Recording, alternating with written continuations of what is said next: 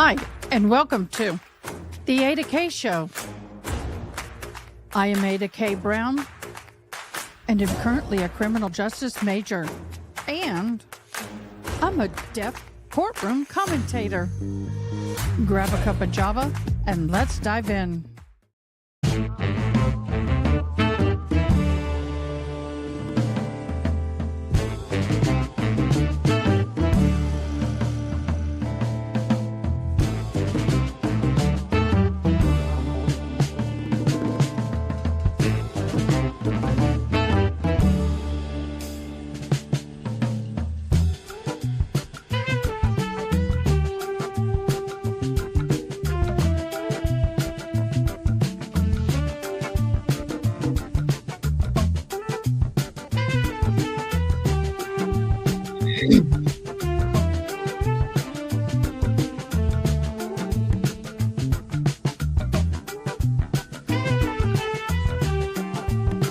Good morning, everybody.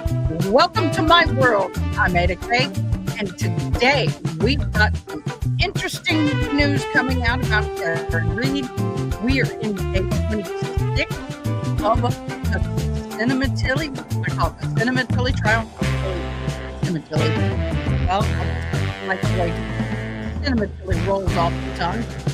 Welcome. Thank you for joining. We are in for a possibly the last day of the prosecution's period. Yeah, day for prosecution. Oh my gosh, I hope so. We may get to defense today. No promises in the Sementilli trial. No promises. One sunny day. Okay, sunny day. You get the entry, extra entry. First 3 in chat get extra entries. So you get 3. Second place will get 2. And first place, third place will get 1. Thank you so much for hopping in, Miss Sunny Day. I appreciate you so much. Why do I have 2 of these open? I don't know. All of a sudden, I get a piece of mascara in my eye. Welcome, everybody. Thank you so much for joining. Okay, we have news on Karen Reed front. Karen Reed, a lot of stuff is dropping. I'm going to try and keep us as up to date as possible, but boy, we'll see. Right now, let me get it over here so I'm looking straight at you. This morning, I don't have the full document yet. I just have a picture, a screenshot, 3/10/2025, order regarding media protocol and coverage. Canoni, dated today. Yes, we have Judge Canoni putting some rules down. A lot of people are worried. Is she removing the cameras in the courtroom? We'll see. Lori Daybell tomorrow. Oh my gosh, she will be in a hearing tomorrow, and she is requesting the removal of the cameras. Yet, sorry, my neck wants to pop so bad. Yet she goes on Dateline Live for an interview. Go figure. Dave, congratulations. You just got 2 additional entries into the giveaway this afternoon, or the drawing to be in the giveaway this afternoon. So, guys, everybody is waiting for these documents to drop in the Karen Reed. So be patient. As soon as we get them, we will give it to you. And if you'd like to know about this stuff, go to As the Gavel Drops in Discord. Click on the validate after you join and get validated. Then you too can have access to all the documents that we have access to. Thank you, As the Gavel Drops, for partnering with us and always being on the ball and the first to know. Thank you so much. We appreciate you. So they are fabulous. I need to find I need to find there. I miss my glasses, y'all. I am missing my glasses so much. I can't even begin to tell you how much I miss my glasses. I'm having to wear cheaters. What happened to my As the Gavel Drops?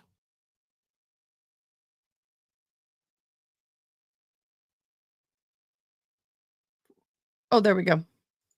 There you go, y'all. There you go.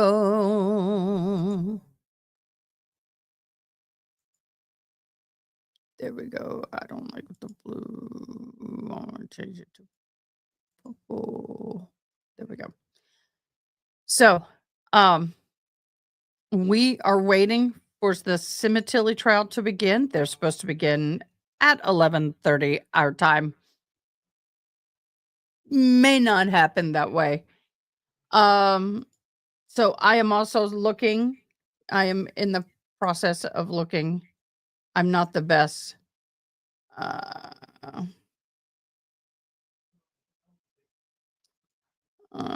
am search. Let me do this. Read.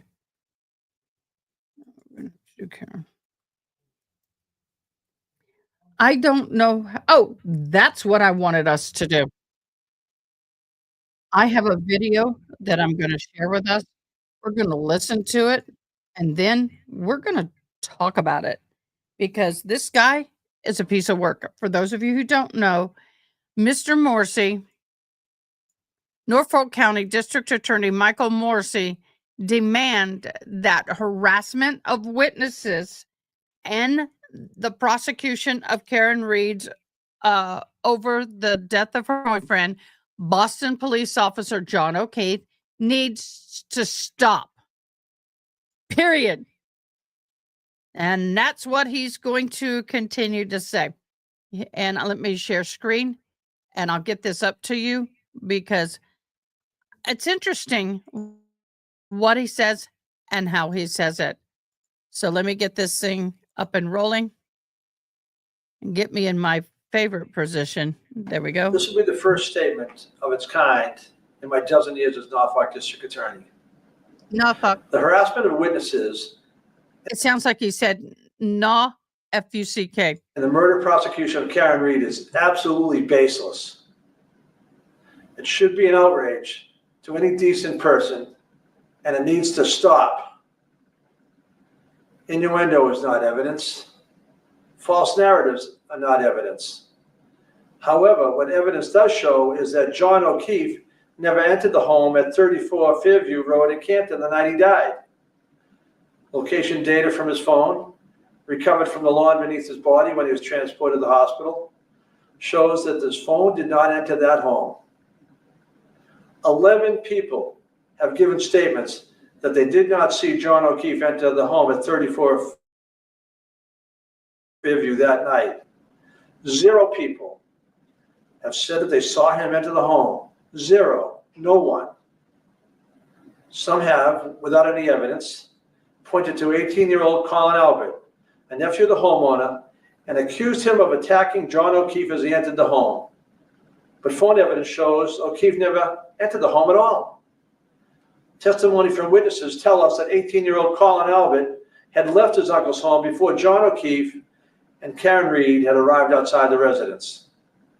There was no fight inside that home. John O'Keefe did not enter the home.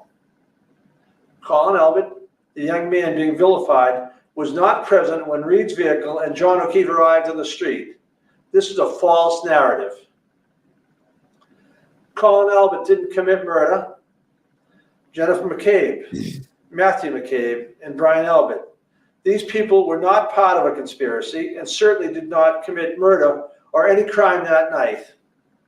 They have been forthcoming with authority, providing statements, and have not engaged in any cover-up. They are not suspects in any crime. They are merely witnesses in the case. To have them accused of murder is outrageous. To have them harassed and intimidated based on false narratives and accusations is wrong. They are witnesses doing what our justice system asks of them. The autopsy of John O'Keefe was conducted by a forensic pathologist from the Office of the Chief Medical Examiner. The doctor found that the injuries that left John helpless in the cold were not a result of a fight. She further found that the line of abrasions on his arm was consistent with blunt trauma, not an animal attack. A grand jury of everyday citizens heard the documented evidence and testimony before making a decision. The subject of that murder indictment enjoys the constitutional presumption of innocence. Why should the witnesses who have committed no crime be afforded less by members of the community? They should not be harassed for telling the government what they heard or saw. I'm asking the Canton community, everyone who feels invested in this case, to hear all the actual evidence at trial before assigning guilt to people who have done nothing wrong. And certainly before taking it upon yourself to harass citizens who evidence shows have done nothing in this matter but come forward and bear witness. We try people in the court and not on the internet for a reason. The internet has no rules of evidence. The internet has no punishment for perjury. And the internet does not know all the facts. Conspiracy theories are not evidence. The idea that multiple police department, EMTs, fire personnel, the medical examiner, and prosecuting agencies are joined in or taken in by a vast conspiracy should be seen for what it is, completely contrary to the evidence and a desperate attempt to reassign guilt. Michael Proctor, the state police trooper, being accused of planting evidence outside 34 Fairview Road, was never at Fairview Road on the day of the incident. Proctor and his state police partner traveled together the entire day while other officers were processing 34 Fairview. Trooper Proctor was not there and did not plant evidence at 34 Fairview Road. In addition to having no opportunity to plant the evidence, as has been suggested, Proctor would have no motive to do so. Trooper Proctor had no close personal relationship with any of the parties involved in the investigation and had no conflict. And he had no reason to step out of this investigation. Every suggestion to the contrary is a lie. This should be seen for what it is and not used as a pretext to attack and harass others. What is happening to the witnesses, some with no actual involvement in the case, is wrong. It is contrary to the American values of fairness and the constitutional value of a fair trial. It needs to stop now. I am releasing this recorded statement rather than holding a news conference because my remarks need to be so narrowly tailored to the issue at hand while the prosecution is pending in Superior Court. Welcome. But the message is the same. Thanks for joining. What is happening to these innocent people, these witnesses, is wrong and it needs to stop. There you have it.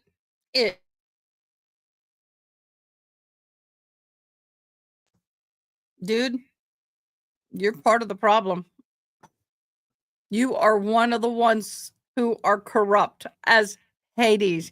No, we're not going to stop. Look, I don't know what exactly happened. I have my ideas. I play devil's advocate a whole lot. I had someone send me a message and it said, I can't follow you. I said, what do you mean? They say, well, you're so strong, supportive of Karen Reed, but then you make these comments and then it makes me wonder. And I said, that's my job. My job is to play devil's advocate and to keep you thinking. So there we go. Are they in yet? We're waiting. Okay, let me give everybody a little bit of a background on this particular. What's going on? Go live. There we go. This particular case is the Monica Sementilli trial. It is the torrid love affair. Monica Sementilli was married to Fabio.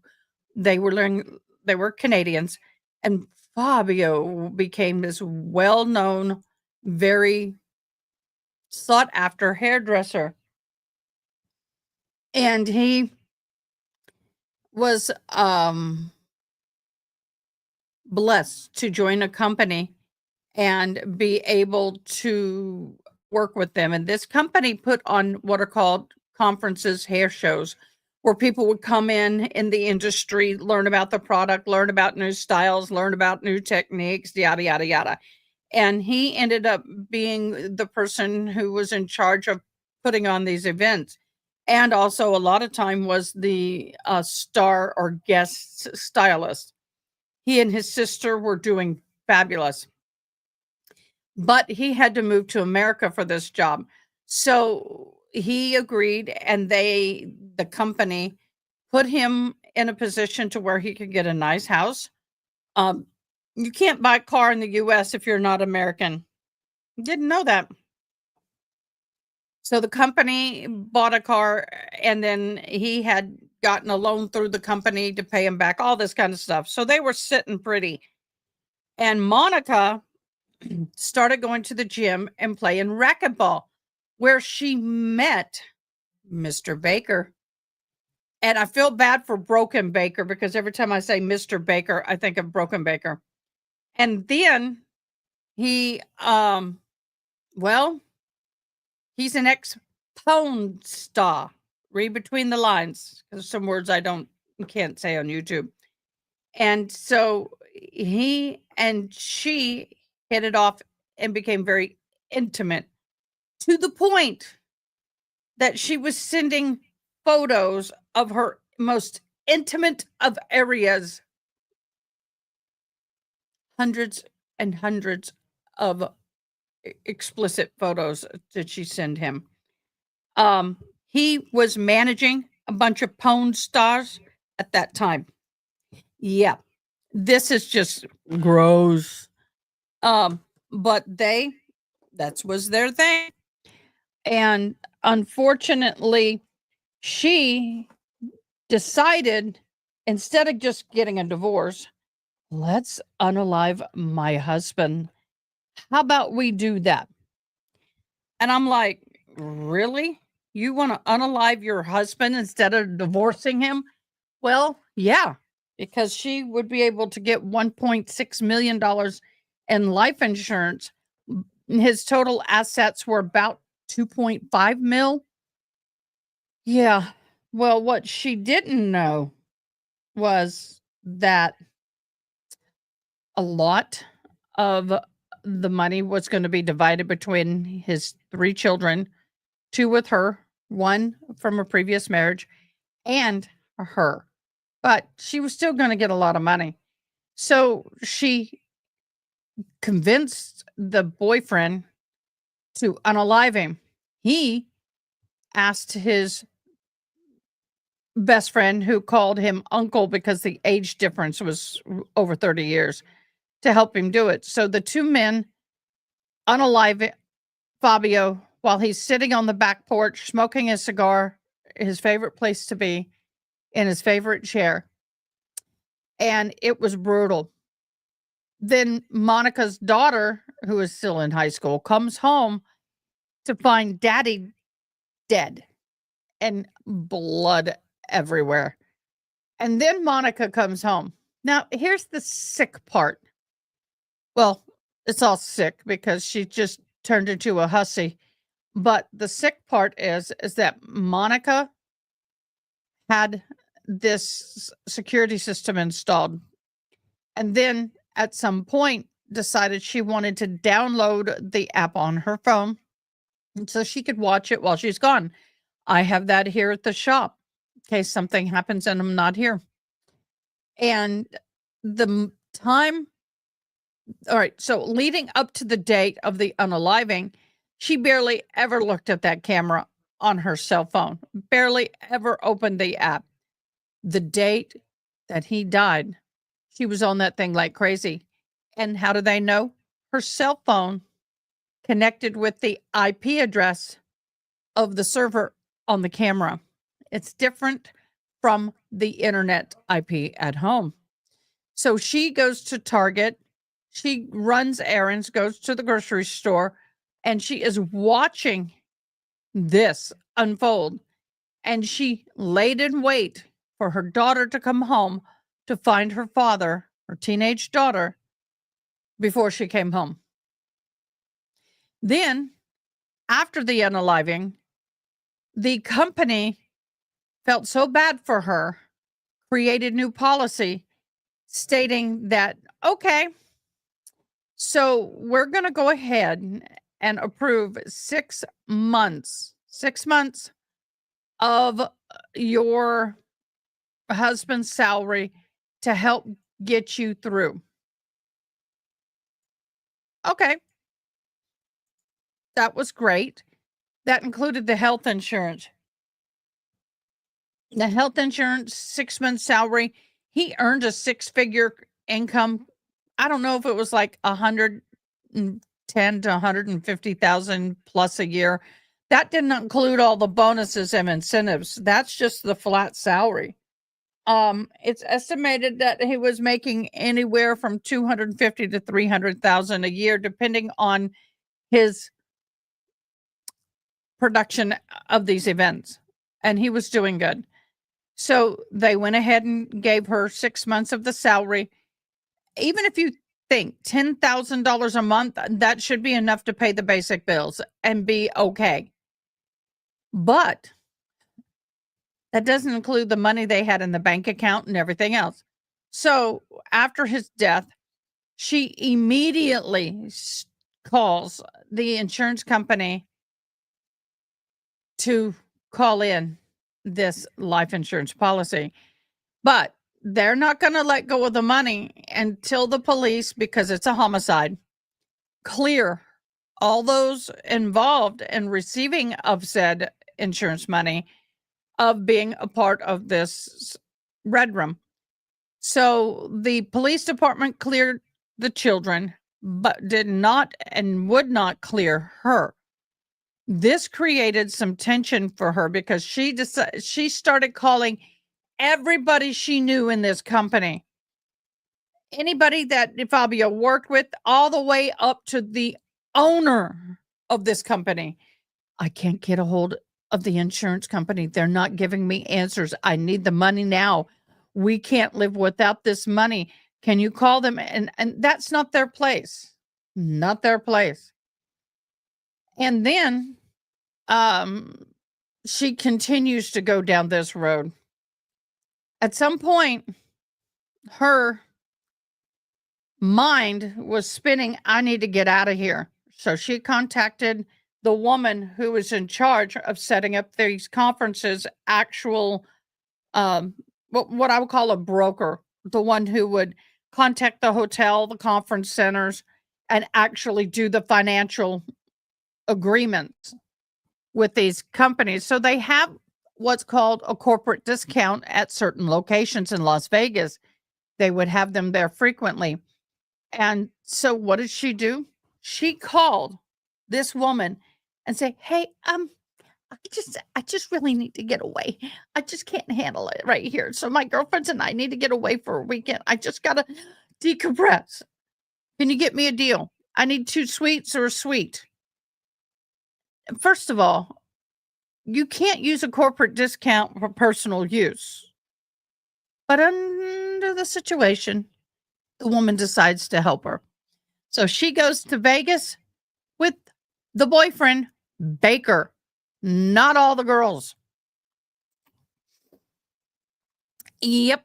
They go hoe it up in Vegas. So long story short, Baker was arrested, and so was another gentleman. Oh, I forgot his name. Somebody help me here. The 2 gentlemen, Baker and the other guy that actually did the unaliving, are arrested. Baker's being held, she's being held, and they are in jail. And all the phone calls are recorded.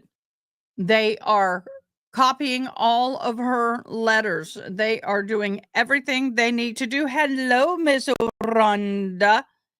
And so all of this is being recorded.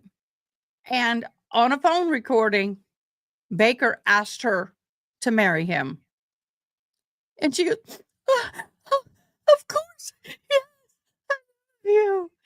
And I'm like, This isn't a Pone movie, honey. And so the other gentleman testified. Why can I not remember his names? It's at the top of my tongue. Hey, Toxic! I've been thinking about you, been praying for you, been hoping you're feeling better. I hope you are. I know you've kind of struggled under the weather. So I did reach out to you in Discord.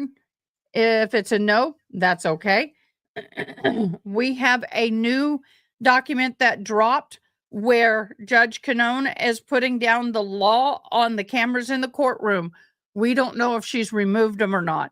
So we're looking for that document. I have a screenshot. Let me go to, where did I see that screenshot? Somebody sent me the screenshot. Was that Angela? No. Somebody sent me the screenshot. I don't remember who it was. Let me go down here and see. Somebody sent me the screenshot. So there is a screenshot, but the document is not in hand. Just FYI, so you know that's coming out. Anyway, Austin, Christopher Austin was the second one. Live communications? Why does it not show up there? Let me turn off. Let me close the app and reopen it. That may be it.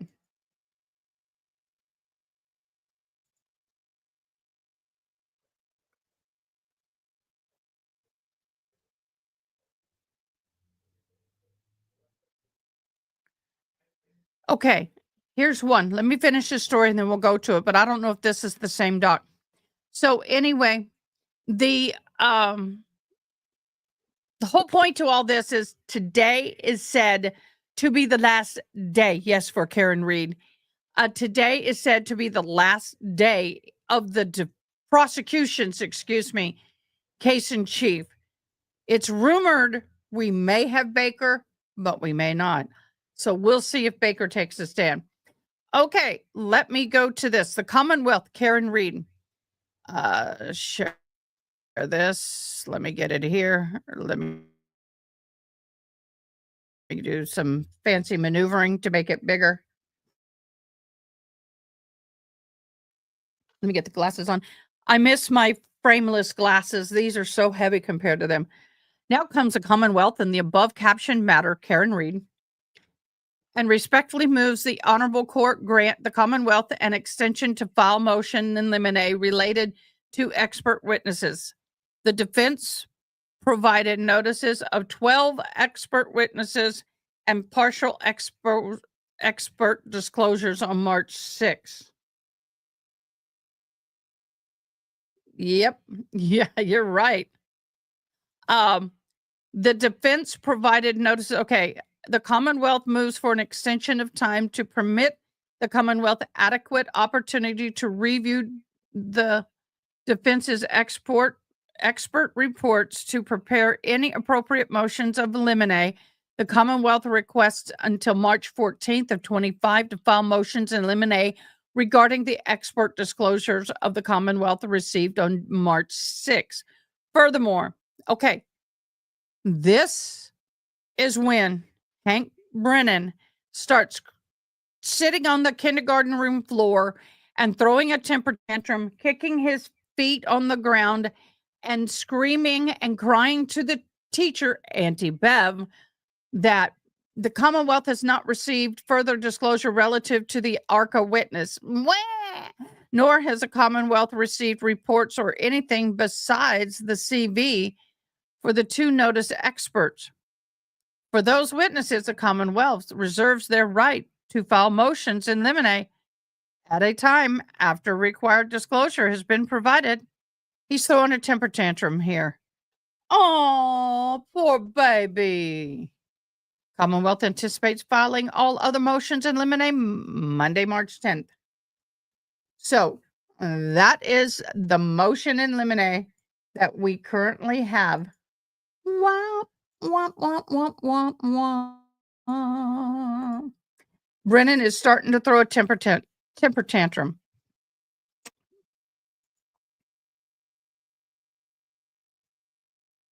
Ah! Oh my God, beautiful Rhonda. I am so sorry you're having a root canal. I've had one 20 years ago, and that crown needs to be replaced. And honey, I am holding on until it doesn't hold on anymore. Goes to Steinberg saying, the best laid plans. Yep. Ain't that the truth? Ain't that the truth? The best laid plans. So once again, we are now coming into court. What? What was that? Okay, for those of you who are new to this trial, I know we have a newbie in the room. This is Monica Sementilli. She doesn't look anything like she did 3 years ago. Yeah. Her Botox isn't being done anymore. She's gained a lot of weight. There's no more hair color. Oh, this woman, totally different. Let me see if I can find a picture of Monica. President, good morning. Let me again thank you for your patience. This was an untoward matter, and to make matters worse, it's daylight savings. I got up yesterday and was ready to go to bed. So hopefully we can all get through this thing. Detective Farrell, you're still under oath. You may continue your cross-examination. Okay, we have the detective up. Look at this. This is Monica and Fabio. Yeah, look at the difference. That's her. She don't look like that no mas. Ooh, jail does all kind of things to you. She's been in jail this whole time. Thank you, Your Honor. Good morning, Detective Farrell. Good morning, ma'am. Detective, we left off on Friday beginning to speak about the major operation you conducted up in Vancouver, Washington, with the arrest of Christopher Austin and the separate interrogation that you conducted with Detective Byers and then with Deputy District Attorney Stiegel. And during that process, the separate Perkins operation that you also undertook. I may have misspelled his name, but that's in all I leaving know. off on Friday, I was asking you about specifically the Perkins operation you conducted in Vancouver. Okay. And again, just to reiterate, a Perkins operation is where following an arrest, a suspect or arrestee is placed in a jail cell with an undercover police agent, correct? Yes. And that undercover police agent is posing as a cellmate, an in-custody cellmate. Correct.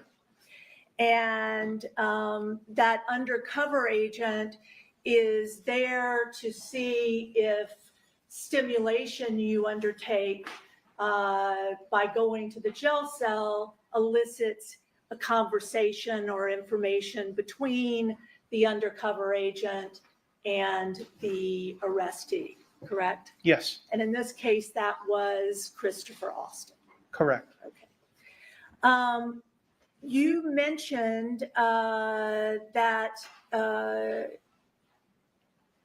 in response to the prosecutor's questions about this undercover operation, that Perkins operations are restricted to homicide cases and serious violent felonies. What is the reason that Perkins operations are restricted? It's just a department policy that we have. It is a tool that is utilized in the most serious of cases. And I don't know. I think that they just want to restrict it to the use in the most serious cases as opposed to a burglary from a vehicle or a theft or something not as serious where this is not necessary. Are you saying there's no investigative reason why the Perkins operations are restricted to more serious cases, violent felonies and homicides? Not that I know of. Okay. And are the undercover agents in Perkins operations told to give information to the arrestee that they're posing as the cellmate of while they are communicating with the arrestee about the case being investigated? No, they're not told to give information. Their purpose is to listen and engage in conversation.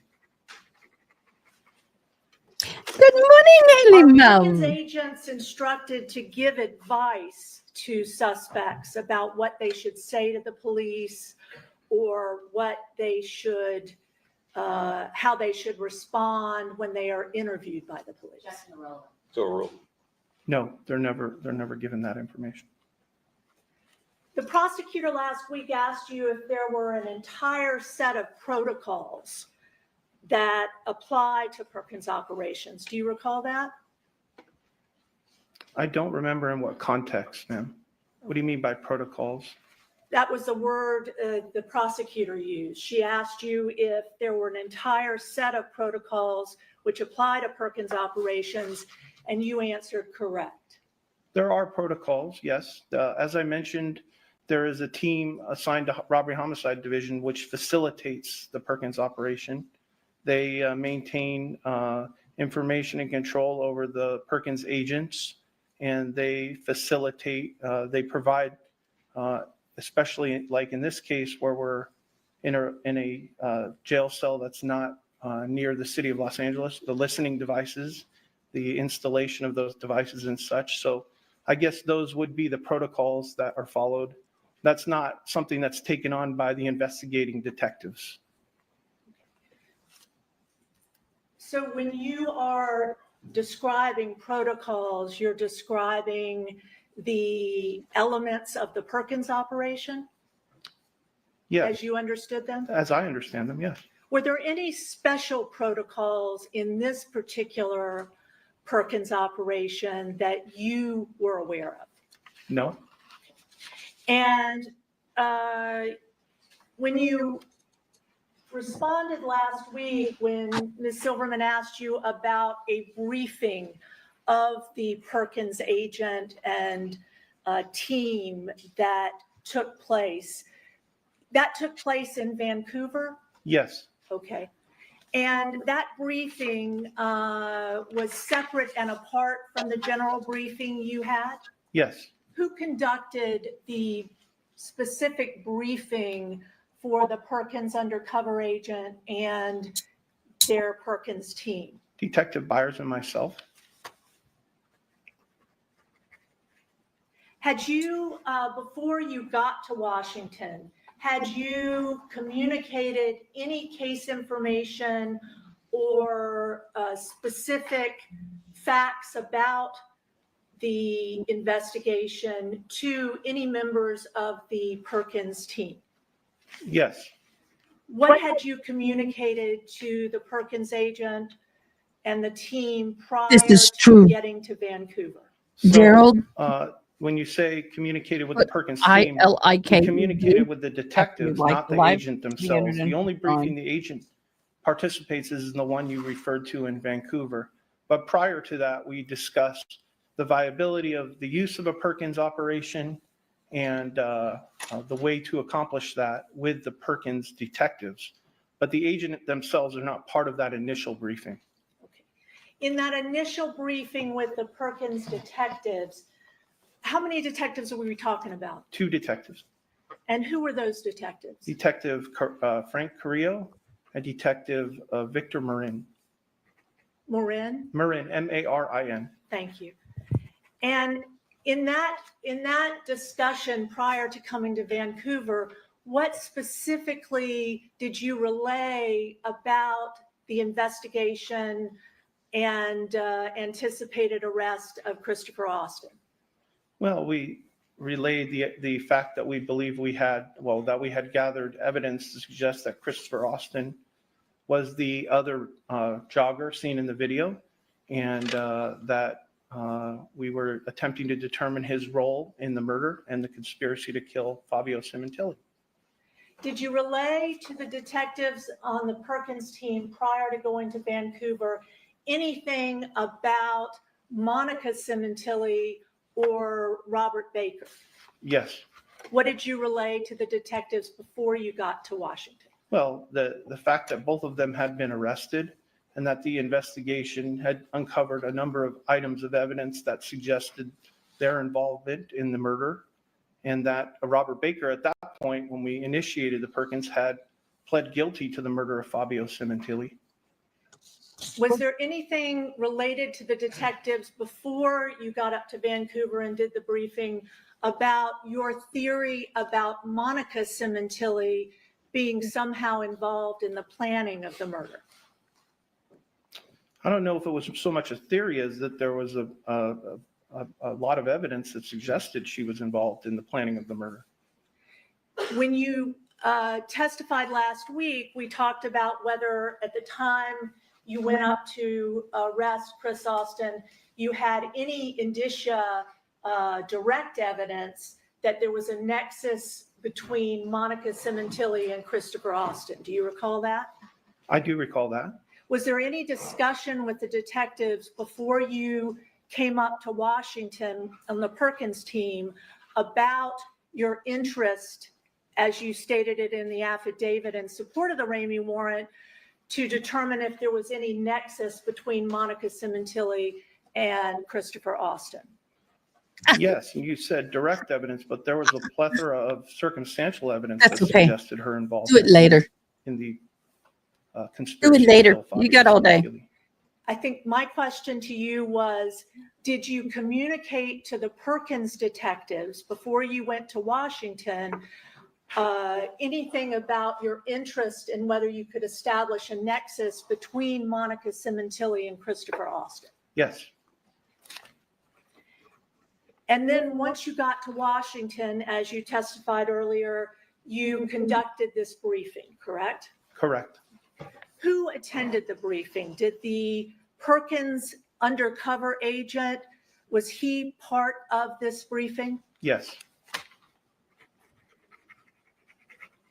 And were all of the other detectives from the Perkins team there, the two other detectives? yes. And who conducted that briefing? As I said, Detective Byers and I conducted the briefing. Okay. And what did you, the briefing wasn't recorded, correct? Correct. And you made no notes or report of what you told the Perkins agent at that time? We did not. Can you please tell us what information you communicated in your briefing to the Perkins agent and the two detectives once you were up in Washington? Yes. So the best of my recollection, I recall talking about the fact that Fabio Sementilli was murdered inside of his residence. That video showed two suspects, one of which had been identified. The other was who we believe to be Christopher Austin, fully concealing themselves as they ran up to the house. That I told him that the suspects fled in the victim's vehicle from the location, and that was also captured on video. I believe I told him that the identified suspect the identified suspect in the case, based on DNA evidence, was Robert Baker, who was established to be, I don't think I used the name Robert Baker, I just said the suspect that was identified in the case through DNA was established to be in a relationship with the victim's wife, and that we believed there to be a nexus between the three persons, or we were trying to establish whether there was a nexus between the three persons, that being the Why don't they use the identified word killer, connected? Next, Mr. Austin, so and the wife of the victim. formal. Is it your testimony here today that during that briefing, you at no time indicated that you were interested in seeing if there was any evidence from Christopher Austin that could suggest or establish that somehow Monica Sementilli was a planner or mastermind of this murder. Well, our interest was, and our objective was to determine what his knowledge was about her role in the murder.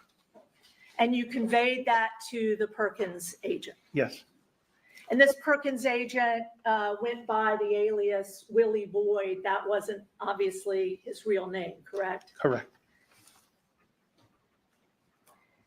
And you spoke about your role in the Perkins operation being the critical piece where there was what you described as stimulation throughout the day. I don't think I said critical piece, Okay. but I was the person who did the stimulation, meaning I was the one who approached Christopher Austin and identified that, you know, my partner and I were from the Los Angeles Police Department and the purpose for our contact with him. Okay. And in fact, throughout that day, before you and your partner, Detective Byers, ever took Christopher Austin into an interview room, there were multiple times where you went to the jail cell and conducted this so-called stimulation, correct? I think there were 2 times. Okay.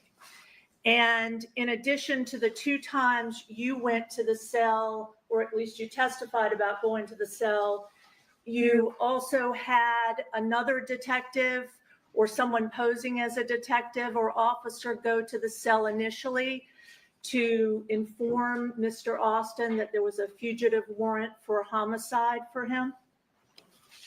I believe so.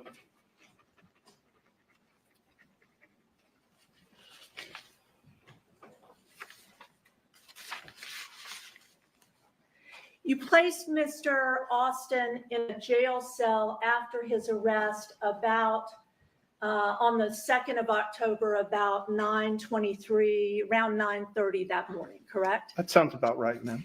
And the detective or officer that you had go to the jail cell went to the jail cell about an hour later to talk about that there was a fugitive warrant? Sounds correct, ma'am. Okay. And all that he communicated to the undercover agent and Mr. Austin at the time was that there was a fugitive warrant out of state for homicide, correct? I believe so. You testified earlier on Friday, I think, that you had the capability of simultaneously overhearing what was going on in the jail cell, correct? Yes, And you were monitoring what the Perkins agent and Mr. Austin were talking about at various points during the day? with the exception of when I walked to the cell, yes.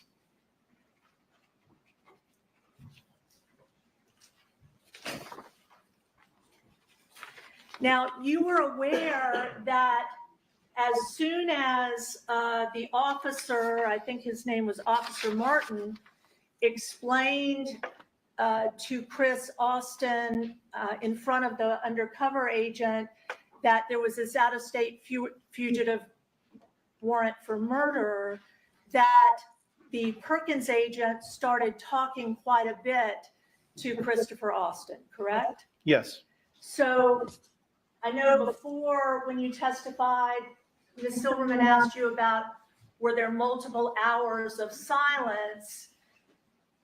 And you indicated that at first there was silence. Pretty much from about an hour in, when Officer Martin went to do the first stimulation, the undercover agent and Christopher Austin were engaged in a pretty consistent conversation, correct? so after the Officer Martin went to the, is that what you're asking? After? Yes, yes. It was sporadic, I would say. Okay. The undercover agent, immediately after the officer left, said to Christopher Austin that I you thought gotta the same do thing. what you I gotta thought the do. same thing, love. The game is Like your called humor. Get Home. Do you recall that? Yes.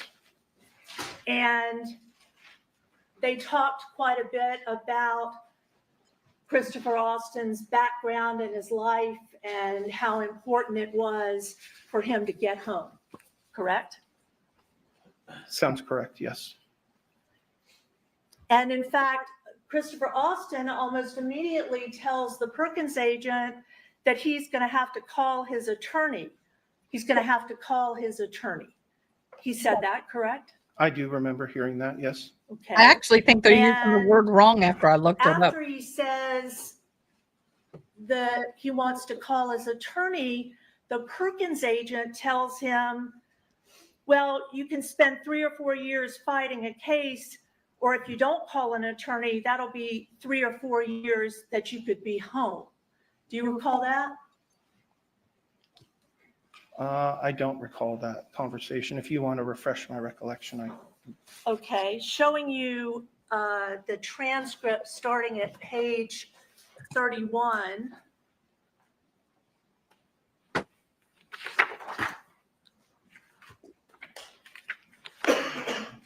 Of the Perkins. Now it pops on.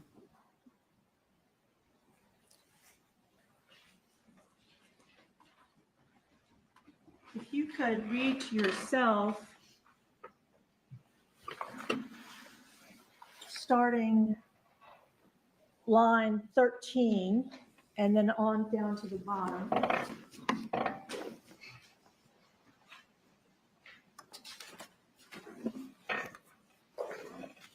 Okay, we have a newbie on. This is my setup. I rearranged it again because I had some cord issues. So I reset everything again. Yay! So, Mr. Gerald, welcome to my studio. okay, I've refreshed my recollection now. Does that refresh? Yes. And the undercover agent told Christopher Austin, you can get an attorney, but guess what? You could be sitting in jail 3 to 4 years fighting a case to when that 3 or 4 years you can be at home not fighting shit. That's what he said. Okay, then. Now, you did your first stimulation by walking over to the jail cell and speaking to Austin and the undercover agent. And I think you testified on Friday that you introduced yourself as a detective from the Los Angeles Police Department. You made him aware that he was detained for a warrant from Los Angeles. You did that. Yes. You also testified that you explained that our goal was to speak with him so that we could obtain information as to everyone's role in the murder of Fabio Sementilli. You told him that? Yes. You also testified that you told him at that time that you wanted him to be honest. Is that what you told him? Absolutely. Okay. You were also asked if at any time during the stimulations, which you said were at least 2, correct? Yes. That did you ever use the name of Monica or Monica Sementilli? Not during the stimulations. I said, I got to show you this. Y'all.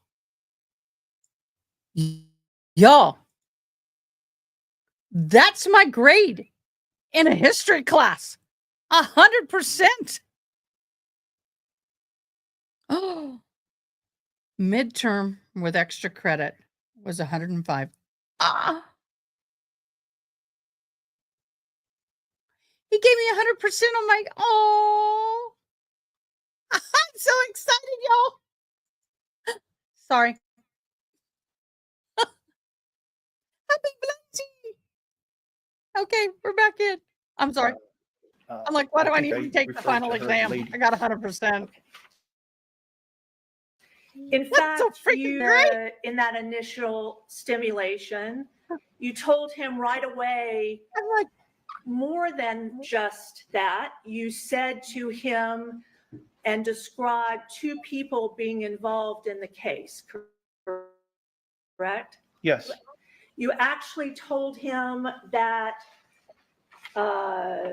you're probably aware that there are two people in this case, your uncle who has already gone to prison, and that the other person, the lady, is just about to start trial. You told him that as stimulation. yes, You also told him that you were going to give him an opportunity to give a clear and concise accounting of his role from his perspective, so that when you go back to the district attorney, you can let them know that you are an honest guy, that you changed your life, and that you're moving on. And we can see what happens. Did you tell him that? yes, And then you went back, you left the cell, and you were continuing to monitor what was said in the cell, correct? when I made it back to the monitoring area, yes. And after you made it back, you heard the Perkins agent tell Christopher Austin that the bitch, that's why you're here, because the bitch is fixed to go up for trial and to try to make shit better for herself. You heard the Perkins agent tell him that, correct? I don't know if I heard it live because I was making my way back, but I've subsequently heard that in the recording. I'm so And excited, Austin y'all. responded that the DA probably wants to, I think.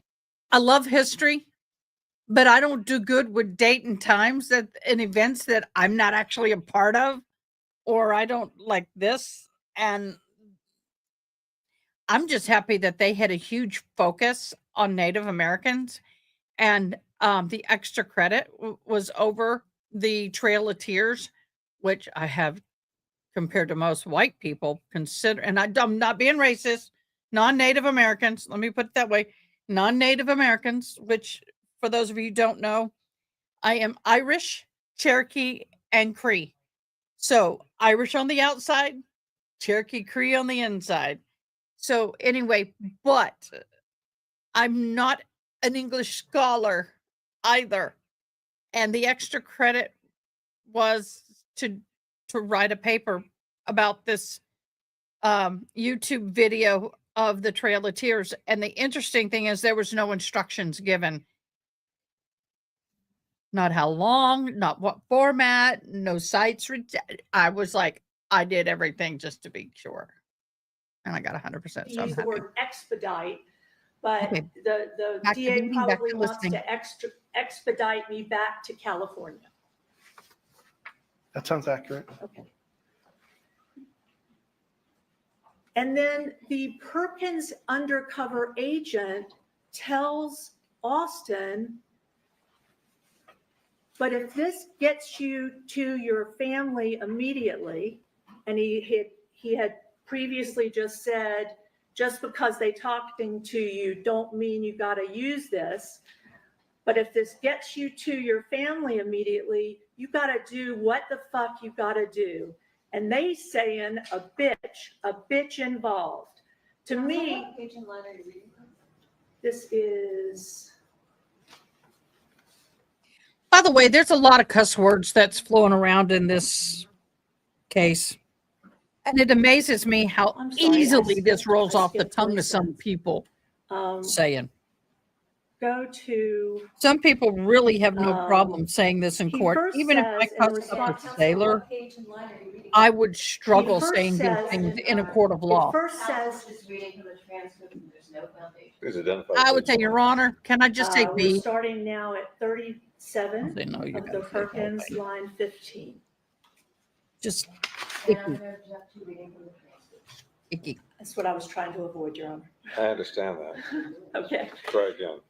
Detective, you were back monitoring the Perkins when the Perkins agent told the suspect, Christopher Austin, that fixed to go for trial, that's why you here, because the bitch is fixed to go up for trial to try to make this shit better for herself. You heard him say that to Christopher Austin? Objection asked and answered. I'll allow this. Yes, Wow. He also told you, this undercover agent, that he wanted to see what you're going to say so he knows what to go back and tell the DA. Was the undercover agent, in your mind, referring to you who had come up and talked about going to the DA? I believe so. Wow.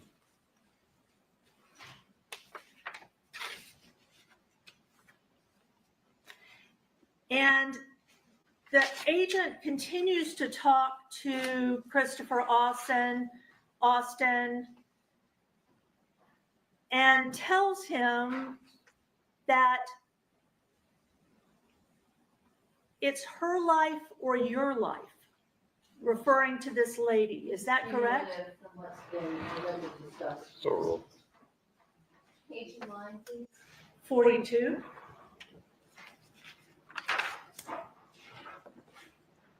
Y'all, I'm so excited for the defense to I don't start remember that. tomorrow. Lord willing, and the creek don't rise. You heard the agent tell Christopher Austin that you got to save yourself, man. That bitch is trying to get out. I don't remember that. Would it refresh your recollection to read the transcript? Sure.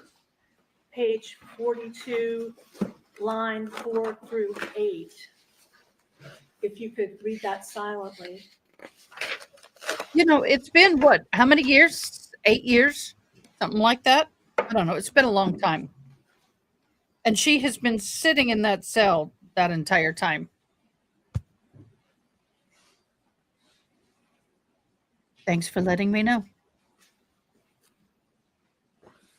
Okay, I've refreshed my recollection. Does it refresh? Yes, And in fact, the undercover agent tells Christopher Austin, you know the situation. You got to save yourself, man. That bitch is trying to get out.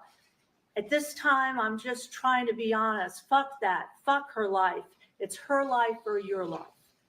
The agent told that to Christopher There goes my Austin, correct? monetization. yes. And he immediately responded to the agent by I just saying, got yeah, demonetized. and then saying to the agent, Yep. I don't know her. I don't keep up with his escapades, you know? That was none of my business.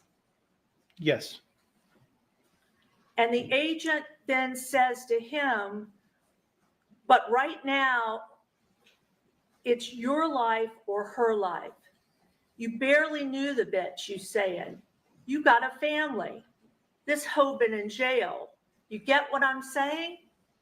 He said that to Christopher Austin, correct? circumstantial evidence that suggested her involvement in the conspiracy to kill Fabio Sementilli.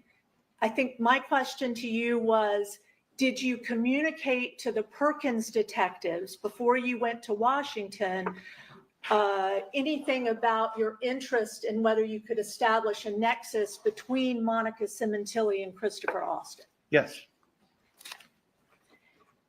And then once you got to Washington, as you testified earlier, you conducted this briefing, correct? correct. Who attended the briefing? Did the Perkins undercover agent, was he part of this briefing? Yes, And were all of the other detectives from the Perkins team there, the two other detectives? yes. And who conducted that briefing? As I said, Detective Byers and I conducted the briefing. Okay. And what did you, the briefing wasn't recorded, correct? Correct. And you made no notes or report of what you told the Perkins agent at that time? We did not.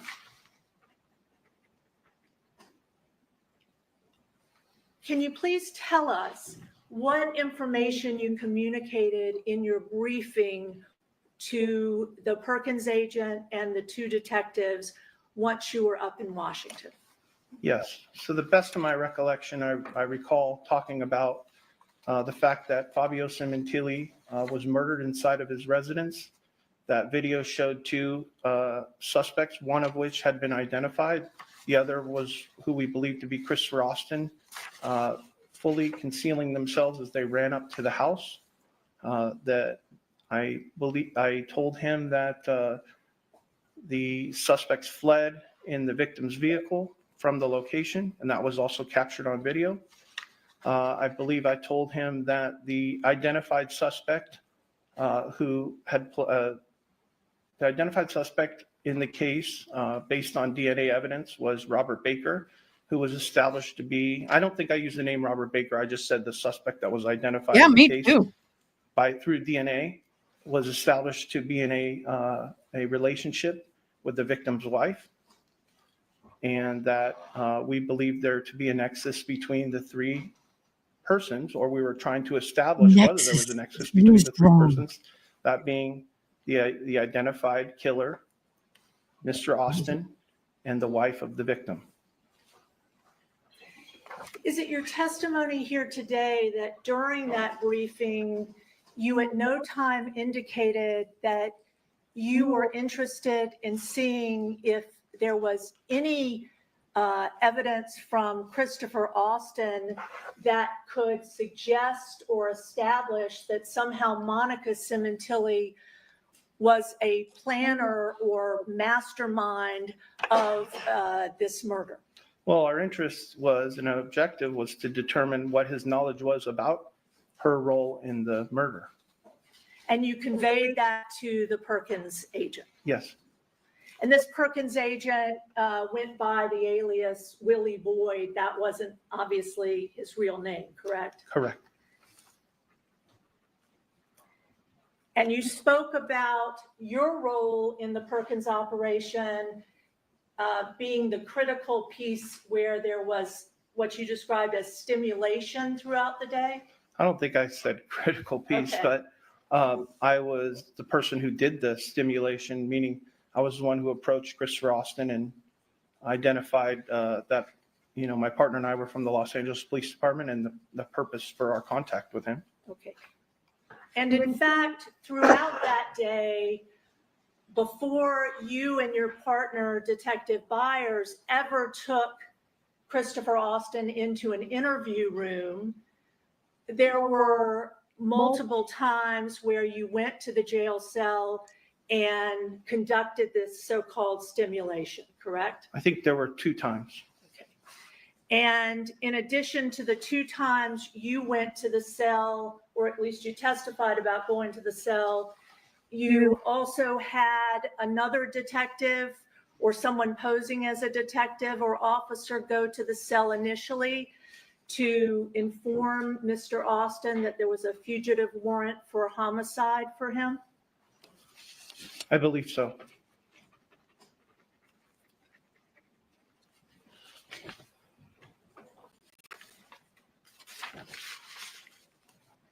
You placed Mr. Austin in a jail cell after his arrest about on the 2nd of October, about 9:23, around 9:30 that morning, correct? That sounds about right, ma'am. And the detective or officer that you had go to the jail cell went to the jail cell about an hour later to talk about that there was a fugitive warrant?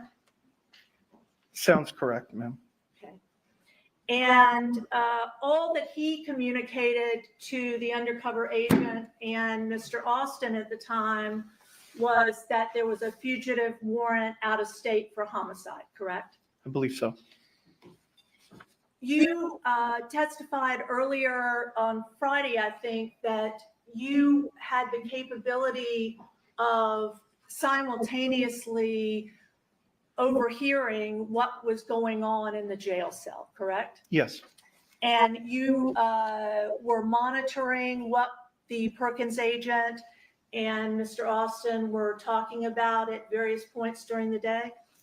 with the exception of when I walked to the cell, yes.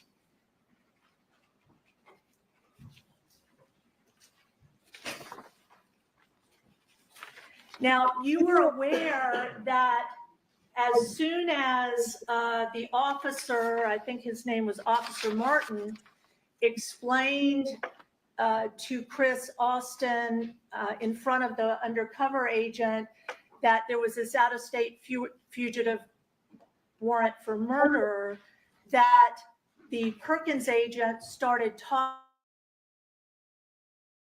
quite a bit to Christopher Austin, correct? Yes, So I know before when you testified, Silverman asked you about, were there multiple hours of silence? And you indicated that at first there was silence.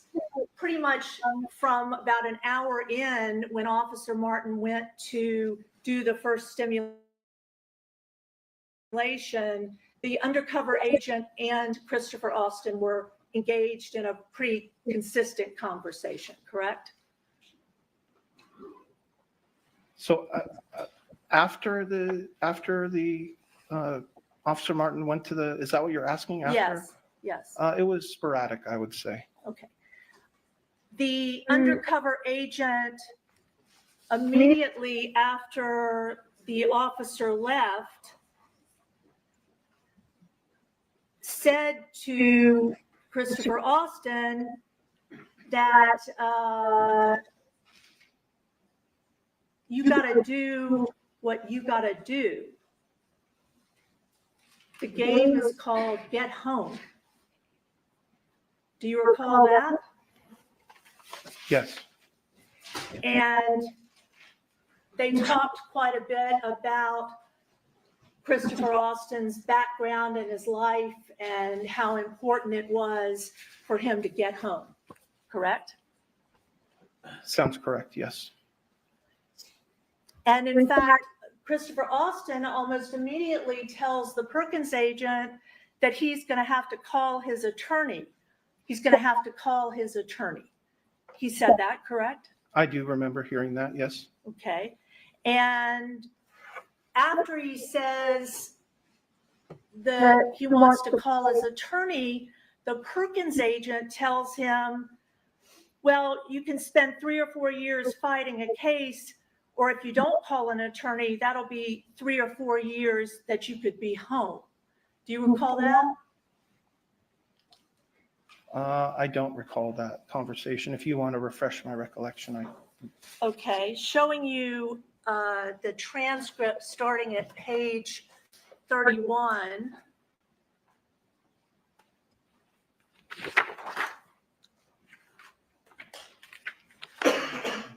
Of the Perkins.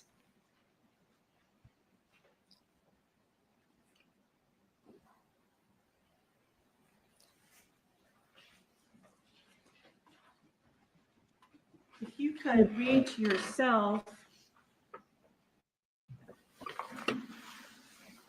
starting line 13 and then on down to the bottom.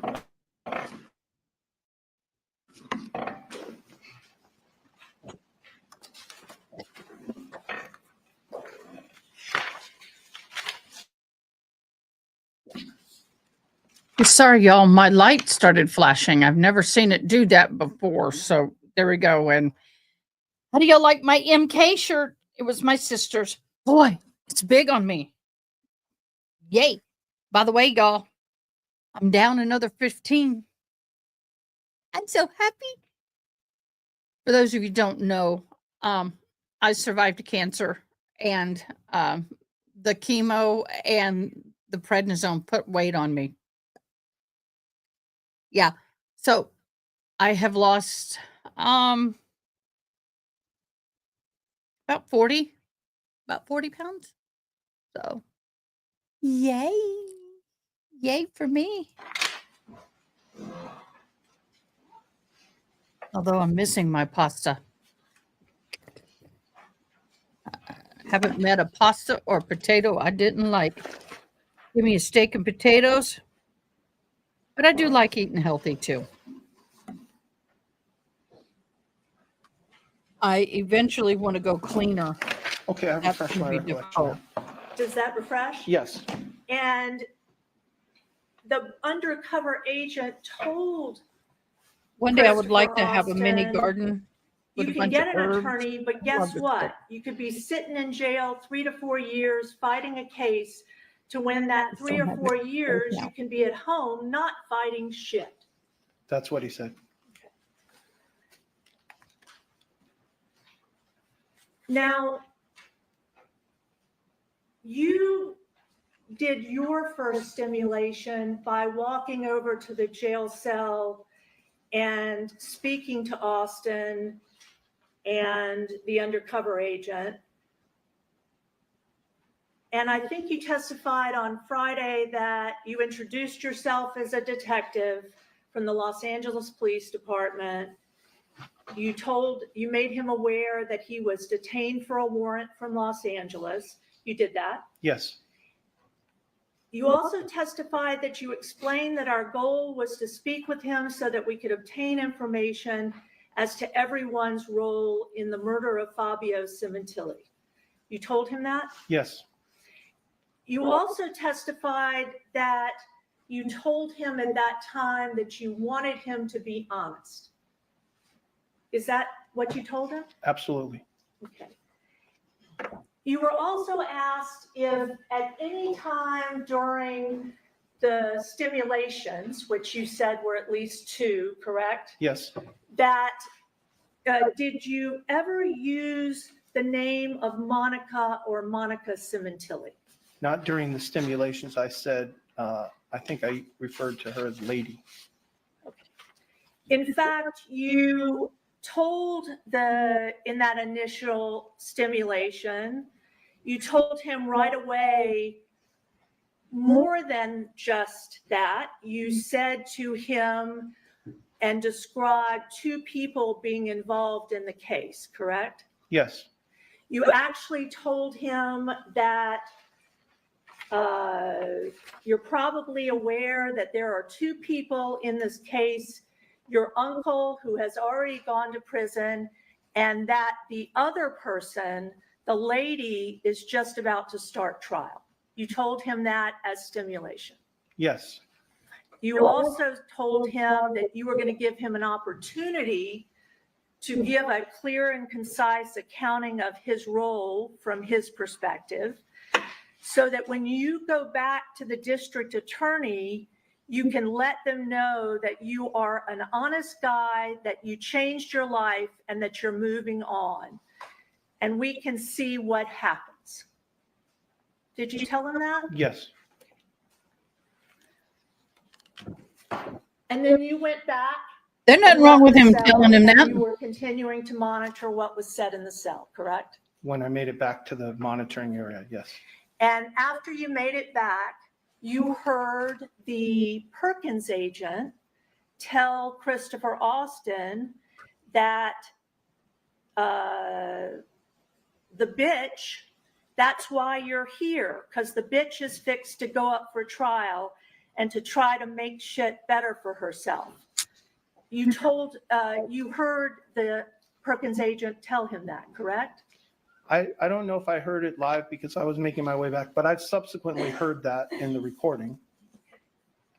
And Austin responded that the DA probably wants to, I think he used the word expedite, but the DA probably wants to expedite me back to California.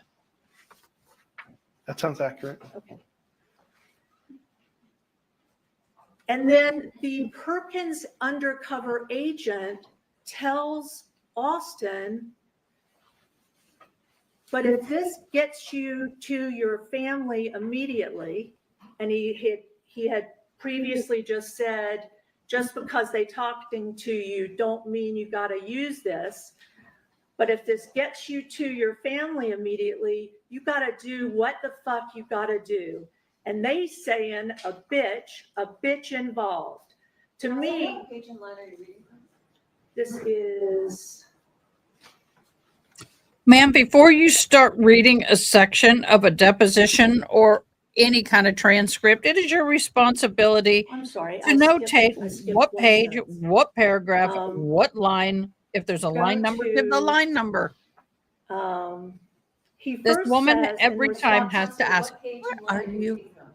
he first Come on. says, Objection, Your Honor. it first Counsel says, is Oh. reading from the transcript and there's no foundation. Please identify the page and line. we're starting now at 37 of the Perkins, line Thank 15. you, Your Honor. And I'm going to object to reading from the transcript. That's what I was trying to avoid, Your Honor. I understand that. Okay. Try again. Detective, you were back No bueno. Try monitoring again. the Perkins when the Perkins agent told the suspect, Christopher Austin, that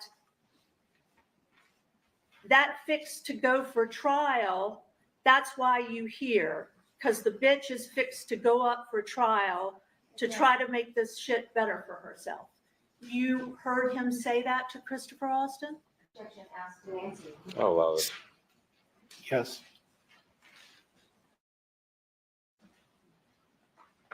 He also told you, this undercover agent, that he wanted to see what you're going to say so he knows what to go back and tell the DA. Was the undercover agent, in your mind, referring to you who had come up and talked about going to the DA? I believe so.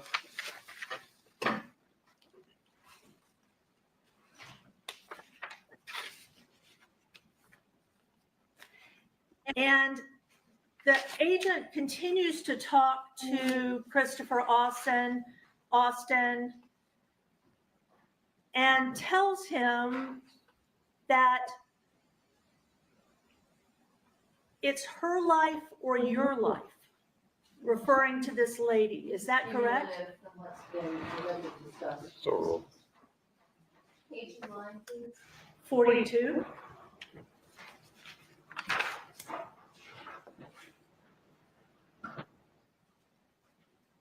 I don't remember that, ma'am. You Me heard no the nada. agent tell Christopher Austin that you got to save yourself, man. That bitch is trying to get out. I don't remember that.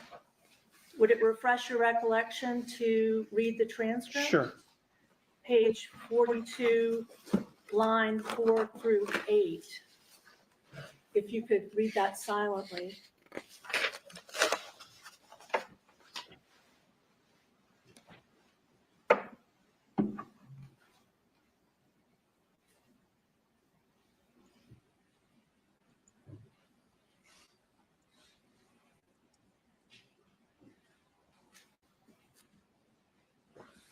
Okay, I've refreshed my recollection. Does it refresh? Yes. And in fact, the undercover agent tells Christopher Austin, you know the situation. You got to save yourself, man.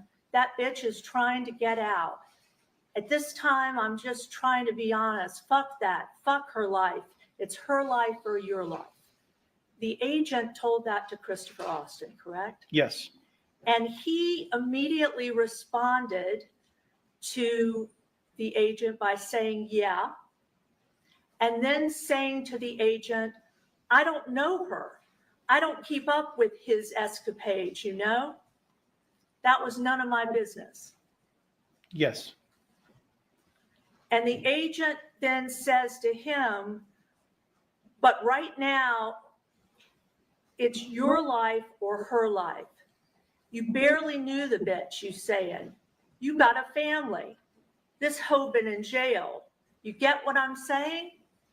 He said that to Christopher Austin, correct? Correct. And your problem with that is what? The agent starts questioning Austin in the cell also about what his role was in the case, correct? Yes. And he tells the subject, Christopher Austin, or he asks, what was the bitch's role? And Austin doesn't respond, correct?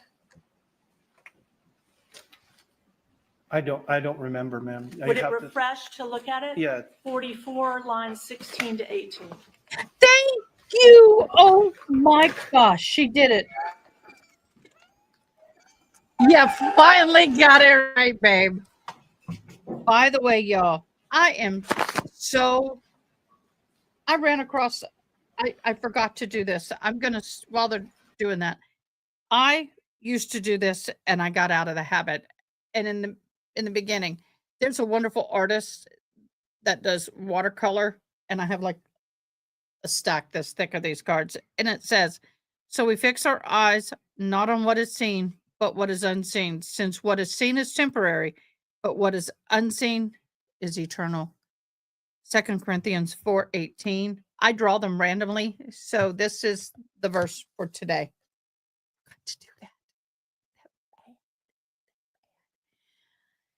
Okay, come on, dude. I am so ready for the next witness. I understand this is vitally important. Don't get me wrong, but I am so Okay. ready for Baker if he gets And when up the there. agent asked Christopher Austin that on. what Good. was the bitch's role, Hey, and Gerald, he I doesn't sent you a message. respond, the undercover agent says to Austin, they're going to let you know. yes, that's what he said.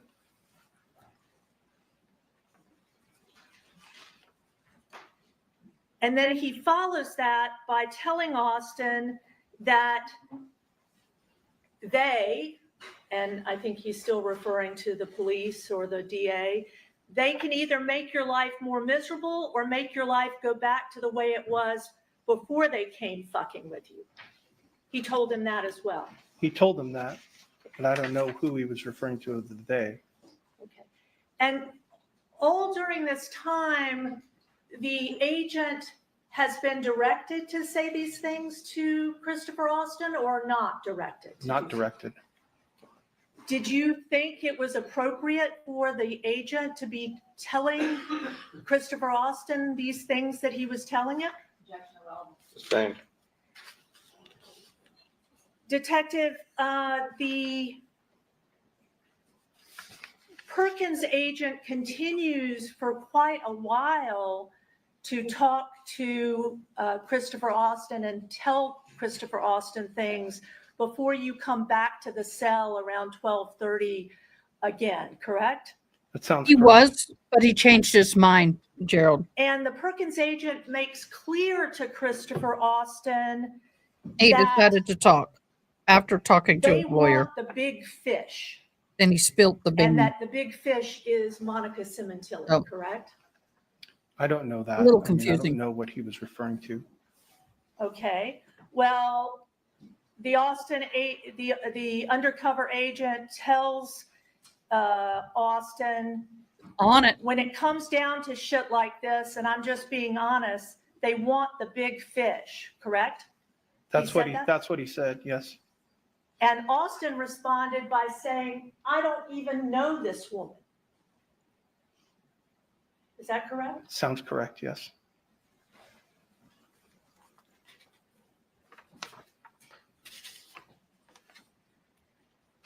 Detective, when you head over to do the next stimulation in the cell, you come to the cell.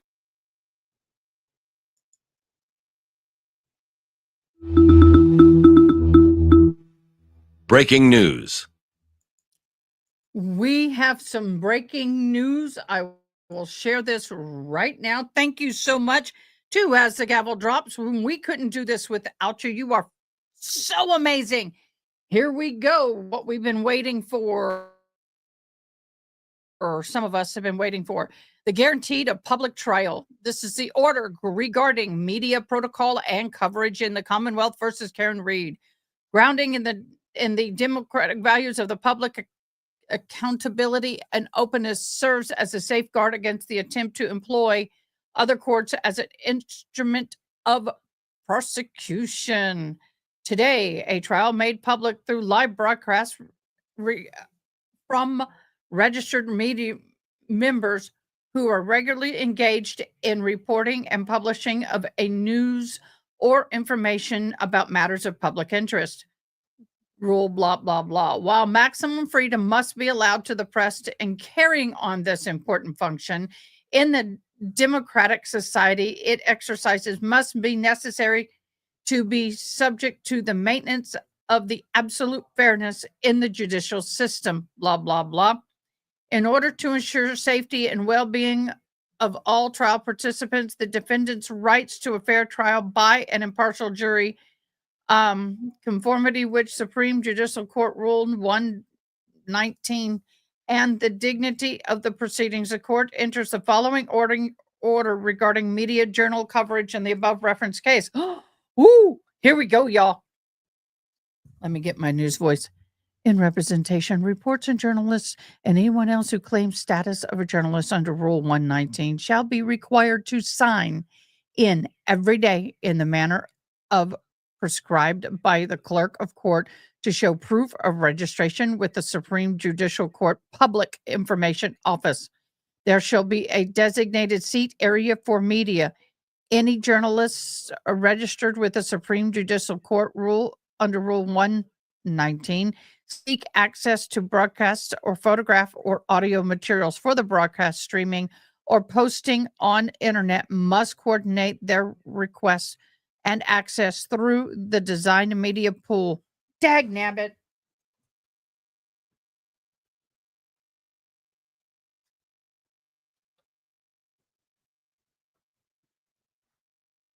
Sorry, guys. Filming, streaming, photographing, recording, transmission, or broadcast of any other court proceeding shall occur only through pool arrangements in accordance with Rule 119, parenthesis 2, parenthesis F.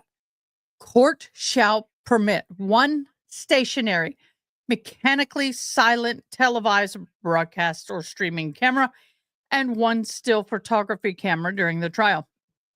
Pool cameras and camera operators shall be in place prior to the start of the session and shall not dismantle while the court is in session. Camera operator and other members of the media pool shall not interrupt court proceedings with technical problems.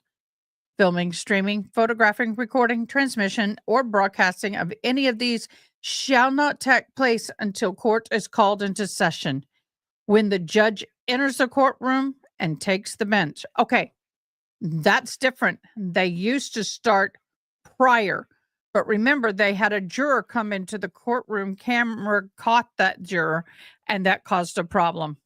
So Auntie Bev is saying, not until my hiney is in that seat can you start the stream.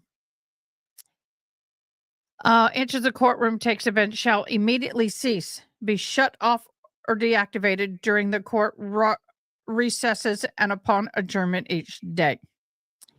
Except as permitted as in NOS 1 and 2 above, no person is permitted to film, photograph, record, stream, transmit, broadcast court proceedings at any time through the photographic or electronic recorded devices, including still or video cameras, cell phones, smartphones, tablets, laptops, audio recordings, transmitting devices, or any other electronic device with communication capability.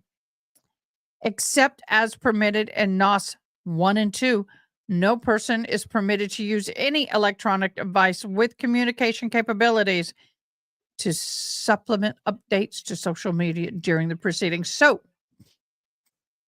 no more texting in the middle of court. They couldn't do that to me because my phone operates my hearing aids. So, they can't make me turn it off, but I still couldn't transmit. In accordance with Rule 119, parenthesis 2, parenthesis B, no person is permitted to record, transmit, or broadcast sidebar conferences between the judge and the counsel, conferences between counsel, and conference between counsel and defendant at any time.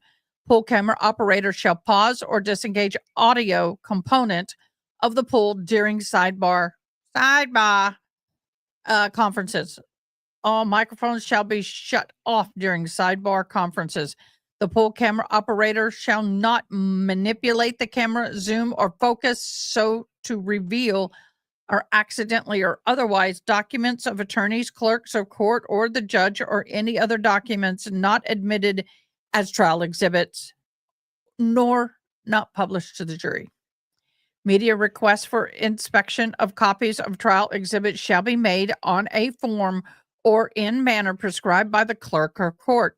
The clerk of court's office shall make reasonable efforts to accommodate such requests in a timely manner, subject to court operations. Original trial exhibits shall remain in the custody or under the control of the court or clerk at all times. In accordance with Rule 119, 2B, court prohibits the filming or photographing of any juror or prospective juror at any time, including during court proceedings and any court conducted view. No person shall contact, follow, interview, communicate in any way with a juror prior to discharge of the jury, otherwise harass, tamper with the juror. Jury implement shall commence on April 1st at 9:30 a.m. The first session of courtroom in Norfolk County Superior Court. The court will permit a single pull camera and a single pull still camera for the first portion of the implement process, placing the defendant at bar, introducing the case, preliminary instructions to the jury or juror. The camera shall be focused only on the judge, clerk, defendant, and the attorneys, and shall not film, photograph any prospective juror. So we're going to get to see this. Yes! When the court recesses after introduction of the case, all cameras will be turned off during the remainder of the implement process. Of course, media, representatives, journalists, and public at large may observe but shall not record, broadcast the subsequent individual voir dire proceedings. No cameras or recording devices shall be permitted on successive days of implement. Thank you, Toxic, while we're doing that. Thank you, thank you, thank you. I've been popping you up there. All persons subject to this order, including all media representatives, reporters, and journalists, are prohibited from interviewing or attempting to interview any person in the courtroom or courthouse. No person shall interview with an intent to relay, transmit, distribute publicly the contents of that interview or any other person in the courtroom or the courthouse. The court prohibits any person from taking photographs, filming, recording, broadcasting events occurring outside the courthouse in other areas of the courthouse. So, courthouse property, you can't be on it and do an interview. Court officers or court personnel are authorized by order to secure any area which deem necessary or appropriate to ensure the proper operation of the court proceedings, as well being in the personal privacy of the jurors. A violation of any of the provisions of the order may constitute contempt of court.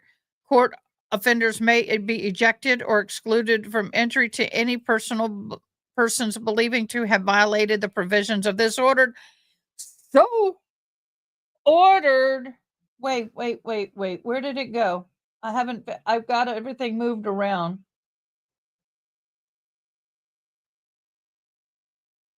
Where did it go?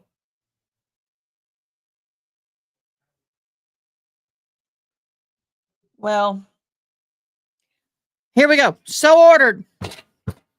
Judge Beverly J. Canoni. About the only time I'll say her name, Judge. Once again, thank you so much to As the Gavel Drops. So we could not do this without you, and I appreciate you so much. Thank you so very, very much. You are freaking amazing, and I'm so glad we got to get that out so quickly. Thank you. I'll read it in a second. But thank you so very much, you guys. All the mods over there at As the Gavel Drops, we can't do this without you. And you may not hear it, but I personally want to say thank you for all the hard work. Boy, you make it a little easier for me. Okay, back to court. And tell Christopher Austin in front of the undercover agent Certainly our goal is not to disrupt your life or your families. It's just unfortunately the position we're placed in. I can't stress the importance of being honest in this situation, correct? Yes, And at that point, you then show Christopher Austin still captured pictures from a video, correct? The Yeah. surveillance video? yes, You tell him you know how you guys arrived. You're referring to Baker and Austin at that point? yes, You tell him that you know how you guys left, correct? yes, And you show him a still Gerald, surveillance capture photo of the Porsche that was stolen from Mr. Sementilli, correct? yes, Leaving on the street, correct? correct. And you tell Christopher Austin in front of the agent, it's the in-between that I want to hear from you about what happened in between, I'm going to object, this is all community. I'll hear it. correct? Yes, And then you stress again that it's important for him to be honest, correct? yes, But you don't immediately leave the cell at that point. Christopher Austin asks you some questions, correct? I believe so. I don't remember what they were. Okay. Christopher Austin asks you, well, what do you need from me to get home to my girls? Do you remember that? Yes, And you told him, we'll sit down and we'll have a talk about that. correct.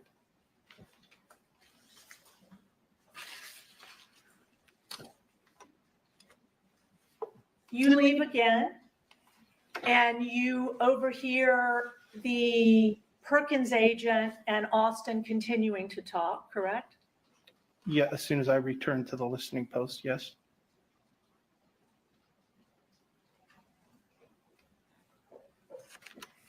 The undercover agent asks you, and the bitch who they got, did you ever meet that bitch? The undercover agent asked me that? Asks Mr. Austin in the cell. I don't remember. Could you look at, would it refresh to look? Yes, 106?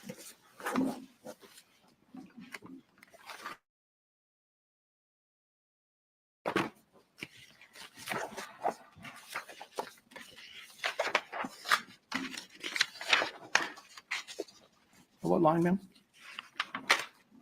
8 through 10? I answered you, Gerald.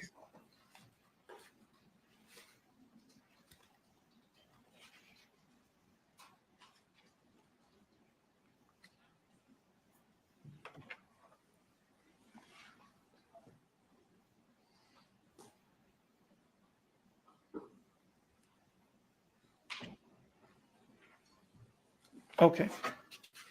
Can you repeat your question?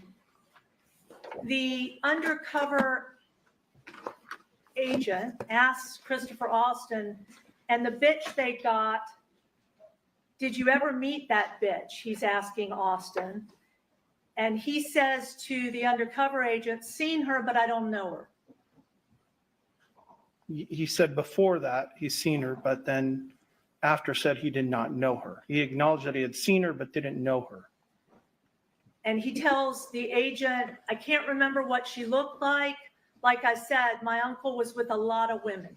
Yes, And Yeah, he was with a lot of shortly women. thereafter, the And she undercover was with them agent too. tells Austin that he's going to have to switch up his story. Is that right? I don't remember that. He tells Why the would I agent, tell him well, would that? it refresh to look at Yes. page 115, lines 22 to 24. He's like, what you talking about, Willie?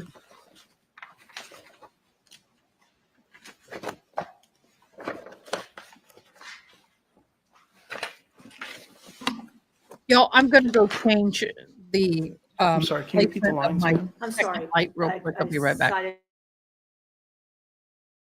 Too early, 8 to 11, lines 8 to 11 on 115.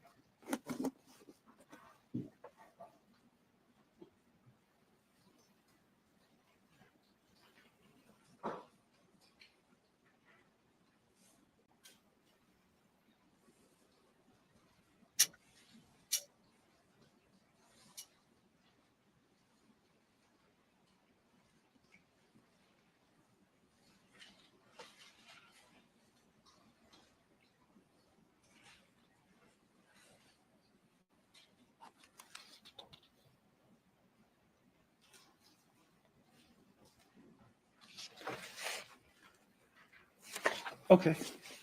Can you repeat the question? Yeah. Oh, that's a little better. The agent I need one on both sides. told Austin, of course, you're going to have to switch your story up a little bit. Let me warm it up. You got to get that shit right before they come talk to you, bro. Real shit, Oh, real that's too fucking warm. shit. You Yes. told Austin that, Yes. There we correct? go. Yes. Hey, you, Addie. And then minutes Oh, I before love you having come you. back to the Thank you. cell to take Thank you so Austin much. and Welcome do to the any family. more stimulation, Denise's family, so we all you family. I call her family. you She's my YouTube family. also know that the really like her. agent told Austin that he had a job to do, and it's up to him if he's going to do his job, correct? I don't remember that. Is that the You same don't page? remember a lot of things Did because it he was say a very long time to ago. Austin, did Austin say to him, I am should having some say, you're lighting down here issues, to guys, do a so job, please forgive the page lighting. 116, lines 6 through 11?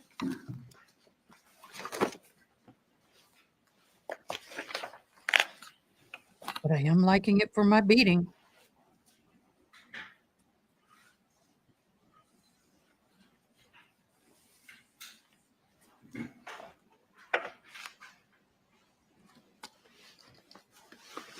Okay, can you repeat the question? Yes. Did Austin say to the undercover agent, referring to you and your team, they're down here to do a job? Yes. And in fact, the agent responded to Austin by saying, well, you got a job too to do, and it's up to you if you're going to do your job, bro. You got two jobs you can do. You can do the job that's going to get you I'm home, always beating. or do the job that's going to get you gone. And it's And fighting me Austin right now. responds, it's I'll still put the up to needle the where I want it. DA, whoever the DA is. Is that correct? Correct. And Poke then you myself. go to the cell around 1:15 that afternoon, and you I'll show you in a minute. You go to get Christopher Austin and take him to an interview room, correct? That sounds correct. Okay. And when you do that, detective, you don't make him put on the handcuffs at that time. Is there a reason for that? We were in a secure facility, and the location of the interview room was not in a tremendous long distance, so we're in a secure jail environment. Don't you normally handcuff murder suspects? Not always. If you're in a secured area and you're trying to get information out of that person, you're going to Once do what you can to Christopher keep them Austin comfortable as gets in long as the you're safe. interview room with Nice you try, and madam. Detective Byers, you Nice make try. clear to him, Detective Farrell, you and your partner make clear to him that when it comes to the charging of people, that's a DA decision. Do you recall telling him that? Yes. And your partner tells Christopher Austin right at the start that you seem like a good guy and we give everybody the opportunity to be truthful. You recall that? I do.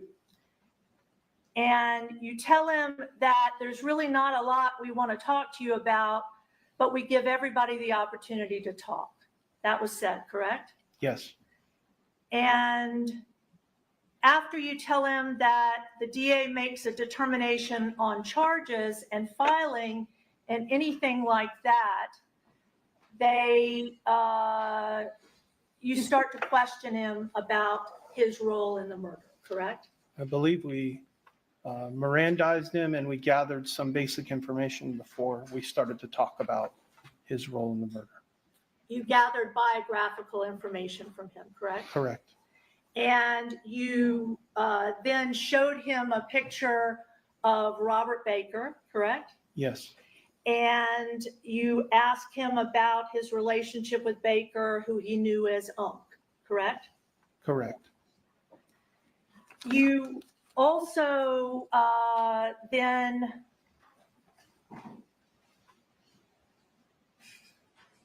start to talk about him to start to talk to him about whether he knows Monica Sementilli, who you refer to as the lady, correct? Yes, Now, at this point, he's never said that he even knows Monica's name, correct?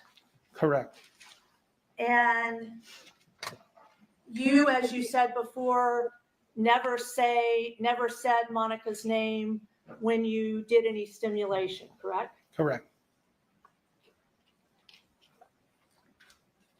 I'm not liking her word uses. And again, you talked to Austin about that it's the DA who decides whether there are going to be charges and what's going to be filed, correct? It is.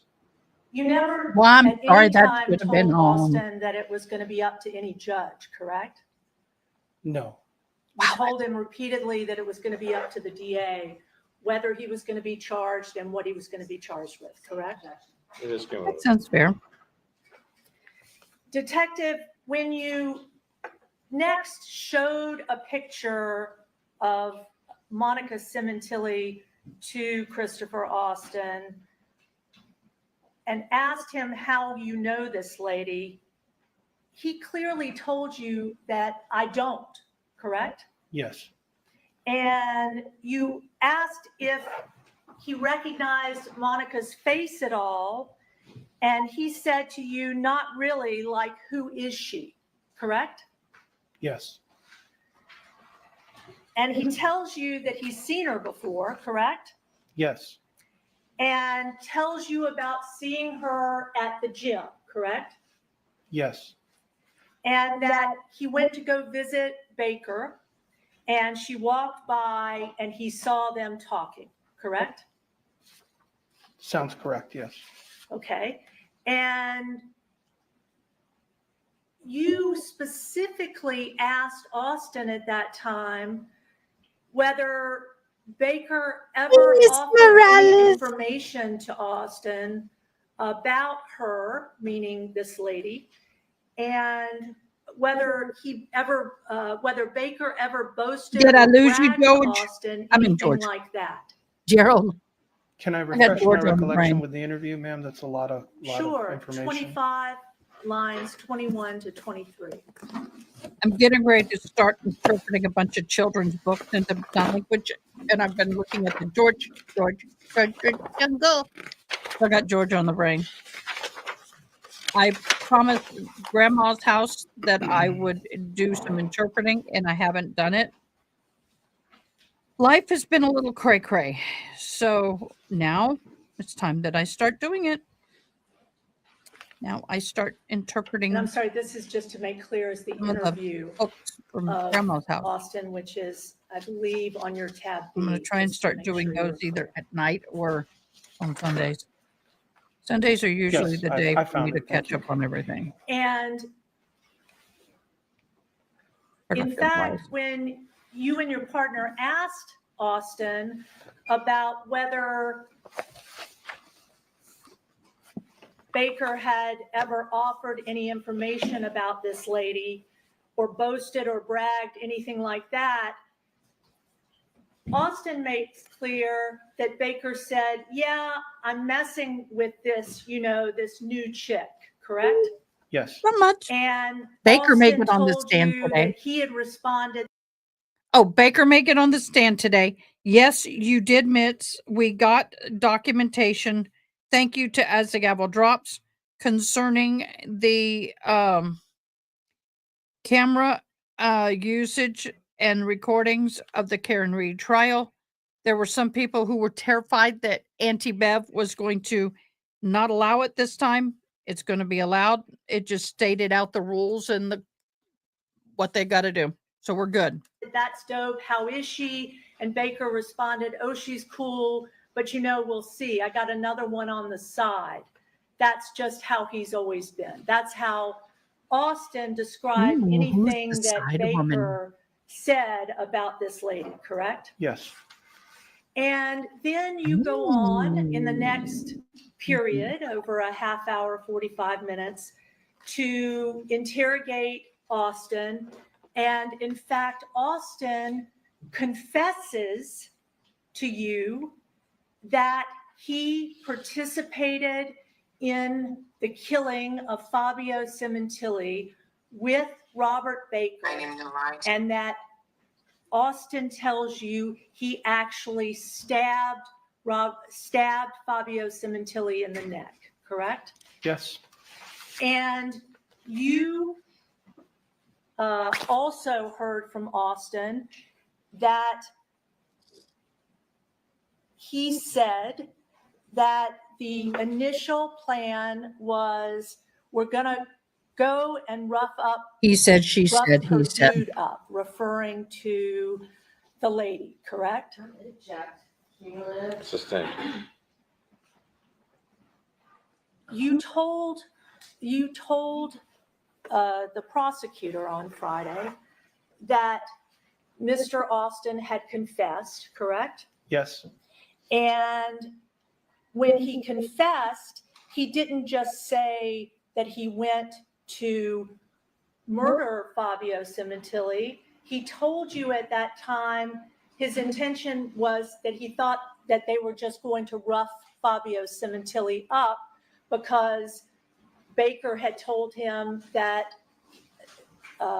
his girlfriend was in an abusive relationship, correct? Objection. Cumulative. Sustained.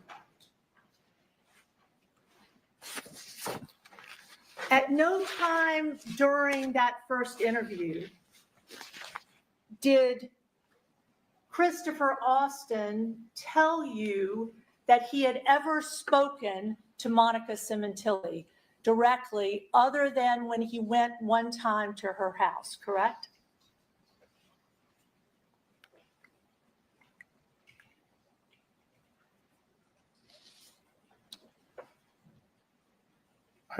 This was a long interview. I think that there was a reference to a visit to the house where he ate pizza and fell asleep on the couch.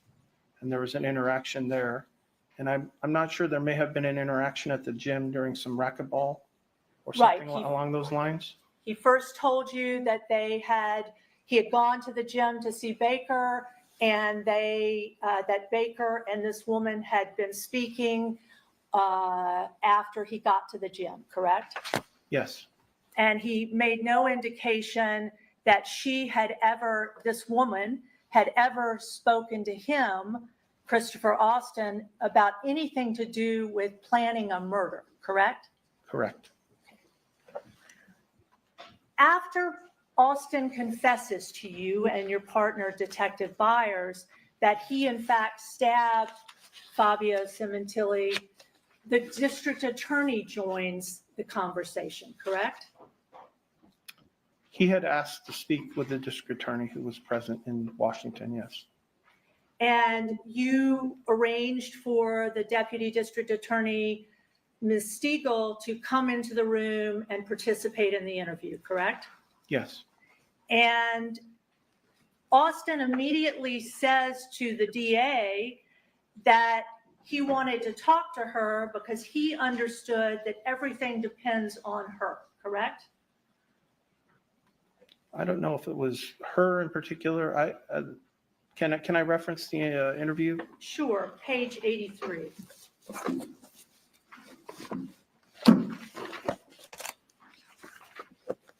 What line, ma'am?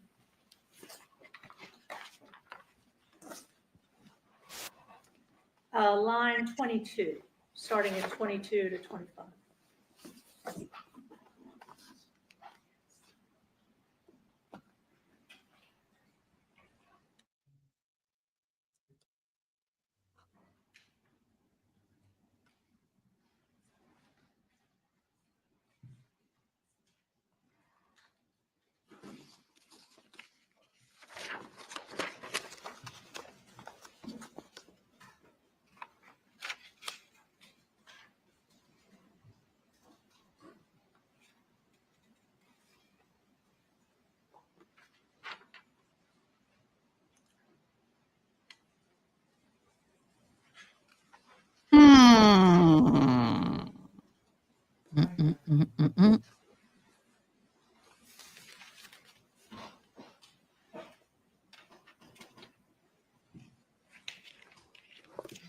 Okay, can you repeat your question?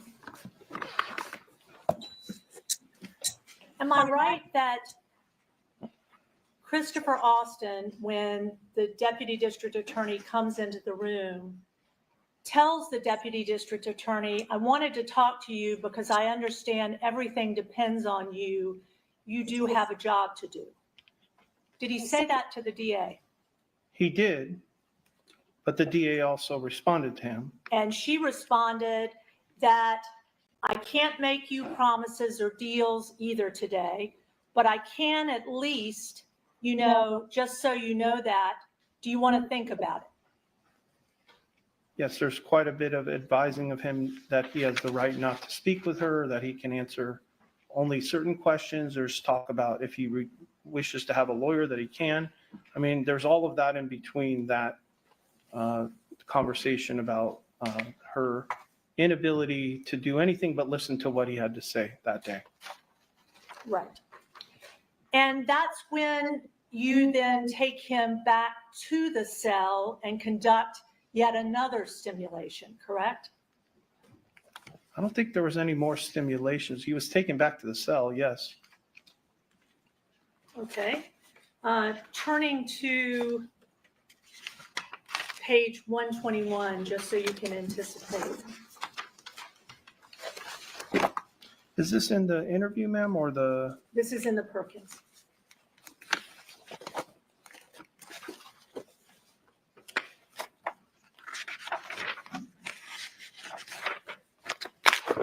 Okay. Now, at this point, nowhere has Christopher Austin ever said that he even knows Monica Sementilli's name, correct? He knows who she is. He did not know. I think his explanation was he didn't know her. But he never said her name, right?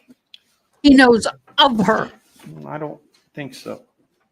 And you testified in response to the prosecutor's very clear question on Friday that at no time during the stimulations in the jail cell did Simulations. you ever What's this? say Monica or Monica Sementilli to Christopher Austin, correct? She's got an Not before the interesting interview. use of vocabulary. So when Instead Ms. of just Silverman asked discussion, you if you'd ever said the name Monica, instead of saying discussion, conversation, it's simulations. Instead of saying connections with other persons, like, she's connected to who? How did you know her? What's the connection? It was the matrix, which he started using the word matrix. And I looked up the vocabulary because I know what a matrix is, but I wanted to make sure how they were using it. They got some different uses of vocabulary words. I know. I know. or Monica Sementilli during the stimulations, you thought she was limiting that to the Conversation. first stimulation? Well, that's all I would consider is the two contacts at the jail cell before the interview was what I would consider stimulation. Anything after is just conversation that I'm having with Mr. Austin. And during the Okay, interview, so- certainly her name was brought up in the interview. Who brought up her name? I believe. Okay, so I think I get it now. When they had the other police officer in the cell, remember when they said they had a police officer in the cell and that police officer was talking to him? That, I think, is what he is referring to as the simulations. I My could be partner and I wrong. did. You did not. Did you bring it? You're testifying. Can you tell me where you brought it up in the? Okay, let me catch some of you up before some of y'all who are new to this or have not really been following closely. Let me explain. When Mr. Austin was arrested and put in a cell, before he arrived in the holding cell, they placed an undercover police officer in that cell.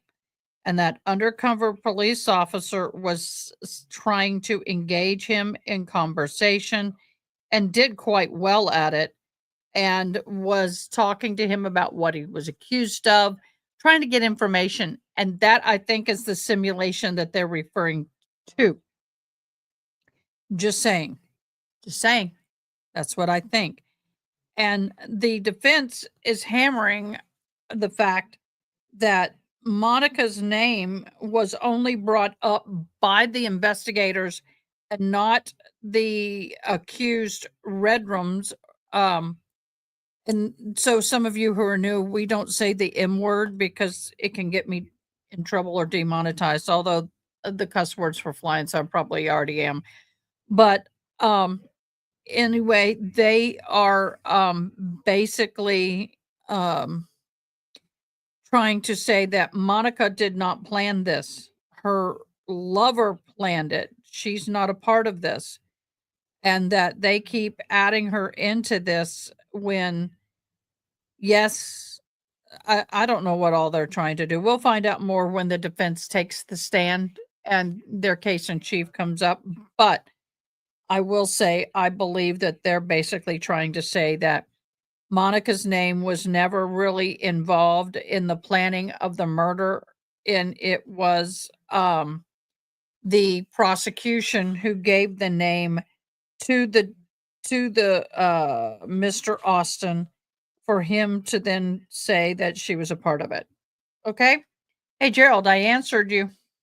FYI. Interview of Christopher Austin, Monica Sementilli's name.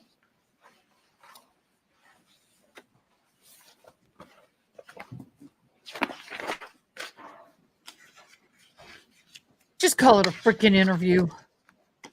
I know, I'm with you.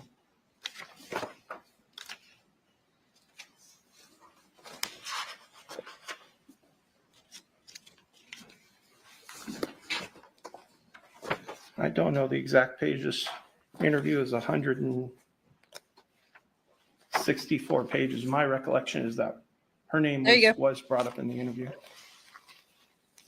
If you find that, let me know. But isn't it a fact, Detective Farrell, that Monica Sementilli her name had never been brought up until you conducted this next stimulation at the jail cell and said to Christopher Austin, I feel bad that Monica wrapped you up in this. Rob, Okay, wrapped so it you is up an in interview. this. Because that's kind of what it seems like to me. Did you say that to Christopher Austin? Yes. And then you repeated it again a few seconds later. You said to him again, I feel bad. Monica wrapped you up in this. Rob wrapped you up in this. You tell him that a second time, correct? Yes. And immediately after you leave, the Perkins agent says to Austin, who the fuck is Monica? Is that the bitch? And Austin says, I think that's her name. Yeah. Does Austin say that? Yes. Does the Perkins agent say that? Yes. It's the Perkins agent who says to Austin at that point, to me, it sounds like the bitch is the one who planned this shit. Did the Perkins agent say that? Can I object? The counsel's going to read from something. Please. The procedure is to provide the page line. Please go to the page in line. Page 123.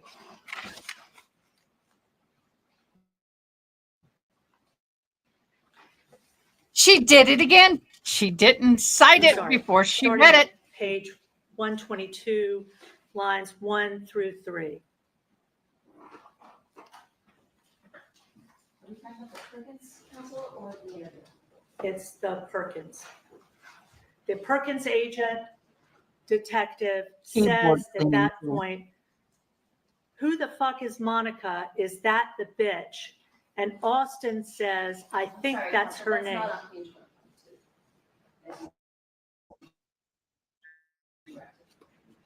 122 is the detective.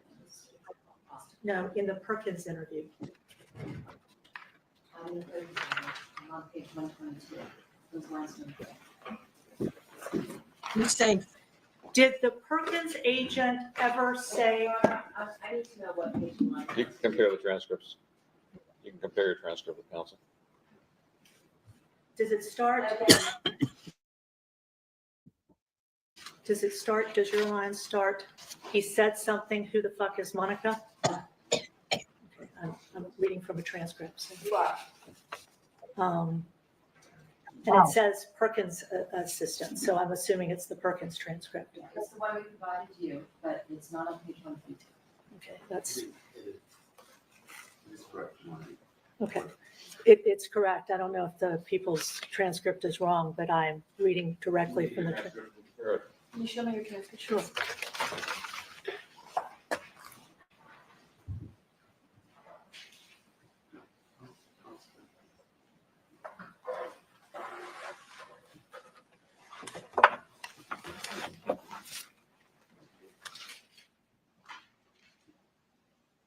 May I proceed?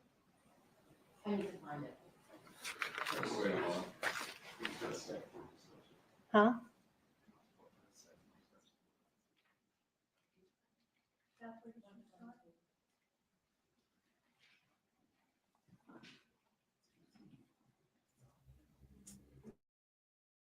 What happened to the sound?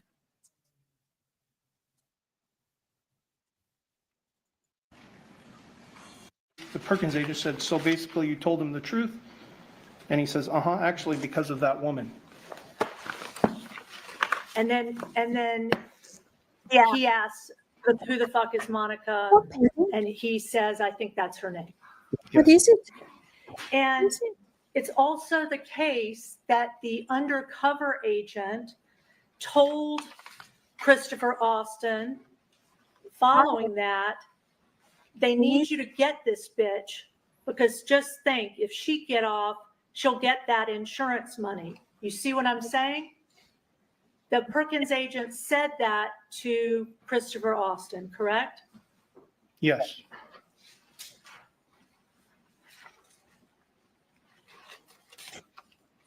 Counsel, what page is that? It's 128, lines 7 through 9.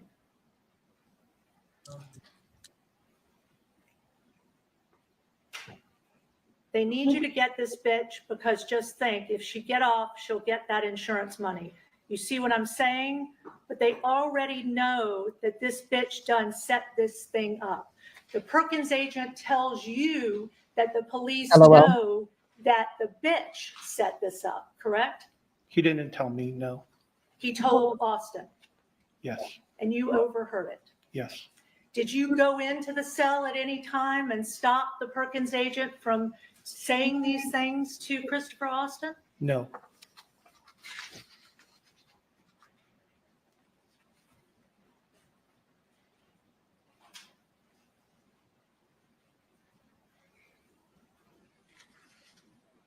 Okay, Isn't it a madam, fact, wrap it up. detective, Come on. I want to get to that Baker.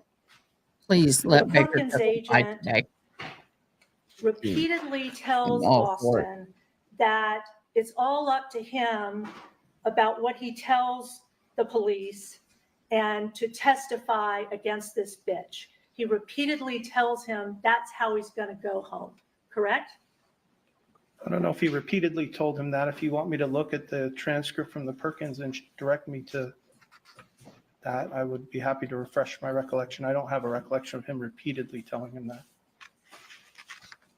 Detective, he tells, the undercover agent tells Christopher Austin in that cell that you, Christopher Austin, were brung into this by that bitch, and you're endued, and first one tells. Ma'am, what page? What paragraph? What line? Hello, we're going to get an objection, and the judge is going to get irritated. This judge is already irritated. He's been irritated from day one. Come on, woman. I'm not a lawyer, and I can do better than you. First Yet. one out of jail. Did he say that? What portion of the, 131, lines 20 to 23 of the Perkins interview. You mean you actually tell us that and you didn't?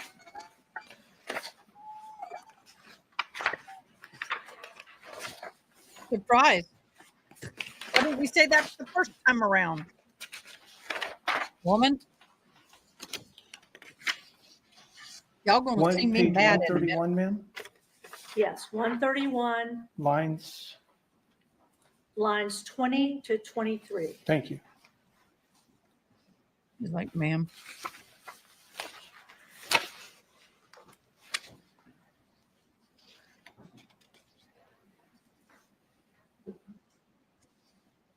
Don't get Ada on you.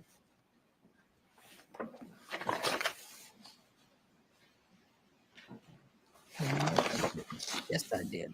Nabbit.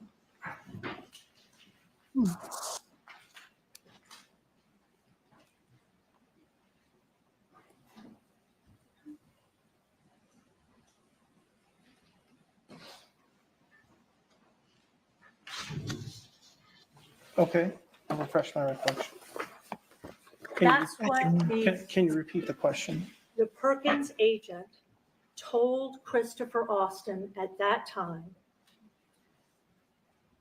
But again, you were brung into this by the bitch and the dude. And again, first one to tell, first one out of jail. Yes, He's telling him that he was brought into this by the bitch, correct? that's what he said, He's yes. not asking him if he was brought into it by the bitch, correct? I don't Well, remember the you say tone. her. Obviously, Wait, the inflection of one's voice could change that between a statement and a question. Isn't it a You fact, officer. detective, that this agent tells Christopher Austin on page 128, just so that you can anticipate, they need you to get this congratulations bitch. for They finding already know that this bitch done set this shit up.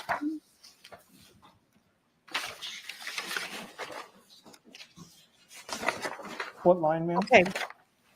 We get it. Line 7, starting at line 7. You don't like that they called her the B word or in sign language. By the way, I'm going to start signing in a minute. I have a deaf person who's got about 20, 30 minutes on a lunch break and they want me to interpret. And they're okay with me wearing white. Normally I would run and change, but they said no worries. I'm not going to. Okay, and what was the question? Isn't it true that the Perkins agent said to Christopher Austin, they need you to get this bitch. They already know that this bitch done set this shit up. Yes.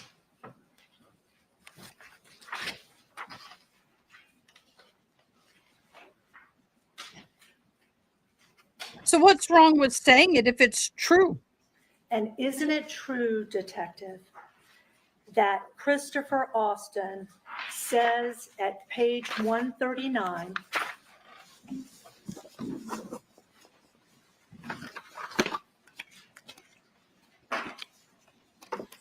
I'm gonna be honest. I've seen a lot of situations.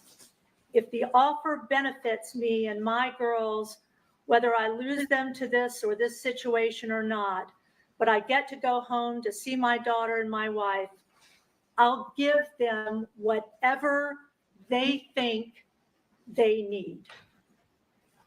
Did Christopher Austin say that in front of the Perkins agent on October 2nd in the afternoon? Yes. Yes.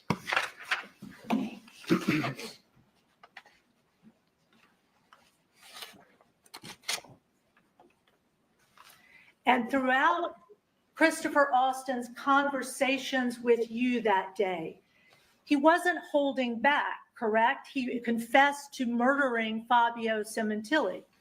Did he not? Well, he did hold back on information that we've now learned since he's testified, but no, he did not hold back about his participation and role in the murder of Fabio Sementilli. So he told you the detail about his killing Fabio Sementilli. The only part he left out was that somehow his new claim in the proffer that Monica Sementilli was somehow the mastermind of the whole thing, correct?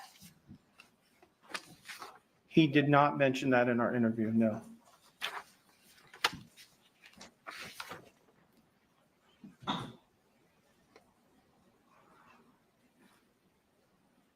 Detective, you spent many, many hours with Christopher Austin that day, either in interviews with him, with you and your partner, with the DA, and then doing these stimulations and overhearing what the undercover agent was telling him, correct? Yes, It lasted pretty much from 9:30 in the morning to after 4 that afternoon, correct? yes, And not only did you tell Christopher Austin twice in your stimulations Monica Sementilli's name, but the district attorney, when she came back to re-interview Christopher Austin, she told Christopher Austin Monica's name, correct? I don't remember. Isn't it true that when you resumed the interview where DA Heather Stiegel and you and Detective Byers had met previously, you at some point got Christopher Austin out of the cell and brought him back to the interview room, correct? Yes, And at that point, Christopher Austin was questioned by DA Stiegel and you and Detective Byers, correct? yes, And that second interview with DA Stiegel, Austin says repeatedly to you and DA Stiegel, "What can you do as a DA for me to see my girls?" Correct? Page 90. It's sustained. He asked DA Stiegel directly, what can he do to see his girls, correct? Sustained. Detective, when DA Stiegel was in that room, she told Christopher Austin, when asking him about Ms. Sementilli, what do you think you first heard about, the racquetball lady or Monica? I don't remember, ma'am. Did you discuss Monica with Christopher Austin in that room? Your question is confusing to me. I believe that she was discussed. in that Page room. 96 of your, If the detective could finish his answer, You may. I believe Monica was discussed in the interview, yes. and Deputy District Attorney Stiegel actually used Monica's name at page 97, line 2, correct? Page 97.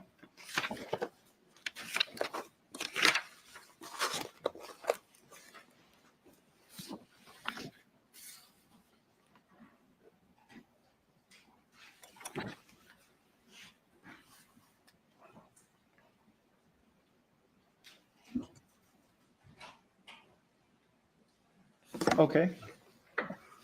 And what was the question then? The DA told Christopher Austin Monica's name. Yes, You told Christopher Austin Monica's name. I believe so, yes. And in fact, the very first time that Christopher Austin ever said Monica's name was after you and the DA told Christopher Austin her name. Okay. I don't have a recollection of him using her name before that. But I'm confused by your question. Well, I guess. maybe I can clarify. The deputy district attorney, in her direct examination of you, detective, seemed to emphasize in her questioning of you that at no time did you tell Christopher Austin Monica's name before he said Monica's I'm name. gonna check, that's okay. Sustained.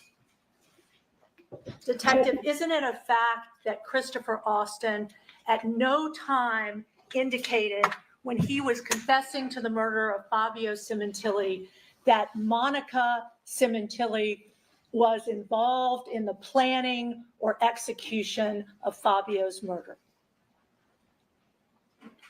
I believe he made reference to her contacting Baker to let them know the time that was opportune to go up to the house to murder him. Isn't it the case, detective, that what Christopher Austin told you, which you kept telling him you thought was the truth, was that Baker told him before they went up to kill Fabio that he was home alone and that he believed that Monica had told Baker this, but did not know that? Correct. And at each time he referred to Baker telling him that Fabio was alone, or that there was money, or that there was anything related to the planning or carrying out of this murder, Christopher Austin, when he was interviewed by you, before he started making a deal, made very clear that all he knew is what he believed or assumed, that Monica had participated. Well, it's information that he was witnessing and observed through Baker, who he believed to have been in contact with Monica. Detective,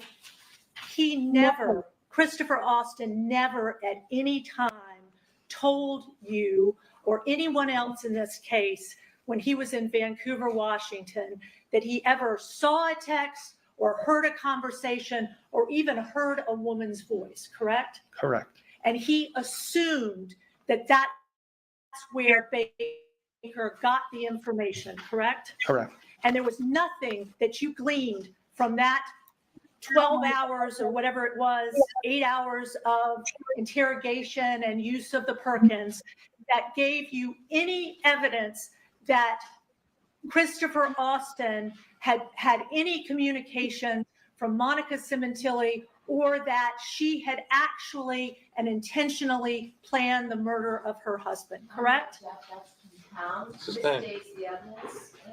Isn't it a fact, detective, that when you left that station that day at whatever it was, 5 or 6 o'clock at night, all that Christopher Austin had indicated was that he assumed or believed that Monica Sementilli was involved in this? Yes. Nothing further. Thank you. Take our morning recess for 15 minutes. The evidence applies. See you back here in 15 minutes. Recess so we can talk. Good time to come in, Miss Diane. Absolutely, because I just finished 7 hours. Just now. 7 hours? Yeah, straight.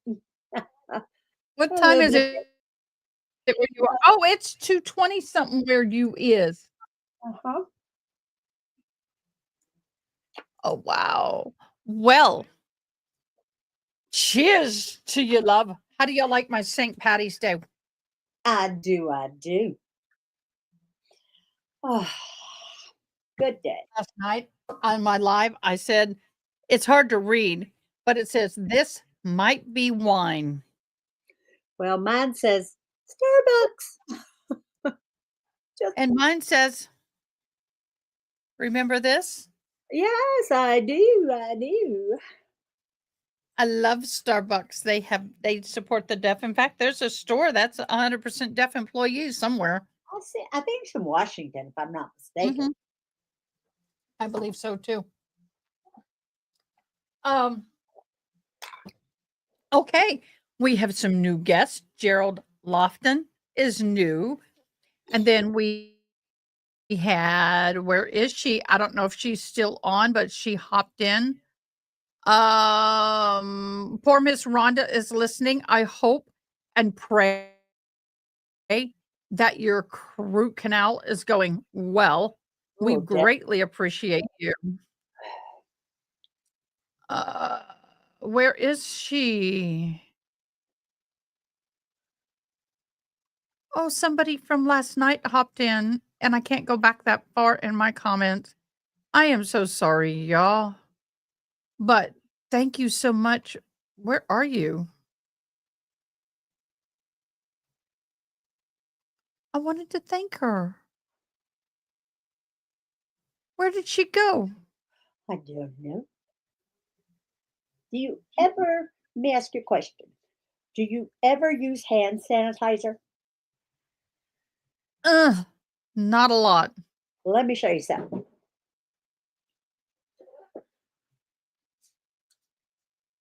I don't either because I do not like how it makes my hands feel, dries them out. Yuck. This stuff is called Keeson Premium Hand Sanitizer with Aloe. Let me see it. Send me a screenshot of it because my problem is I'm allergic to citrus, and a lot of them put a citrus scents or extracts in them, and I just don't go there. I don't, The other thing is they are so drying. nope. You know, us interpreters. That's one of the things about this one I love. It's Is it not, sticky? no, it leaves your hands feeling like silk. So I'll send you a screenshot of the Take a front picture and and send it the to me. back. I'm looking. I don't see any citrus in it. It's got the active ingredients. So anyway, I will do Okay. that. And it's it's expensive, but that's okay. When I find something I really like, I don't care if it's expensive because As long as it's good and works, and I'm happy. and it takes one squirt. Yep. My thing is, I also get super dry between the fingers. Mm-hmm. If I use sanitizer too much, I just wash my hands and put lotion on. That Mm-hmm. reminds me. Okay, Miss Diane's flapping her hands around. So, we read through a motion or a response to the Karen Reed trial, and Auntie Bev. I don't like calling her judge because I don't respect her as one. Okay, well, She laid the law down on media in court. So some of us were terrified that she was going. Is Oh, I thought that was Tink Nathan. I thought, what, is he still alive? Um, but I will tell you that yeah, she's going to be stricter. There's stricter rules here how come? in court. Hmm. Oh, there it is. I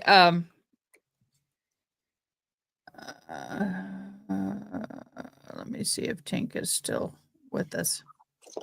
We have a guy, his name is Tink Nathan, and he is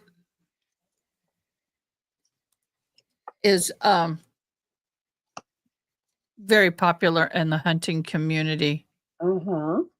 and he's all of maybe 5'2", full of testosterone, and about 92 years old. So wait, in 2014 he was 72, so 82, 83. If he's still alive, he's 83. I don't know if he's still alive. That just got me wondering. So, we had a fabulous night. Last night we had our amazing Miss Tanika come on and give us the lowdown on the Yeah. Daybell. The what? Her face in my head, not Daybell. Help me, guys. Adelson. That's it. In the Adelson trial. And my gosh, there is so much drama. I can't keep up. So much drama. Oh my gosh. It's just cray cray.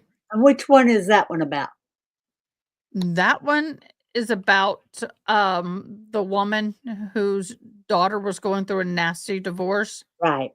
and she had her son kill the ex-husband, Yeah, and that's what she's on trial for. and she was caught trying to leave the country going to Vietnam because they did not have a a extradition order. They do extradition. Yeah, Yeah. they extradite the people. Yep.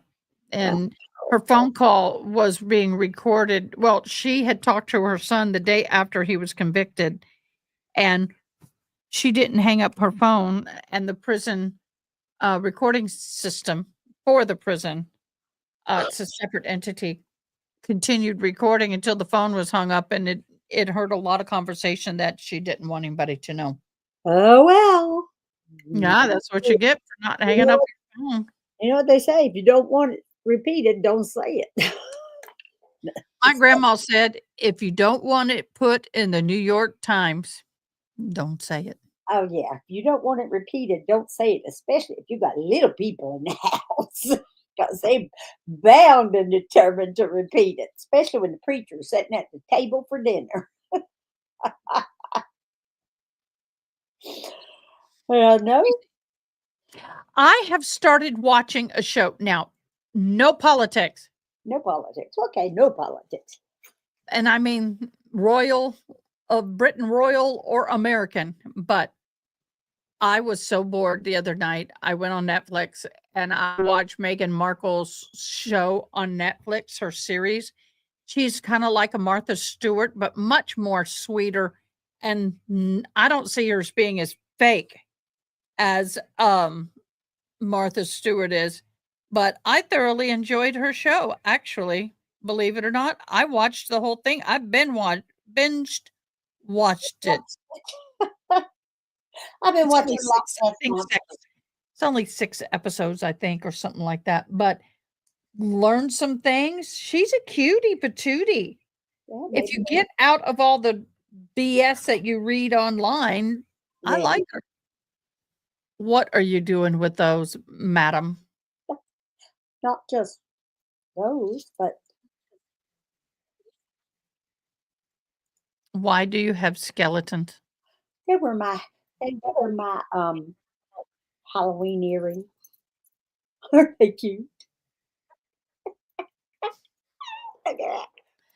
Girl, you are so entertaining. Thank you for entertaining us during this break. So cute.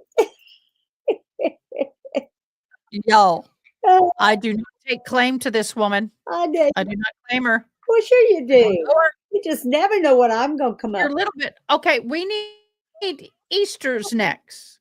I'm all pastelly today, believe it or not. with. Still, hey, does she work?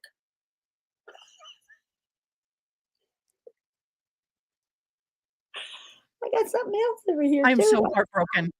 Oh, here he is. Here he is. Just make a wish. I hope I can find this again. Just- This just- was my favorite. It sits on a shelf, and this one looks like it's falling off a shelf. Uh-huh. Put it on, and it kind of hangs off. Uh-huh. This was my favorite. There's 4 bunnies, and There it got knocked off. Tracy gave this to me. Oh, who made So it? I gotta go to, and our favorite store to go was called At Home, and I have emotionally have not been able to go back there. I gotta take a friend when I go back, but I'm gonna buy another one. I'm gonna keep this, kinda clean it up and keep it, but, oh, I love my little, so I got some Easter stuff to put out after Shamrock Day. It's nice to hear something positive about Merkel. I mean, she's really has been as bad as she's talked about. I don't really think it is, but I think that people are mad because Um,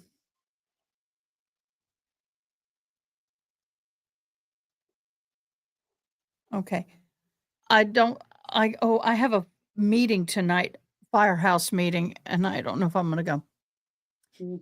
But I think that people are upset because Prince Henry has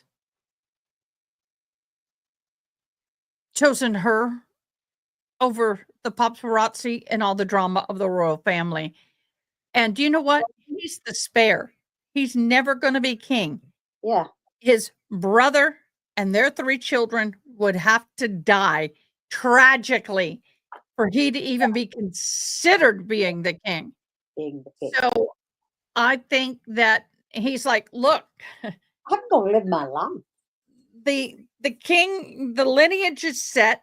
My brother's next. He's got a son, then his daughter, then that son. It's done. Now it's my turn to live my life.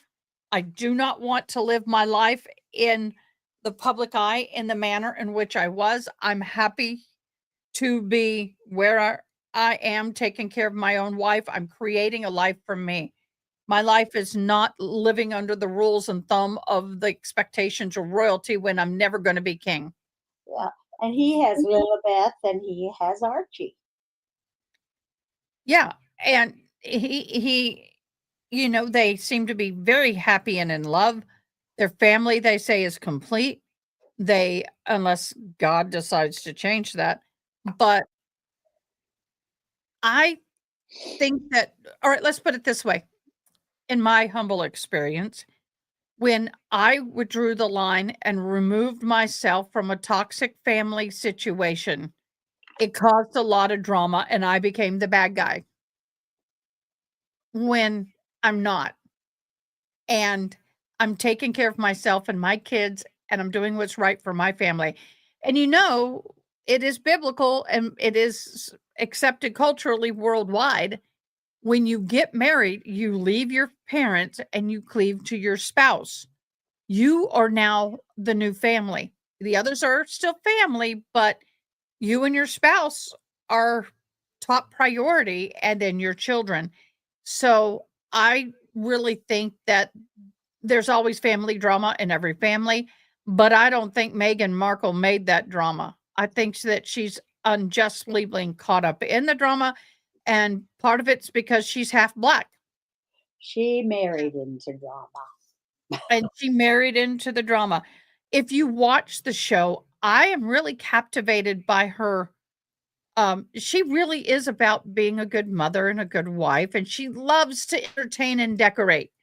Hey, And I love the simplicity of what she does. I just saw a side of her I never knew.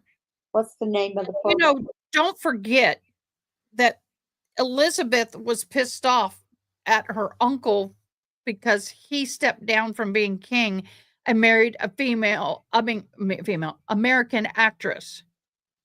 Well, now her grandson has married an American actress. It just put a little bit of burr under that pain because in reality, her father was never supposed to be king. She believes that killed him. He was not prepared. He was never prepared. Like Henry,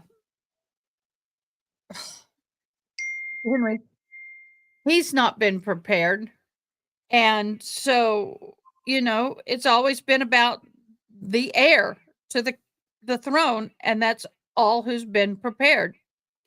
And so he's like, I got another life to live. You are part of my life, but my wife comes first. Yeah. True. Very, very true. Oh, Him marrying an actress made her queen. So I think there was a lot of family drama and old wounds that opened up when this happened. But I think the drama with Megan's father about the wedding, and I thought it was real sweet of then Prince Charles. Now King Charles walked her down the aisle. I thought that was very poignant and sweet. But I do believe that there were family members that really had a hard time that she's a mixed race. Even though in England, being African American was accepted a whole lot faster than it was here. Oh, a whole lot faster. Oh, yeah, faster. A whole lot faster. So, but anyway, I just thought that that was a very interesting show, What's and the name of I binge watched it. What is the name of it? Well, let me pull it up and look at it. 'Cause I've never seen it nor heard of it. It just released. I think it's With Love, Megan. And what? Hulu, Netflix, Prime. Netflix. Oh, okay, I can find it on Netflix. With Love, Megan. That's what it is. I'm looking for it, and it's not popping up now. Oh, I'm sure it's I'm watching the movie Shirley about the first woman and Black woman to Congress who ran for president in 1972. Really? Really good movie. Huh. Yeah, Black woman ran for president in 1972. She really did.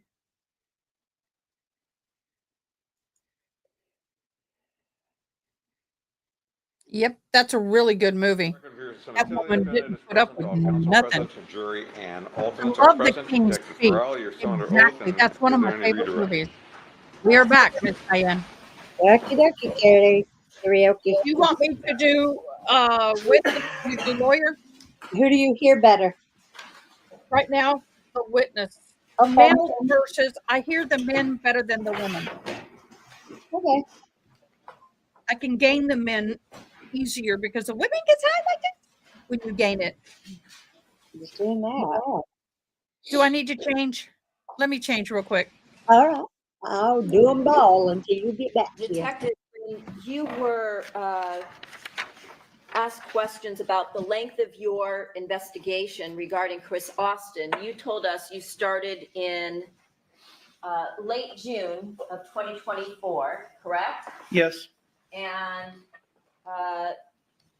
spent some time going through what had already been done, and then you and your partner wrote some search warrants, and then by October of 2024, so within 4 months, the Chris Austin investigation was pretty much done.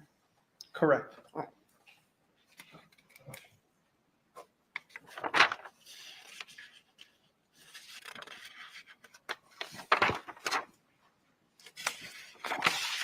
Now, you also talked about the fact that you and your partner had to draft and serve some search warrants for information regarding Austin's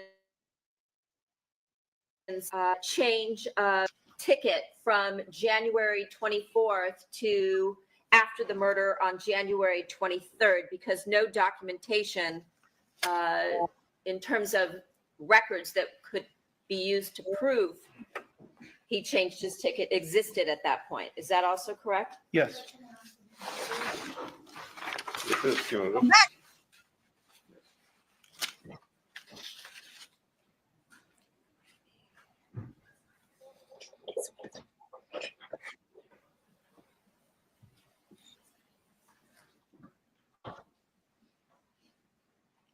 In terms of this Perkins operation, when you were asked whether it was an extensive Perkins operation, was it different than every other Perkins operation?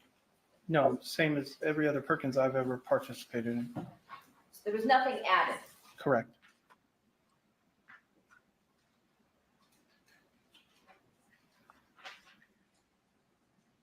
Hey, B. Blanky.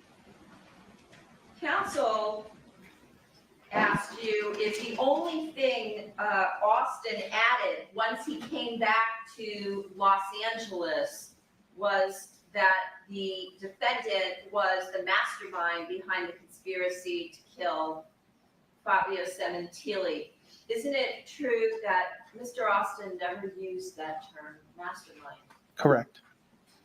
Okay. Yes, I changed clothes because when you're interpreting, you need to be in black or dark colors. The white, my hands together, it it's it's very hard to see the contrast of what I'm doing versus when I'm against the black. So I always have a change of black here. So when I have to interpret, just educational. But yes. All right, here we go. And Correct.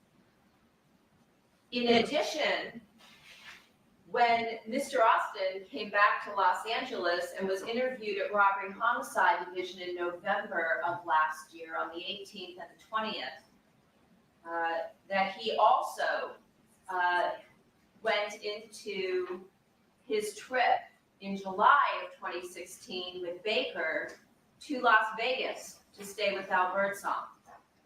Yes, he discussed that. And also, did he at that time talk about,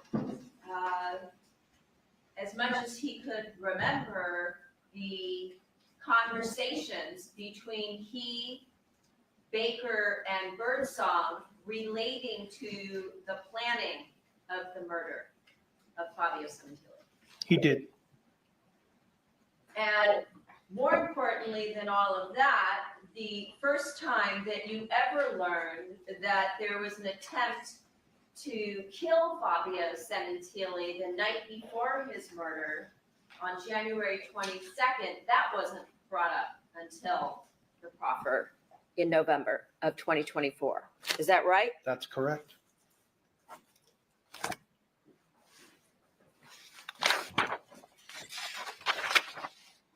However, during the time that you spoke, Diane, you need to interviewed take a break. I'll be Mr. off screen. Austin in Vancouver, Washington, he mentioned and discussed I'm not with able to you walk right now. and your I'm in a lot partner, of pain. Detective Byers, that I have a fractured bone in my foot from what and he plantar observed, fasciitis on the same foot. Baker was in constant contact Don't think I'm going to make it with this week. his Please girlfriend, forgive me. the defendant, Yes. and that Baker didn't make any plans to go anywhere or do anything until he first communicated with the defendant. Yes. States the evidence. Overruled. That was his understanding. Yes. That's what he told you he observed and what he heard, correct? Yes. And that the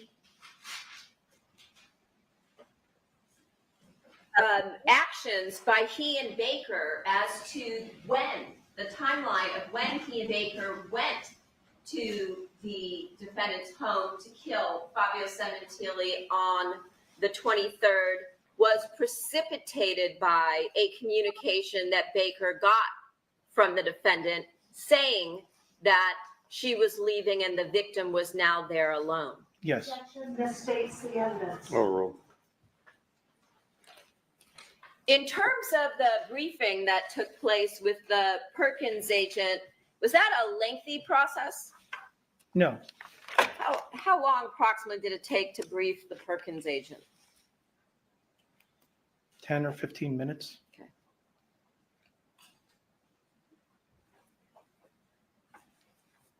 And is it the Perkins agent's job to determine the language and the style of communication, or is that something that you direct as the detective? I don't direct. Once they're inside the cell, the communication they have with the arrestee is on their own. We don't direct any of that. Okay. So again, that's left to the Perkins agent to determine the language used and the style of communication. Correct. This is how we were taught in Did you tell the Perkins agent what to ask or what to say at any point during this Perkins operation in Washington? No.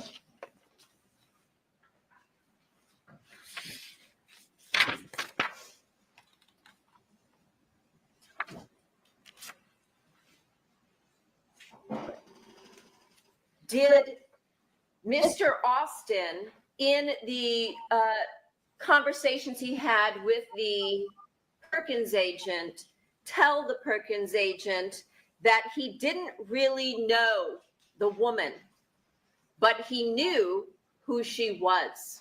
Yes, And did he also, in his interview with you and Detective Byers, state the same? He didn't know the defendant. In other words, he wasn't friends with her. He never went anywhere with her, but that he knew who she was. Objection, argumentative. That's overruled. yes, And did he also indicate that it wasn't just one time that he had met the defendant, but in fact, not only did he play racquetball with her at the gym, but that he also went to her home with Baker? yes, And did he discuss that with you during the interview in Vancouver, Washington? yes,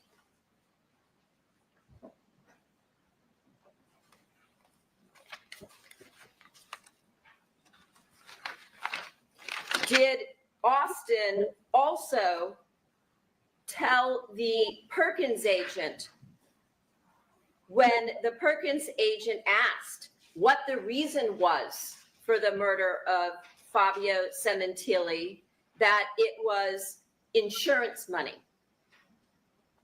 yes, And in fact, did he bring that up all on his own without any prompting from anybody? yes, And did he also indicate to the Perkins agent that Mr. Baker told him that the victim in this case was an abusive husband? yes. Lazy, how'd you like the fast backdrop change?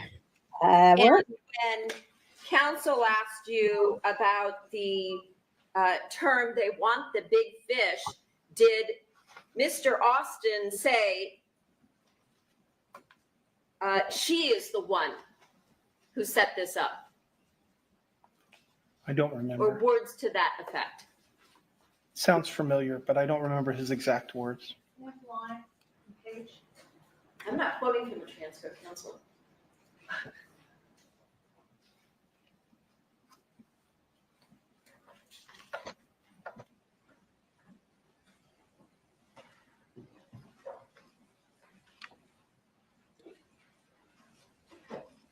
Now, when Mr. Austin asked you what he needed to do to go home, and you told him that you would sit down with him and have a conversation, did you and your partner indeed do that? Yes, we did.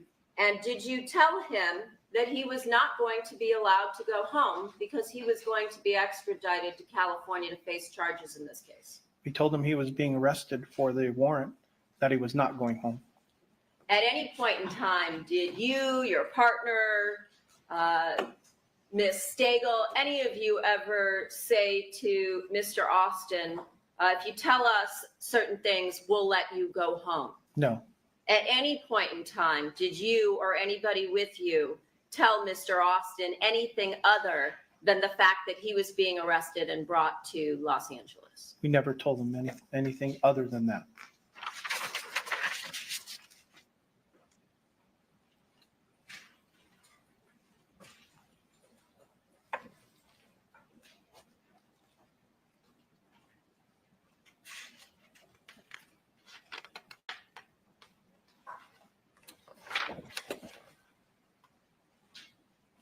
When Mr. Austin brought up the insurance money during his conversation with the Perkins agent, do you recall his answer when the Perkins agent asked how much insurance? I don't remember. I'm going to refer you to page 123 of the Perkins transcript. Line.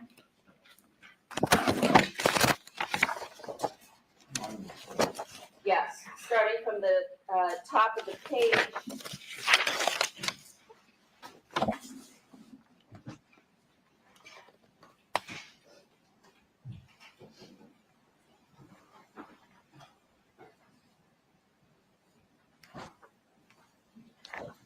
down to approximately line 20.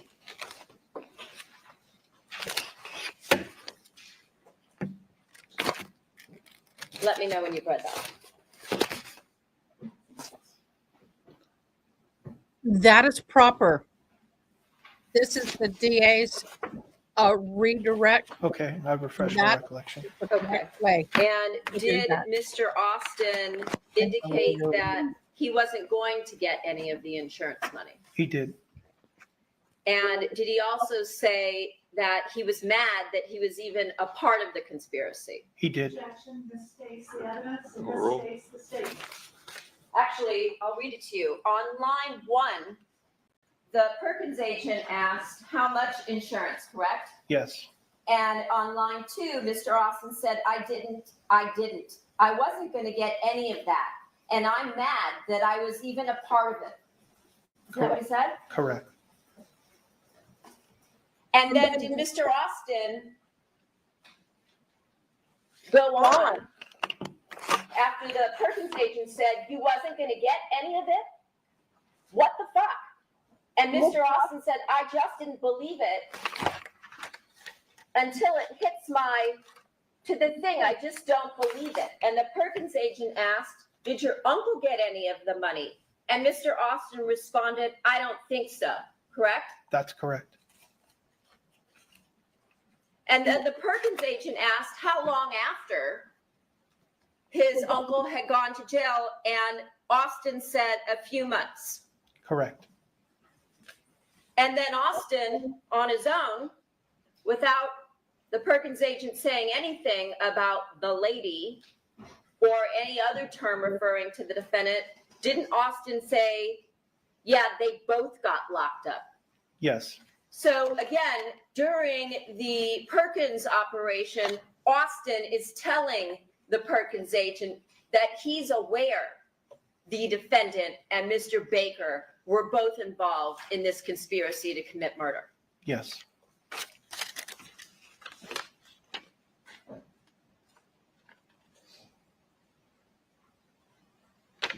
And on the following page, did Mr. Austin also describe for the Perkins agent how it was that Fabio Sementilli was murdered?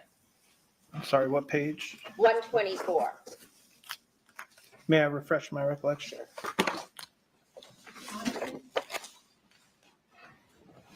On my transcript, it starts on line 15 through the end of the page.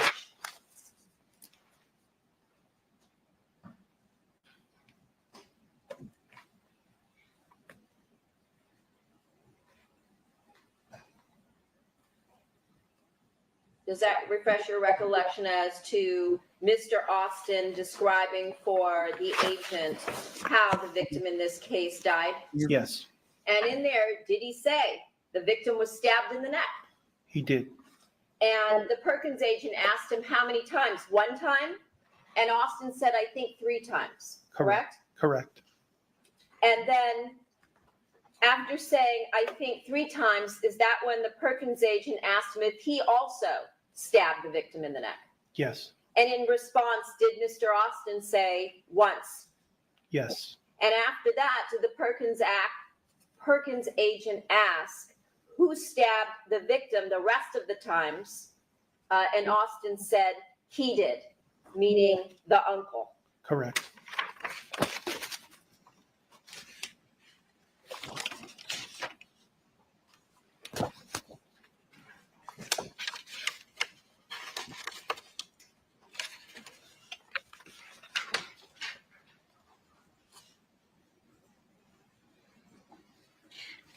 Quesadillas.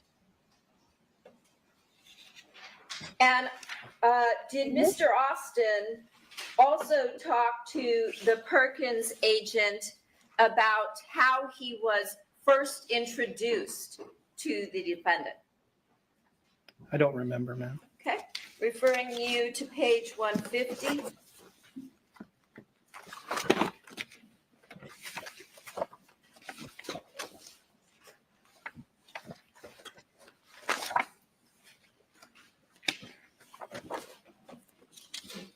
One thing I love It's deaf people About that halfway eat down and the talk page. at the same time.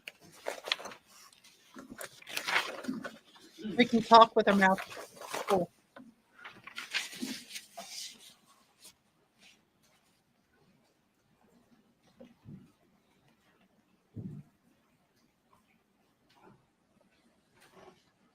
Does that refresh your recollection about how Baker introduced him to the defendant? Yes, And did Christopher Austin tell the Perkins agent that I know he introduced me as, to help her with racquetball, it's business. And then they got a little flirty, but that's grown shit. Like, that's none of my business. that's what he said.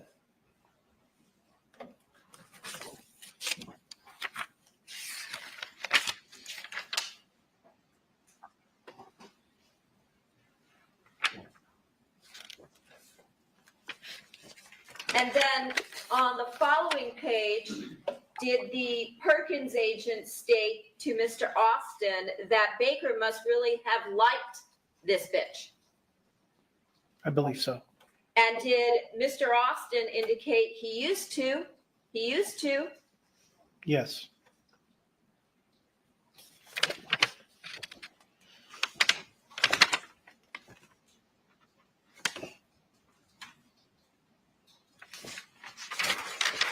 So again, just to be clear, during the Perkins operation and the interview, Austin was able to recount at least 2 different occasions where he was introduced to the defendant, although he claims he still doesn't really know her.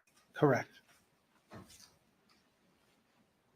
When counsel asked you about Austin never saying that he spoke to the defendant except when he went to the house, Mr. Austin also indicated he spoke to the defendant when they played racquetball and when he was introduced to her at the gym, correct? Yes,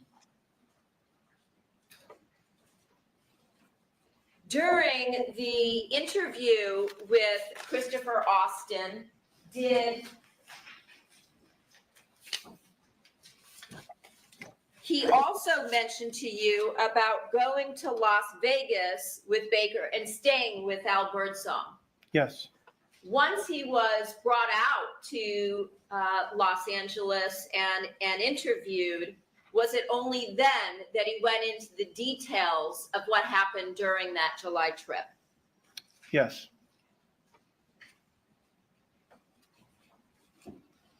Now, at the point in time where DA Heather Stagel spoke to Austin, that was already at the end of the interview, correct? yes. It was pretty far after we had interviewed him. So you were done with your interview at that point when she comes in. Yes, And was she brought in only after Mr. Austin indicated that he wanted to speak to the DA? yes,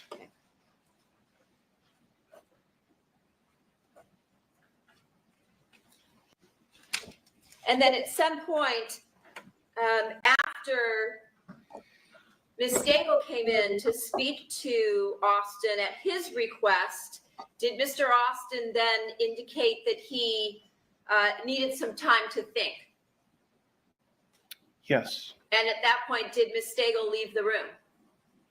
I believe so. Yes, And then at some point after that, did he ask you to bring her back into the room so he could speak with her again?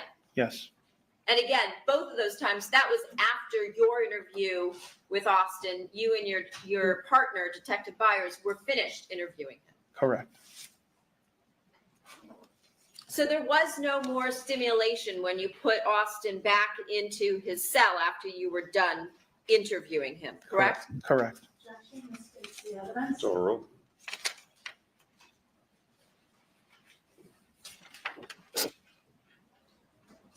Whether or not he continued to talk to the Perkins agent at that point, that was subsequent to your interview, and you did not conduct any further interviews of him at that point. Correct.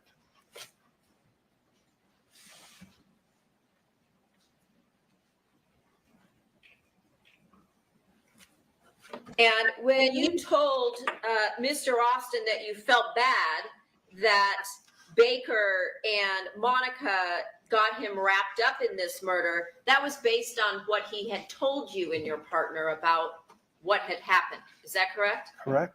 And in fact, were you being genuine with him or were you lying to him when you said that? No, Objection, irrelevant.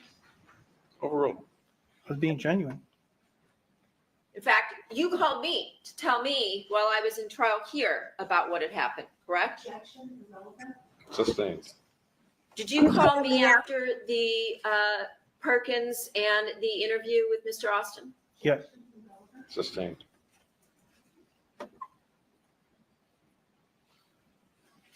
And when Diane, I'll do the judge. the name Monica was brought up, at that point, did Mr. Austin indicate, I think that's her name? Again, indicating that he doesn't know this woman well. Objection. Argumentative as the last portion. Sustained. Did he indicate that he did not know this woman well, although he had been introduced to her, played racquetball with her, and was at her house one night for dinner? Yes. I'm signing for you, Diane. Look for what you're looking for. I got it.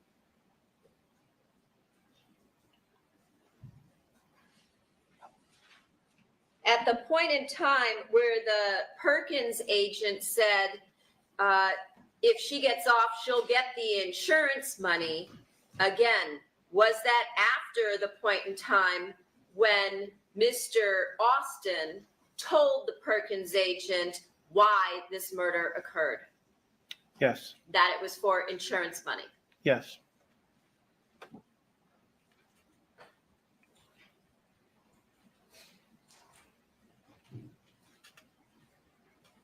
During the conversation Austin had with the Perkins agent in the cell, in addition to the insurance money and the things that Baker told him about why they were committing this murder, did he also tell the Perkins agent about the use of burner phones?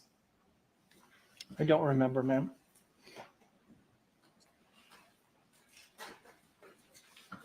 I'm going to direct you to page 122,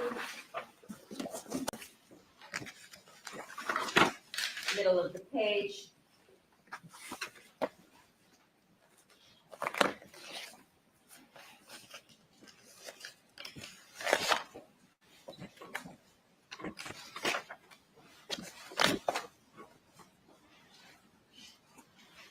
This is in the Perkins.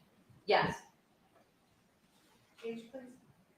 I just said 122, about half of the way down the page.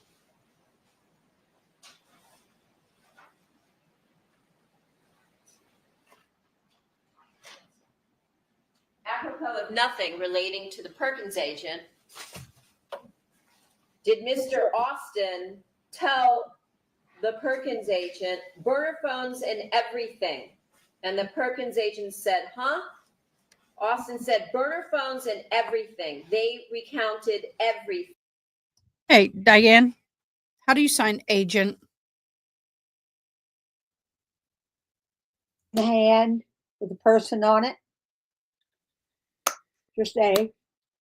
Not I like that better than agency person. agent. It's just like Okay, love it. Thank you.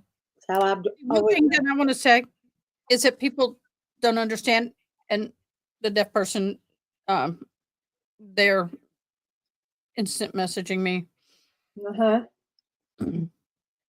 that for those of you who don't know a lot about sign language, there are many different ways to say the same thing. It's an interpretation, not a transliteration.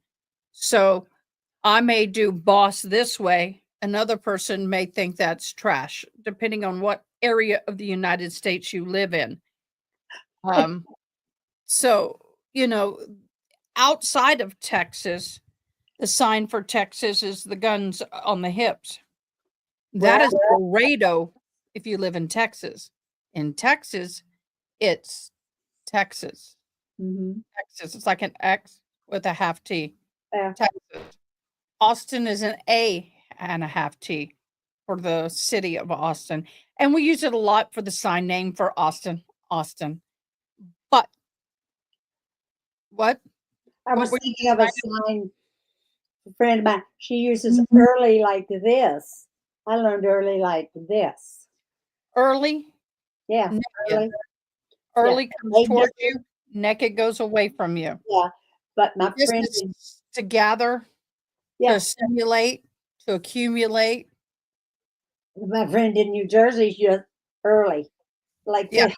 I'm like, what? Yeah, and process can be this, order can be this, but production process and how you put things together is production Yeah, process. So it's different in every areas. So sometimes I may ask her how to sign something because I have someone asking me what that means because they're not from her area. And right. my client saying, like her sign better. I agree. Back to the work. Thing. Mhm. And Perkins' agent said, "You serious?" And Austin said, "Conversation. I was honest." Yes, And did he indeed mention the fact that or did you talk to him about the fact that you were aware, you and your partner, that burner phones were used? we did. Okay. And so was that discussed with Mr. Austin in Washington State and then in more detail when he was brought out to Los Angeles? Yes, Oh, baby, she hit her head. Okay, go lay down. Place. Oh, back here. Thank you. My poor puppers. Oh, Also, you are not placed. did well. Mr. Austin indicate to you during your interview in Washington State that he had met the defendant prior to the time of the murder? yes, Did he tell you even then that he did not have a recollection of meeting with the defendant when he No. and Baker traveled to Las Vegas in July of 2016? he did not remember.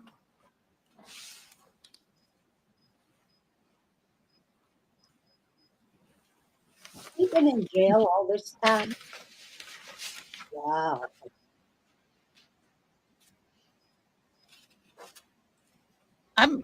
Yeah, they go. At any Here, point right here. in time during the interview or the Perkins operation, did you mention anything about the attempted murder of Fabio Sementilli the day prior to his death? Oh, I did not know anything about that during our interview with him in Washington. That was information that was new to me when we sat down for the proffered statement.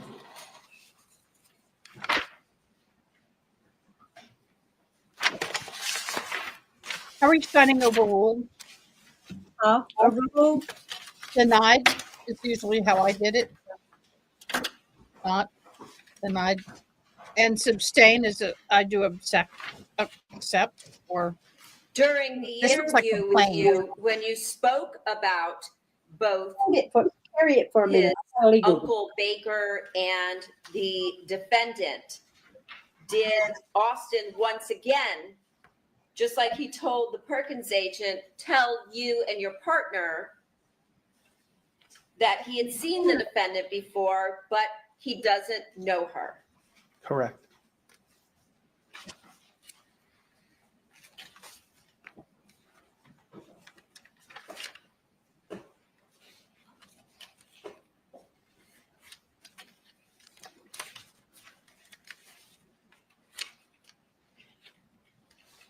During the interview, did Austin also tell you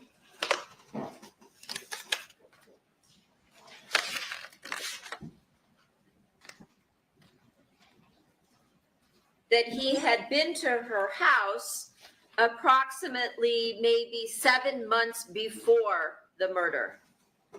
Yes. Did he also, All right.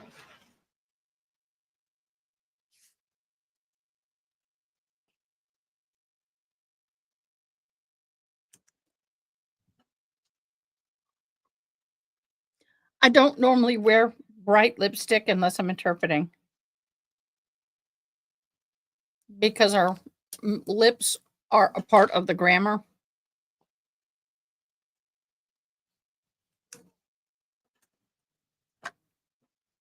It's easier for them to see us.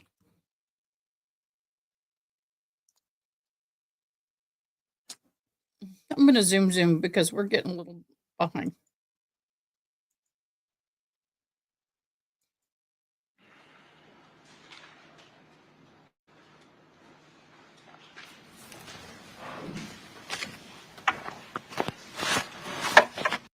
Detective Byers said, so you didn't.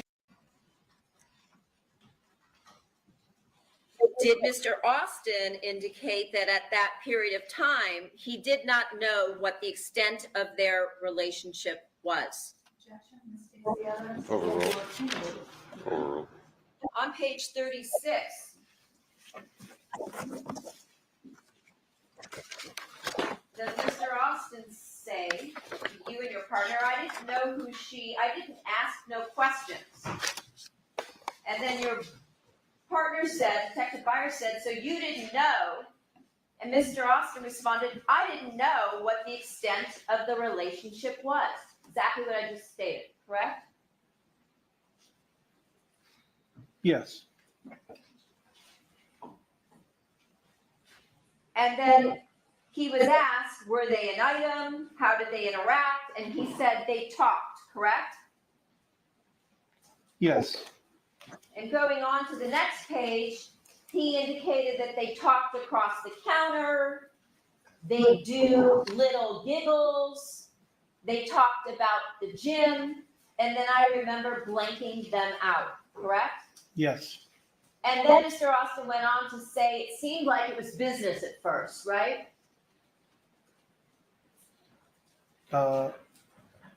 Yes, business at first.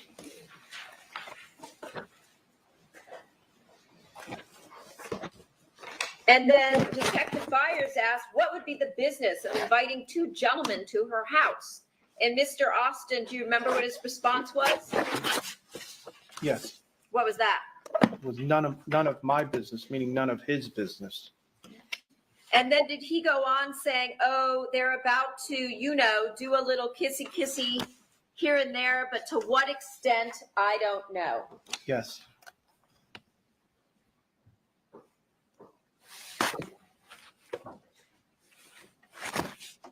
During the same interview in Washington, did Mr. Austin tell you and your partner that Baker had sent him money to fly to Los Angeles in January of 2017?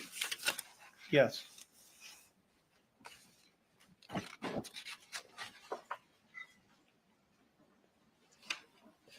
That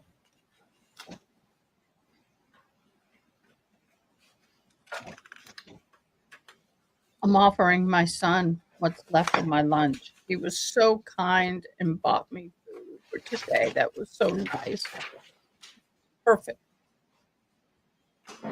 Y'all.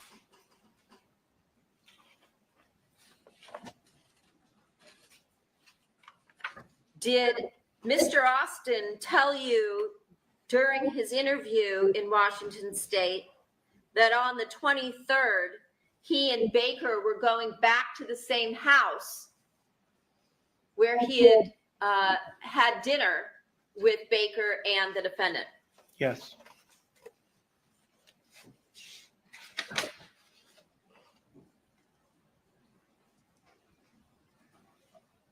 I felt something tickling my foot. Thought it was a bug, but it was kitty whisker. During the interview with Mr. Austin, did he also indicate that Baker had given him gold coins from the home? It's overruled. He did.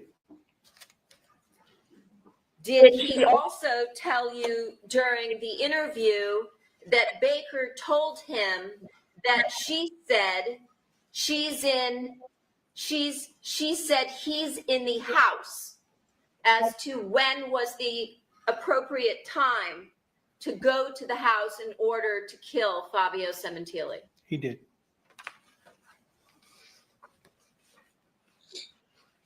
Did he also tell you during the interview that Baker went on to say, she says he's in the house, like, let's go? Yes. Did he also tell you during that same interview that Baker parked the car somewhere and the two of them ran from there? Yes. And that Baker told him to follow him? Yes.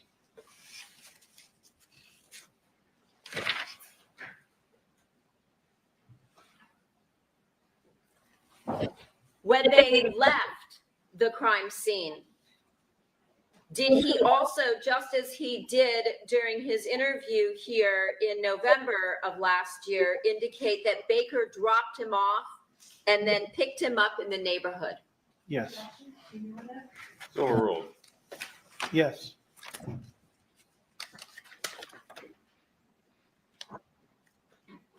When he talked about the gold coins, did he tell you in Washington State that they were gold coins from the victim's collection? Objection, asked and answered. It's overruled. This goes directly to prior consistent statements. Yes.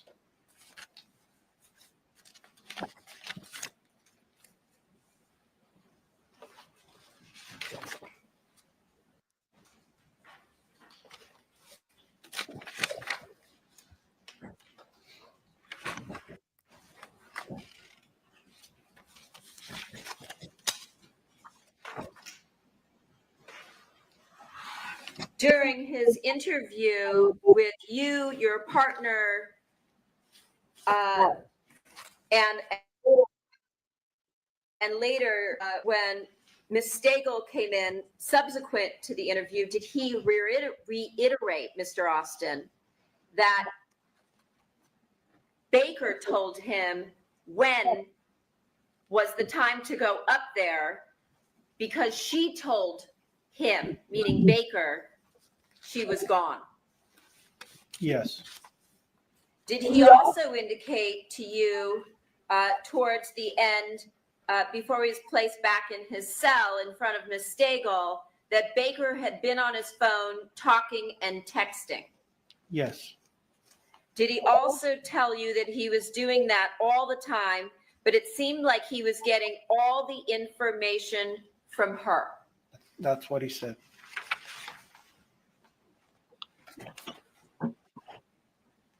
Did he also tell you that although he had seen her, he didn't really talk to her? Correct. Did he also tell you that he watched when Baker and playing racquetball together, and he thought that Baker was training her? I believe so, yes. Do you have a doubt in your mind? If you could tell me, Sure. tell Page me, 96 of your interview transcript? just so I could be sure. Yes.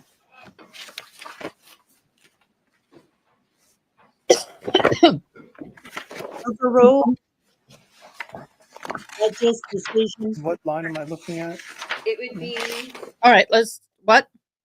Judge overruled is judge's decision turned down. I would just so decision down. It's too much. Well, I'm just telling you what the book is. Accepted or decision accepted. However, yeah, that sounds good to me. I just wanted to try to be as consistent as possible. Well, that's what they are. Sustained is basically judge. This object. This is object. This is overruled. This is sustained. Support. Ah, good for me. Easy for me. No, it's the towards the judge. end of the page. And they were playing racquetball together. the sentence starts.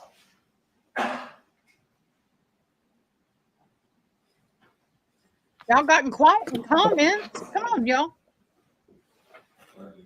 Did you find that? Yes, I need to get that. Did he indeed say that? he did. Towards the end of the page already.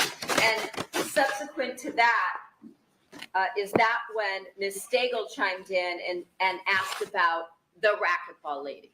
Yes, Because of the fact that he had said they were playing racquetball and thought he was training her. yes, And after that, immediately after that, when Austin was asked when the first time was that he heard about her, did Austin say in conversations when I was in Alaska and I would call to check on him? yes, Your sign for Alaska? Was he also asked at that point in time when he knew her name? Her. And he This is responded, Mary? did you know it? Ms. Stagel asked, did you know it after everything happened? And Austin said, no, I knew it Alaska. before. Alaska. But like I said, the remembering of who she was, what her name was, didn't reveal because he had been talking to a few other women. what page is that, ma'am? This would be going on from 96 into 97 and 98. And he said, I only got the description of the racquetball, the one I trained racquetball.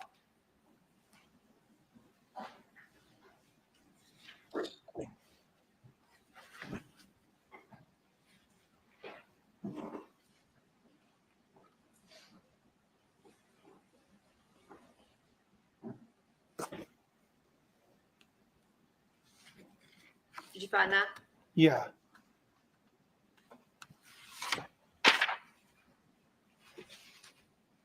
Did you find where he said he knew her name before the murder? can you direct me to a line? I'm sorry. Sure. My transcript might be 5 lines off from yours.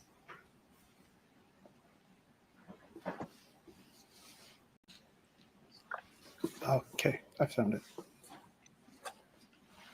You see that? Yes, Yep. Mr. Austin was indicated that he knew her name before. yes, That's mine. And did he also indicate on the Well, you were following looking page away. that he knew it in 2016 I was when filling he in. was still living in Alaska? yes. You weren't paying attention. I thought I'd just make sure.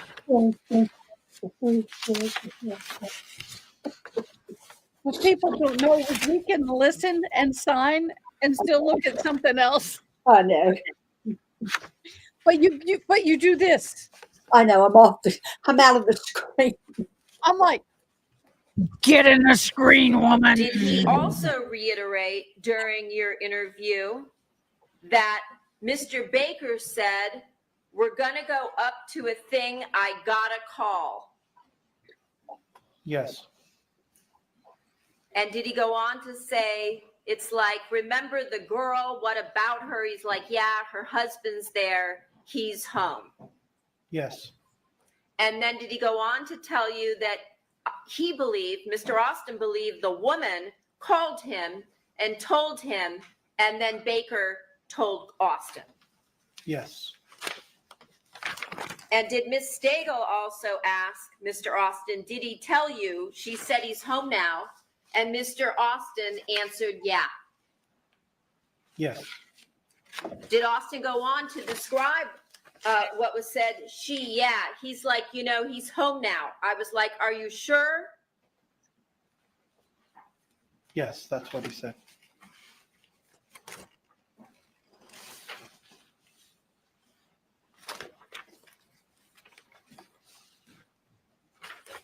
I lost one of my favorite earrings.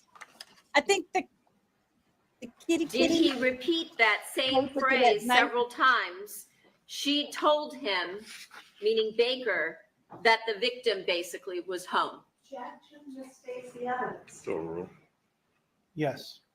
And did Ms. Stego also ask, so you knew it was Monica on page 124? And Austin said, I figured it was.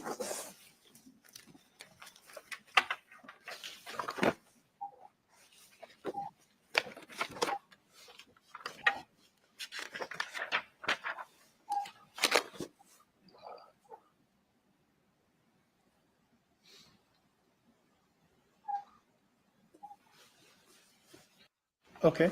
Yes, that's what he said.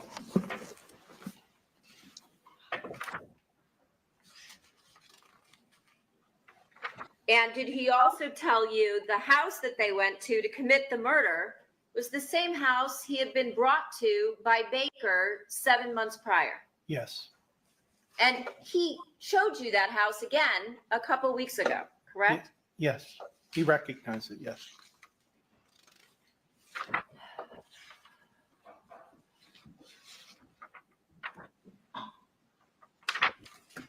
I have nothing further.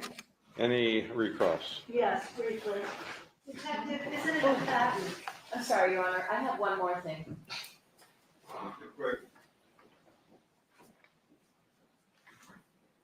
Now I want gum. May they be marked, please, as People's 259. 260. 260. What is the item, please? 4 pages of an extract, 2 different extracts from the defendant's phone. That'd be 260. Thank you.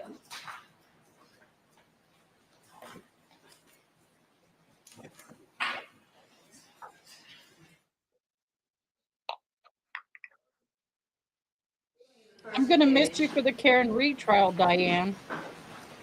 260. Notes and 4 pages interpreting. total. Huh? Showing you this timeline here. Is this While I knock my phone off my desk, I said I'm gonna miss you for the Karen Reed trial. I'm sure. Only way I can do cannot- there is Interpret and take notes at the same time. So I'm gonna see if I can find one of our fabulous mods who will be a note taker and send them to me at the end of the day. Yes, that would be wonderful.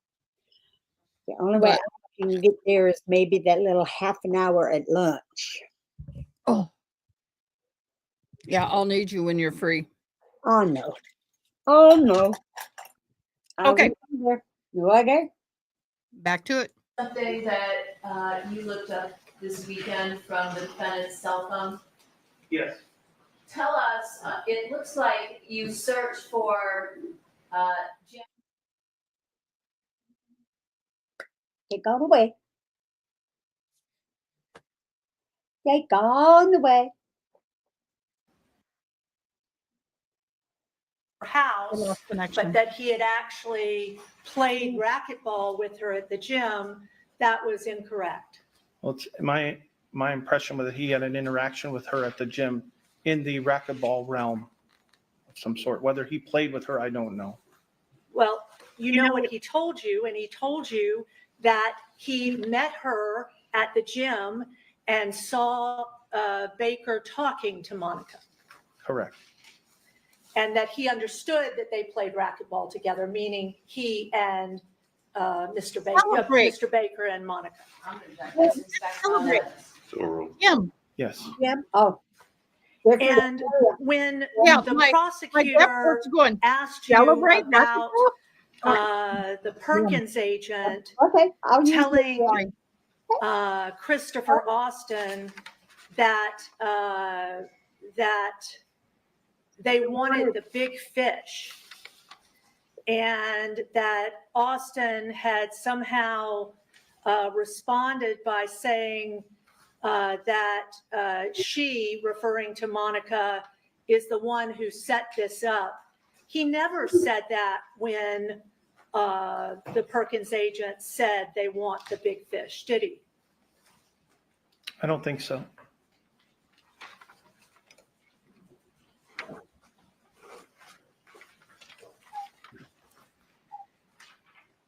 And when Mr. Austin confessed to you in the interview with Detective Byers, he told you many different stories about how he had committed the murder with Baker, correct? Not sure of your question. Many different stories in what regard? Well, first of all, he told you there was only one knife involved, correct?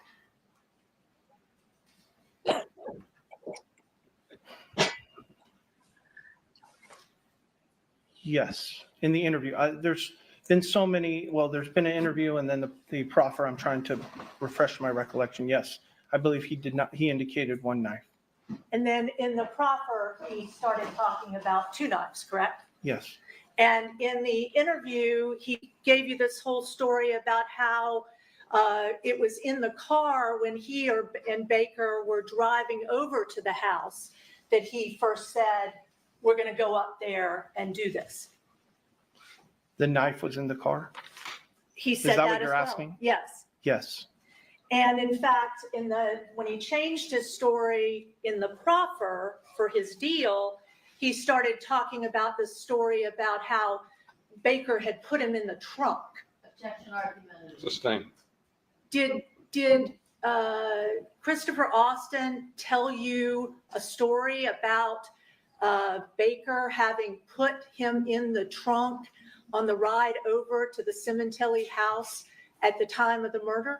Objection argumented. Sustained. Did Christopher Austin not testify here that he was in the trunk of the car when Baker brought him over to commit the murder? He did testify to that, yes. But in Washington, he told you this story about conversations he and Baker were having in the car ride on the way over to the house. Objection. Sustained.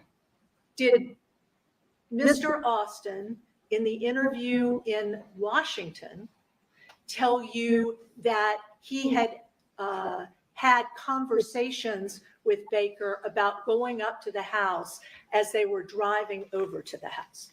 I don't remember if that was in the car or before. If you would like me to look at the interview and tell me where I can find that, then I would refresh my recollections. I don't remember where the conversations he referenced took place, whether they were in the car or not. Let me try this way. Isn't it a fact that Mr. Austin never said a word to you in Washington State about Baker putting him in the trunk of the car and driving over to the house in the trunk of the car? That is correct. And isn't it true that Mr. Austin told you in Washington that the knife he used in the murder was in the car? Yes.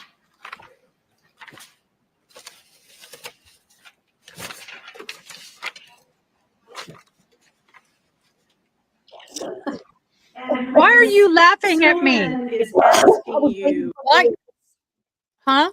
I was waiting for the yes because it takes them We have a so. little delay. There's always a little delay. That's called a décollage.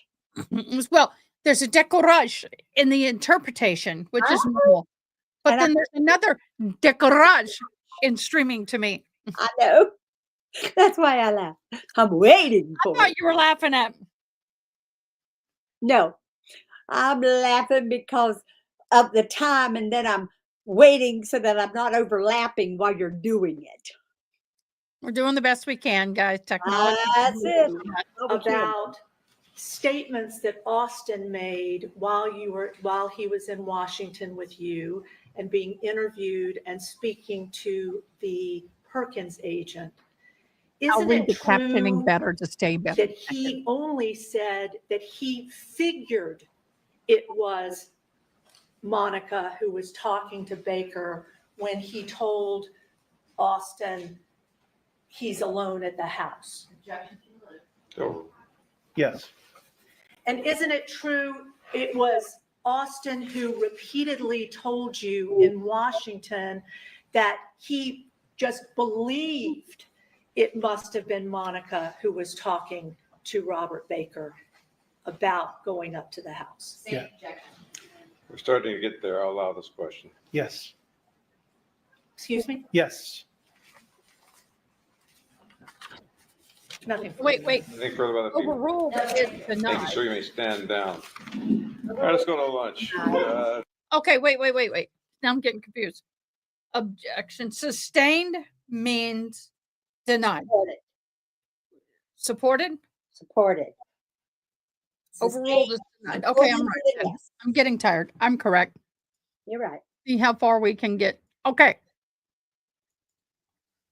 We chased down that rabbit hole. Yeah. Well, you have the way I have to remember things is sustained is with an S. They both start with an S. Overruled is with a D. He's dead. He's overruled. He's dead. He's denied. They're burying it. But that sustained is with an S. Sustained and S. Supported. Yep. I have. I had it right. I'm just having a brain cramp because y'all people. Now, I've asked my community this before. And EDB, they're law nerds. Tanika, they're lovelies. In the very beginning, someone said court junkies. But if y'all don't like that, you guys can rename yourselves. But for now, court junkies. Let me tell you something. Let me educate you real quick. And I didn't realize how dirty this cap was until I expanded. Oh my gosh, I got so much fuzz on this thing. Really? It shows everything. And it's super loose so I don't get a migraine. So anyway, this is hard.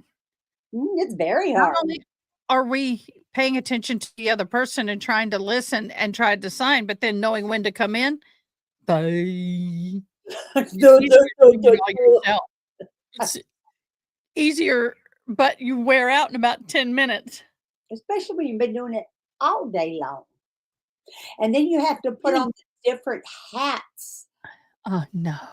Yeah, well, you go from what, chemistry to third grade to medical to court to yep. Chemistry. But while she's doing that, I'm gonna say all my lovelies. Oh, I can't do that. All my court junkies, all my junkies. Do me a favor. Hold on. Do me a favor. If anybody is going to watch with me the entire Karen retrial and is good at typing notes, would you please be my note taker and send them to me? Because I know we're going to have at least 5 deaf people watching, which means I'm going to have to be interpreting. Yeah, because I'll be working all day and except for 30 minutes for lunch. And then she'll come in late afternoon. Yes. I wish we knew somebody else who would do it for free, but they won't. They want $50 an hour. Yeah. Their standard pay. Okay, explain, my dear. You like this? Ain't this pretty? That's This real is- lovely. It's lovely. This is the man that got shot by the bad man who the police saw with the gun, and he got shot. So the police, they chased down the bad man and they put him in jail and took him before the judge. Okay, and the judge says you was guilty, and he put him in jail. Now that was their vocabulary. But then they had to go to the hospital. They had the ambulance to come and get him and take him to the hospital, where he had to find a doctor and a nurse.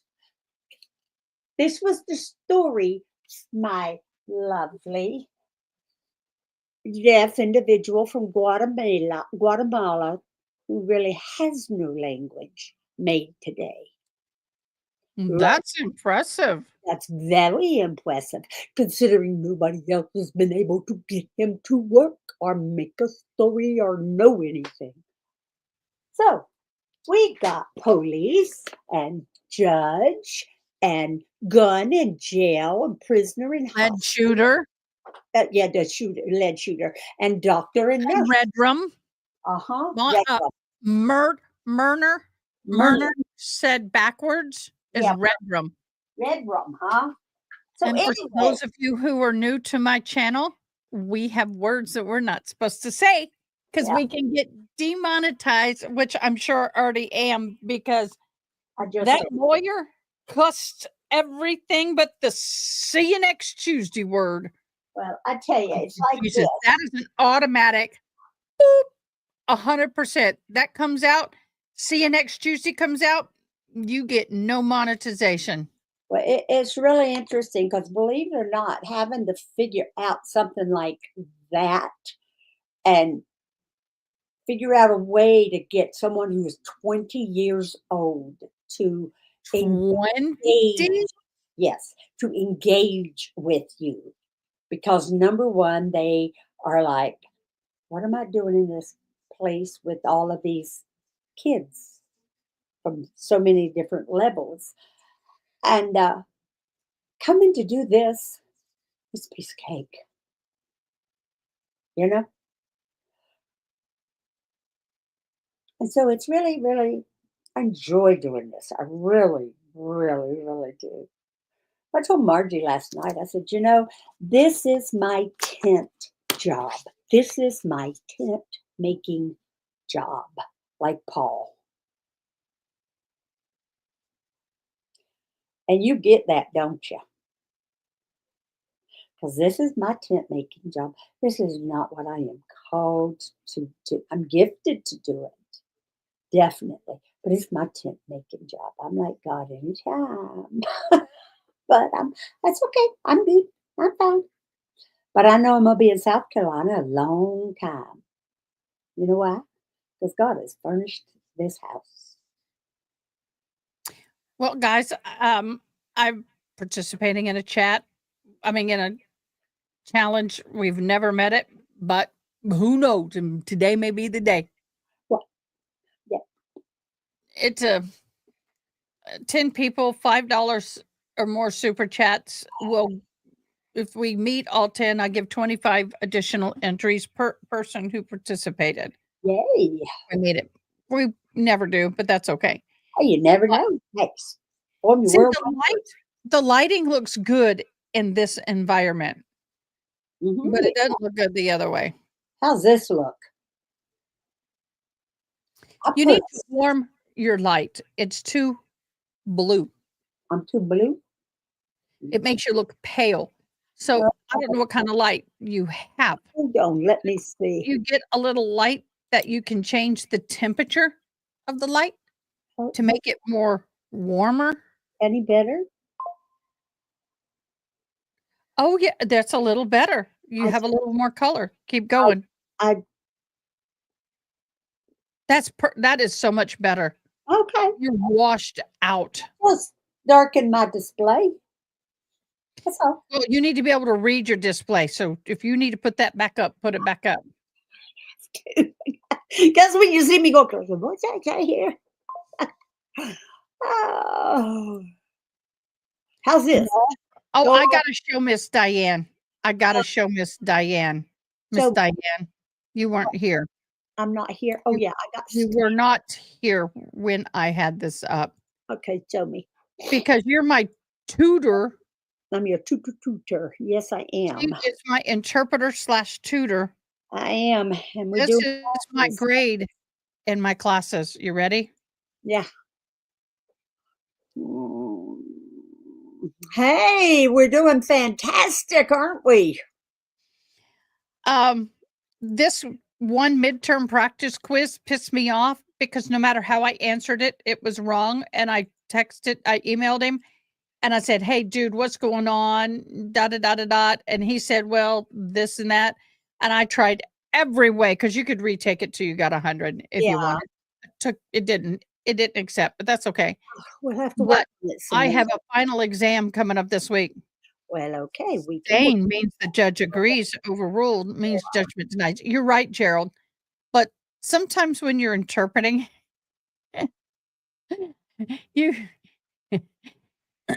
there really is not a real word abstain truthfully in ASL, and context means a lot. So accept or denied, support or denied. Yeah. But when my brain is signing, sometimes I go, my brain does a little circle and I get reversed. Yeah. All right. For those of you who don't know, Miss Diane and I met when I was I in college yet? No. No, not yet. Oh, yes, it was my first semester. Oh, yes. Oh, yes. 2013 is when we first met at an Glow conference, and Yep. there was a 12, deaf 11, 12. blind woman. No, that was the second one. The first one, I sat in the deaf section, and we became fast friends. And I Yes. told you I was losing my hearing, Yes. and I was in hearing aids. And yes, Gerald, without hearing aids, I'm pretty bad. He's Um, pretty- but anyway, the second conference we were together at was in Washington. Yeah. There was a deaf blind woman, and I was what, year two, three, because it was every other year for the international. And I had just been exposed to protactile interpreting for the deaf blind, and I sat, kid you not, like this, because Yeah. she was in a wheelchair. So her knees were straight in front of her. So I'm literally straddled and elbows. I mean, that position for 4 days, Yes, she did. 3 of them, 8 hours. Protactile. Yeah, That woman has since passed, she but did. she Wow. did. Yeah. But so I was told, but that was the first time in 20 years that she'd been going with her daughter that there was anybody that she could be interpreted to. She'd sit there and knit the whole time, 8, Mhm. 10 hours a day, and she's blind. Yeah. It was amazing, but she would sit there, knit, and get nothing. She was elated I'm by the sure. time we left.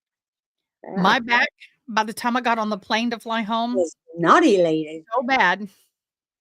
I never had back pain prior to that like I did that day. I'll bet. And there was 2 weeks after that that I had back pain. I'll bet.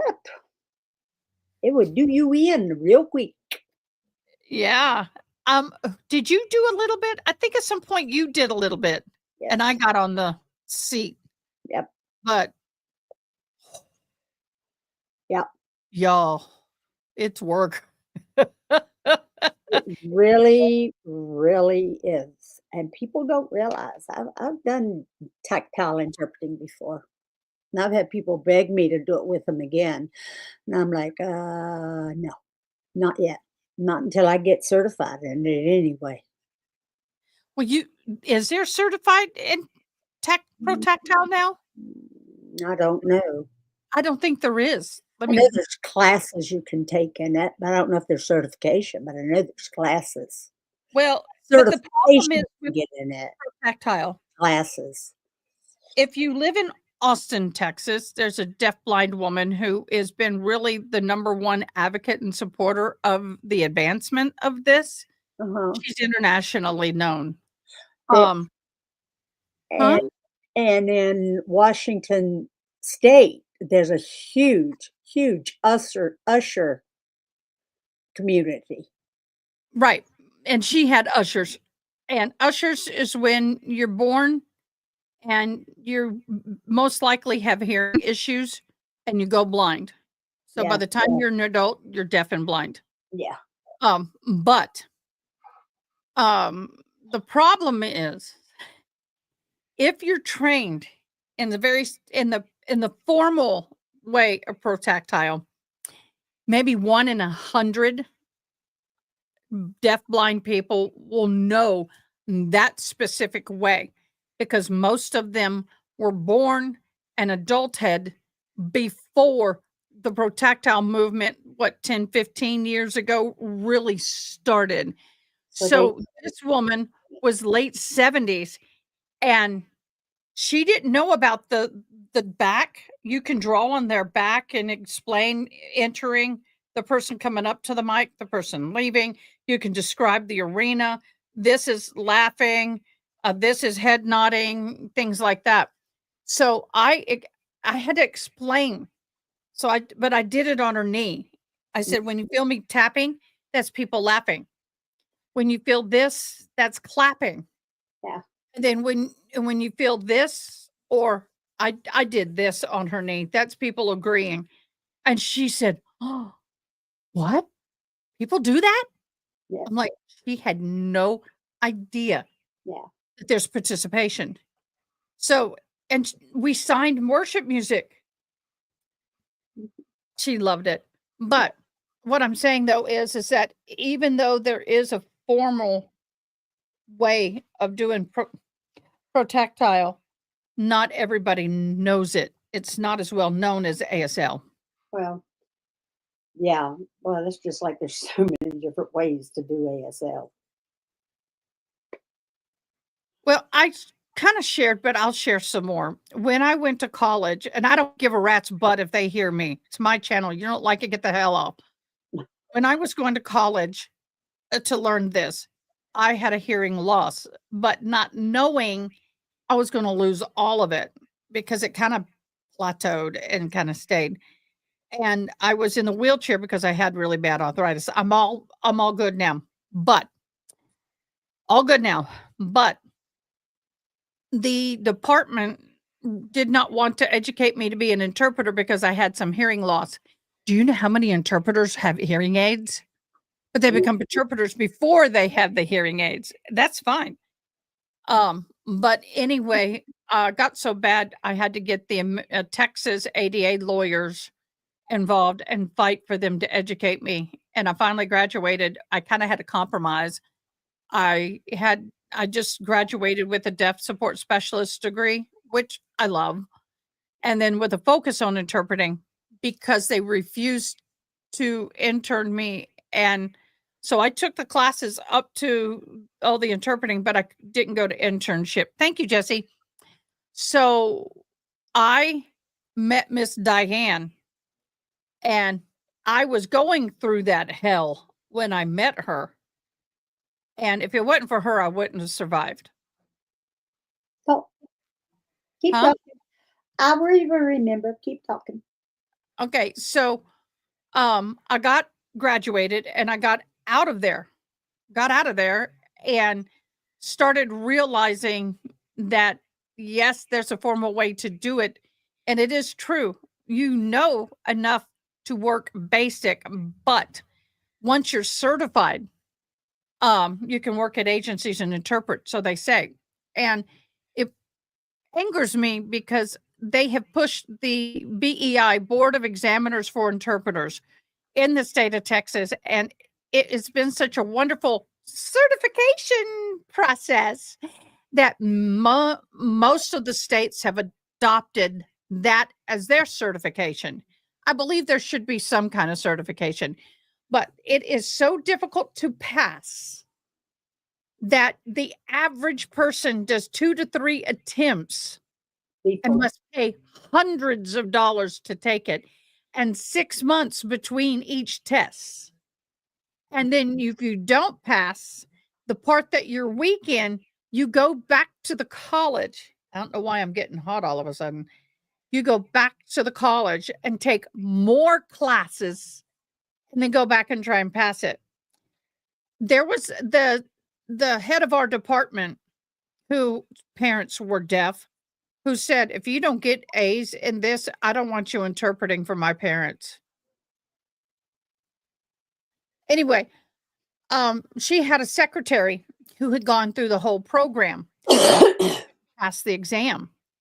She took it 4 times and failed it. But and then she told her, take it one more time. I will pay for you to take the test. Why is the person in charge of all this, and one of the people that helped create the exam, and one of the people that helped grade the exam, and most of the teachers in that department grade that certification for the state, is begging you to take it and encouraging you, and she passed it on the 5th time, and the woman paid for it. But you wouldn't let someone like me, who may have to take it twice and who's getting B's in the classes on average, but you say you wouldn't let anybody interpret for your parents unless they had A's and passed it the first time. Political BS. Do you know why I say all that? The Americans with Disability Act that governs all this does not say you must be certified to interpret. Right. Qualified. And what is qualification? Perfect example. I was interpreting for an agency as a non-certified, and they called me in. I drove in from Kerrville, and they said, "We need you here within the hour." I said, "Okay." I get there. It's a medical appointment. The woman is getting a uterine biopsy, and they sent one of the people that actually graduated in my class. She's like 22 years old, 23, never had a female exam, knew nothing about what was happening, but she was certified. She was certified. So she goes in and she flustered it all up. And the doctor says, you may leave. You're not qualified. Called the agency. They sent me. I interpreted because I've personally been through all that, but I'm also older and medically qualified. I have a huge medical background and I had knowledge, and I went in there and the doctor said, "I want you from here on." Yeah. Certified to me means nothing. When I went through that program, we had to take an exiting exam. We had to know the ADA law. We took a practice English proficiency exam. And before you can become certified, you must be pass the proficiency exam, English proficiency, just like a Mexican national who wants to interpret in Texas has to pass, because we go from English to ASL, ASL to English. I'm dyslexic as hell. I had a little bit of accommodations. The test was in larger print. I was the second one to finish my test, and I had a high B. So, certification also, when I went to college, we had to learn the code of ethics and all of that. That's why I think certification is important, because there's a lot of code of ethics. But they make it so difficult that you got good interpreters who aren't out there because of the politics and the bureaucracy that's involved and the money, because they want you to go back and take more classes. Yeah. So it sucks. It does. But under the ADA law, 2 places I cannot interpret: in court with the judge, and I cannot interpret for doctor. In other words, if the doctor is deaf. There's a deaf doctor in San Antonio that has a certified medical interpreter because he's a surgeon. Lives depend on that. Now, I can go and interpret a clinical visit, right, Diane? Yeah. So they do have a national test. So once I get my bachelor's degree, she and I are going to work on getting me certified as a deaf interpreter for the deaf. I was going to tell you, you really need to work with that. Get your certification as a deaf interpreter. Yeah. But it's a different type of certification. There's a written test, which scares the out of me. Oh, you'll be fine. We'll work on that and make sure you're Well, fine. I don't remember all the dates and the school names and the acronym. Oh, y'all, acronyms. There's like what, 2,000 acronyms that we're supposed to know? Not only 1,500 words that we're supposed to know to pass the English proficiency. It's hard. you'll Do be you know fine. the fail rate for the BEI is on average 30 to 40% or more? Don't tell That me is that, because I higher was fail. the EI. Yeah. Well, and that fail rate is higher than the board certification for physicians. The Yeah. state board's is a lower fail rate. Yeah. It's crazy. Absolutely crazy. And like So, some places, they're- Diane is nationally certified. Are yeah, you certified? yeah, I have my court certification. Yeah. And one of the girls asked me from this concert, "Hey, what are you doing now? Are you doing anything in sign language?" I said, "Oh, yes. I have a YouTube channel and we interpret court proceedings for people to watch who were deaf. I'm a deaf courtroom commentator. And she goes, you can't do that. I said, yes, I can. Number one, I'm under a court certified interpreter. Number two, this is entertainment. We are not in court. That's right. We're not in court. But it's great practice for you, darling. It is. And I absolutely love it. I Yep. love it. But here's the thing.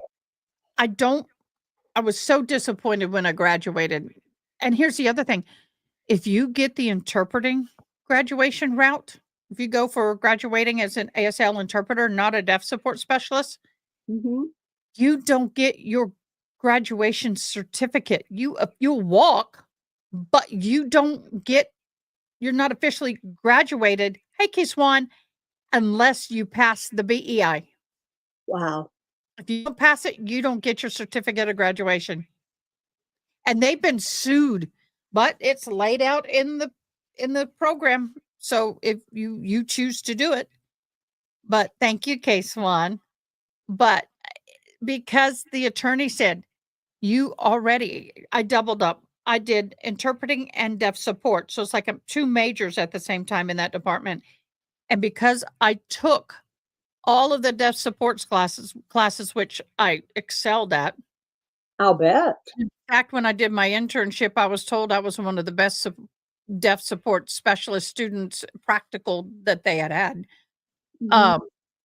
That I can also take an ASL focus, and that's what I did.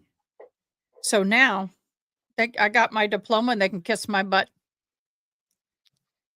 With a smile.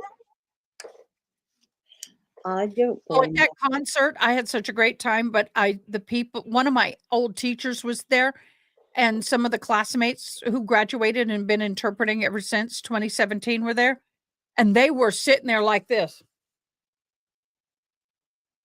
watching me. I was worshiping in sign language. I wasn't interpreting, so it didn't matter what I did. That's the fun part. That is the fun part. Oh, people, life and drama and life. What do we do with all of the drama? But like everything, every field, everything you do, there's politics. No, But isn't there? I think I've decided what I may do with my criminal justice degree until I get my major. Which is I'm going to be a private investigator. go. If the state, they're really strict, and if my ex-husband's situation doesn't affect me and some of the things that I went through afterwards, but I'm going to go for I'm going to try and get a PI license. Hey, whatever floats your boat, darling. Well, because listen, while I'm getting my master's and I can start working PI, I will learn how to access all of this wonderful stuff that I don't know now. That can help me here. I Yeah. can work part-time under somebody else and still go to school and still do this. But hey, unless I find a husband, unless I find a godly man that wants to put up with all this lardness, and then I'll be a happy wife. Still do this, yeah, but it just depends. We'll see what God has in plans for me. Oh, I do understand that. I really, really do. I got one husband living in this house. I don't. I'm That's his next. husband. Yes. Okay. Oh, chat. Listen up. By the show of whatever, how many of you would ever let your ex-husband move back in with you? Diane is a saint. Believe Not like one. me and God had a lot of conversations about this. What did you say? He put his arm around my shoulder and a hand over my mouth. Sometimes it's two hands over my mouth. Please, God. And sometimes it doesn't stop you. Yeah, and about that time, Margie goes, Diane, shut up. No lie. No lie. Ugh, I'm like, oh, my. Ma, Believe ma, ma, ma, ma, ma, ma, ma, ma, ma, ma. Ma, ma, ma, ma, ma, ma, ma, ma. oh, no. Well, while Diane, I'm Yeah. going to take a ladies' break. I Yep. haven't today. Well, I think you probably need to then. You want to you want to entertain them for a hot minute?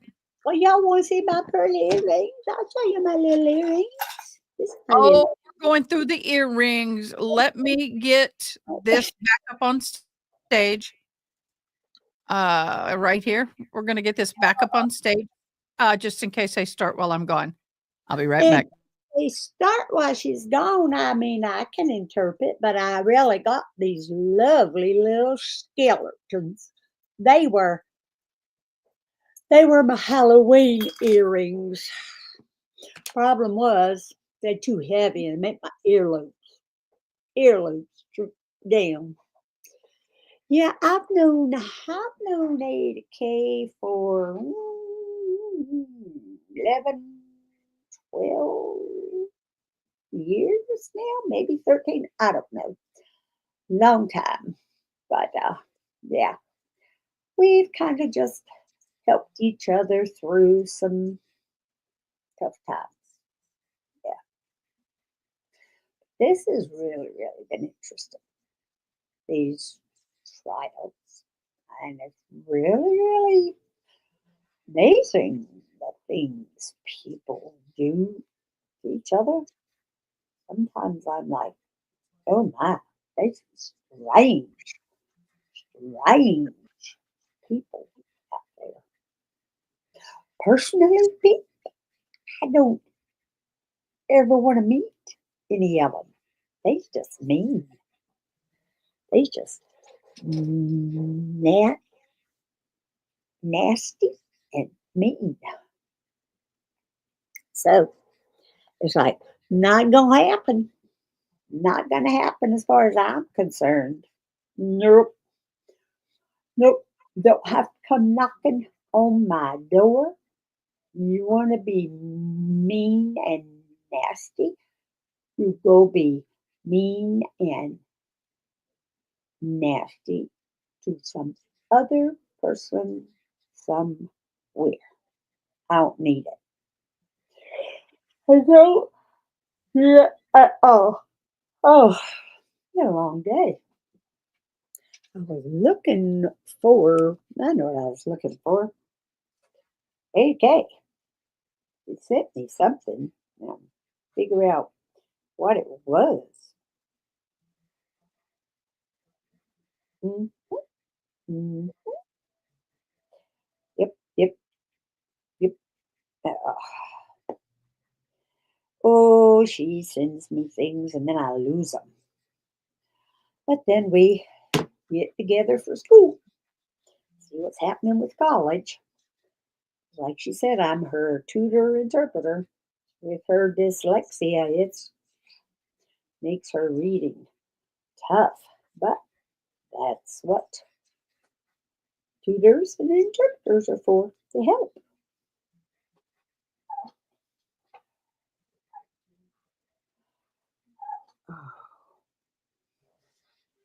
Me, I have children. 4.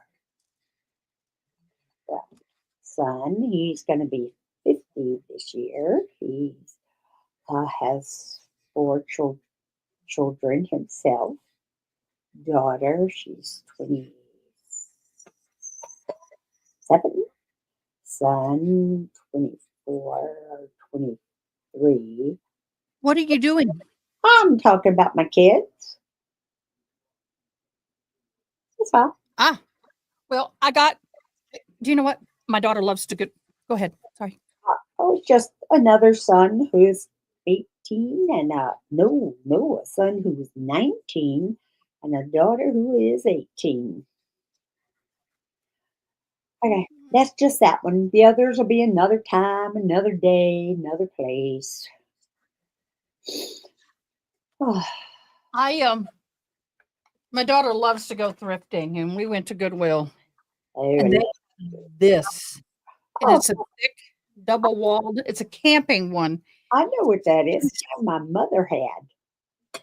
and this is pretty expensive when you go to buy them. And I miss my 4:00 tea time every day. Before I started this, about 4:00, Uh-huh. what I was doing, because it's what my mom did. My parents, my spiritual parents, they'd have tea time at 4:00. Papa would come home.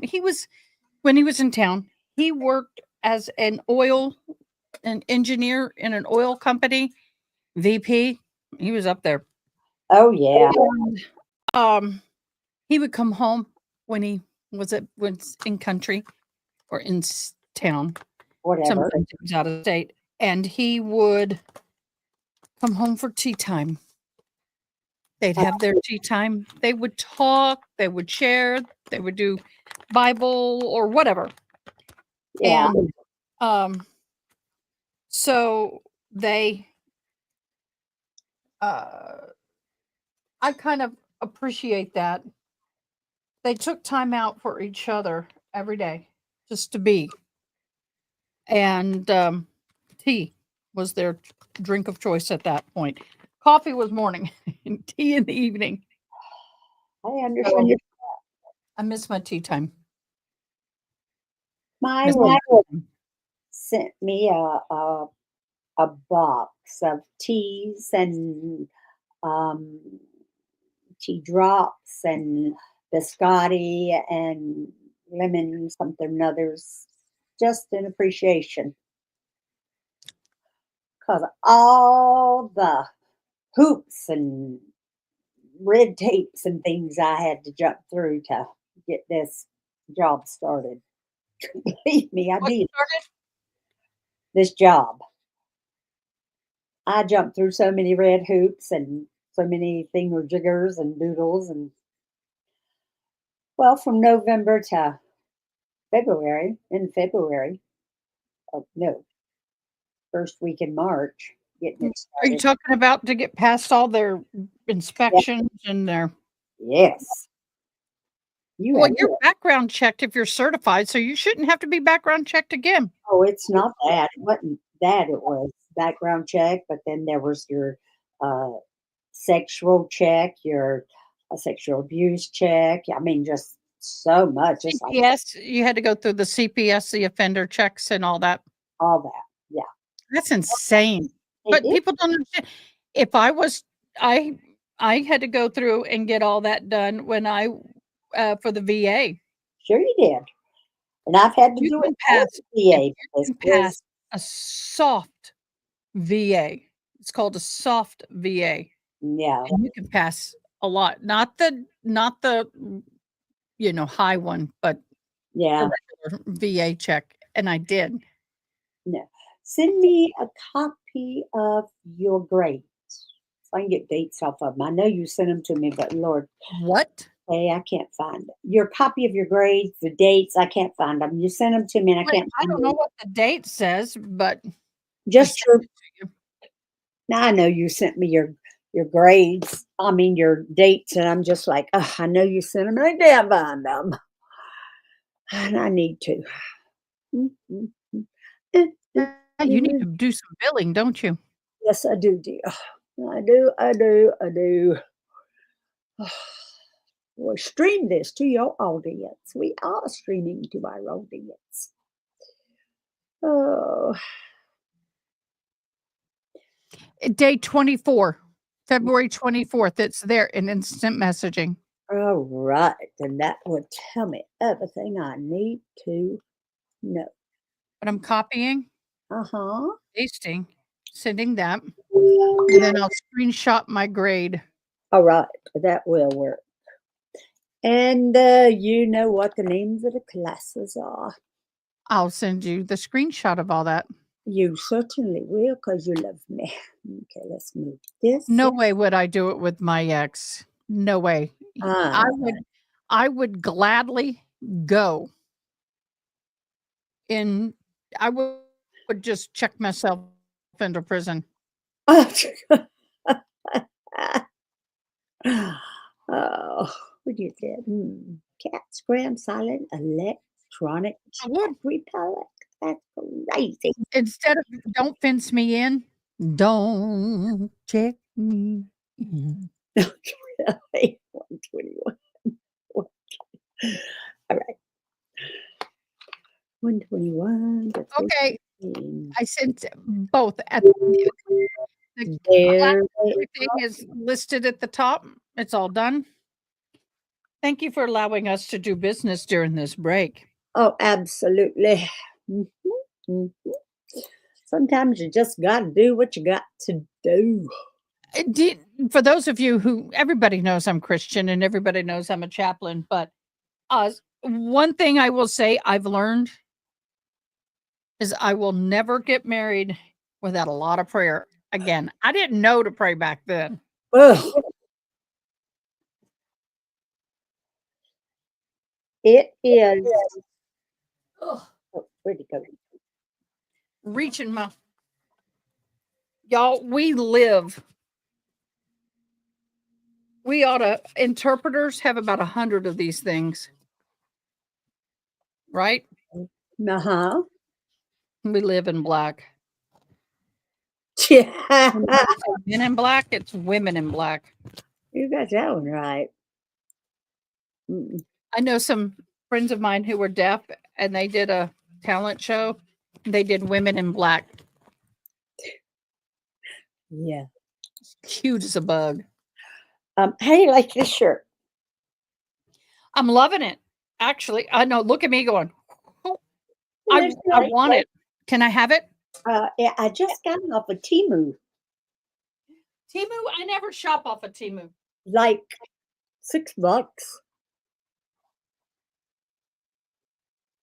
$6.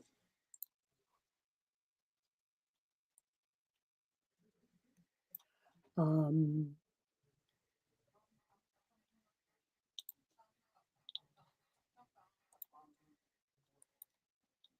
No. I very seldom will shop off of Temu because I've read a I lot of it. never know because some people say a lot of stuff is horrible. Well, so far everything I have gotten, and I mean everything, has been lovely. I want to get a bunch of camping gear. Still want to do camping. Oh, come here. We go camping together. Well, Might be a little need to difficult, but I say camping. Let's say glamping. yeah. I have a very specific requirement for my camping. Can't be much more specific than me. Oh, Mm. oh, this is glitter on me. I couldn't figure out why my thing. I kept seeing stuff and it's glittery. See, that's what I like about this. See the little glitters? I do see that would have been fun for the concert. Yeah. But I've been real pleased with the couple, 2, 3 things I've gotten off of there. Well, I might give it a shot. Okay. Okay, guys, I am so hoping they get this man off the stone. Just don't get him off the stone. Beard him up with They a used to stand on a stone and then they made a witness stand. It's a little wooden podium they used to stand at, and that's hence wooden stand. Somebody said, why do they call it witness stand when they sit? Because buku years ago, they They did. had to stand. They They stood. still have to stand over in England, I believe. Not this long, they wouldn't. Oh, yeah. If I had to stand this long, I'd be going, give me a seat, or I'm just going to tell you anything you want to hear. The only thing you're going to get out of me is my feet hurt. You better talk quick because I only got 10 minutes before these feet start barking. Yeah. And it'll be so loud it's going to disrupt court. Okay, who puts milk or cream in their tea? Me. You put it in first or after? I don't know. It all depends on how much time I got, I think. Is there a difference? Yes, you're supposed to put it in first. Okay, that's good to know. You're following proper protocol. But then again, who cares if you're not? So there, Oh, Meghan Markle does something that I hadn't done in years. You can get dried edible flowers that are real itty bitty. And I used to make, she did this. I was like, oh, goodness. I took glazed, I made my homemade glazed donuts, dip it in the glaze, that, set it. And then just before it's 100% dry, not when it's super wet, I sprinkled those dried flowers on it in the spring.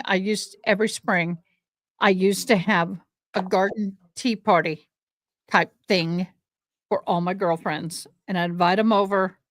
We'd have high tea, and I'd make everything.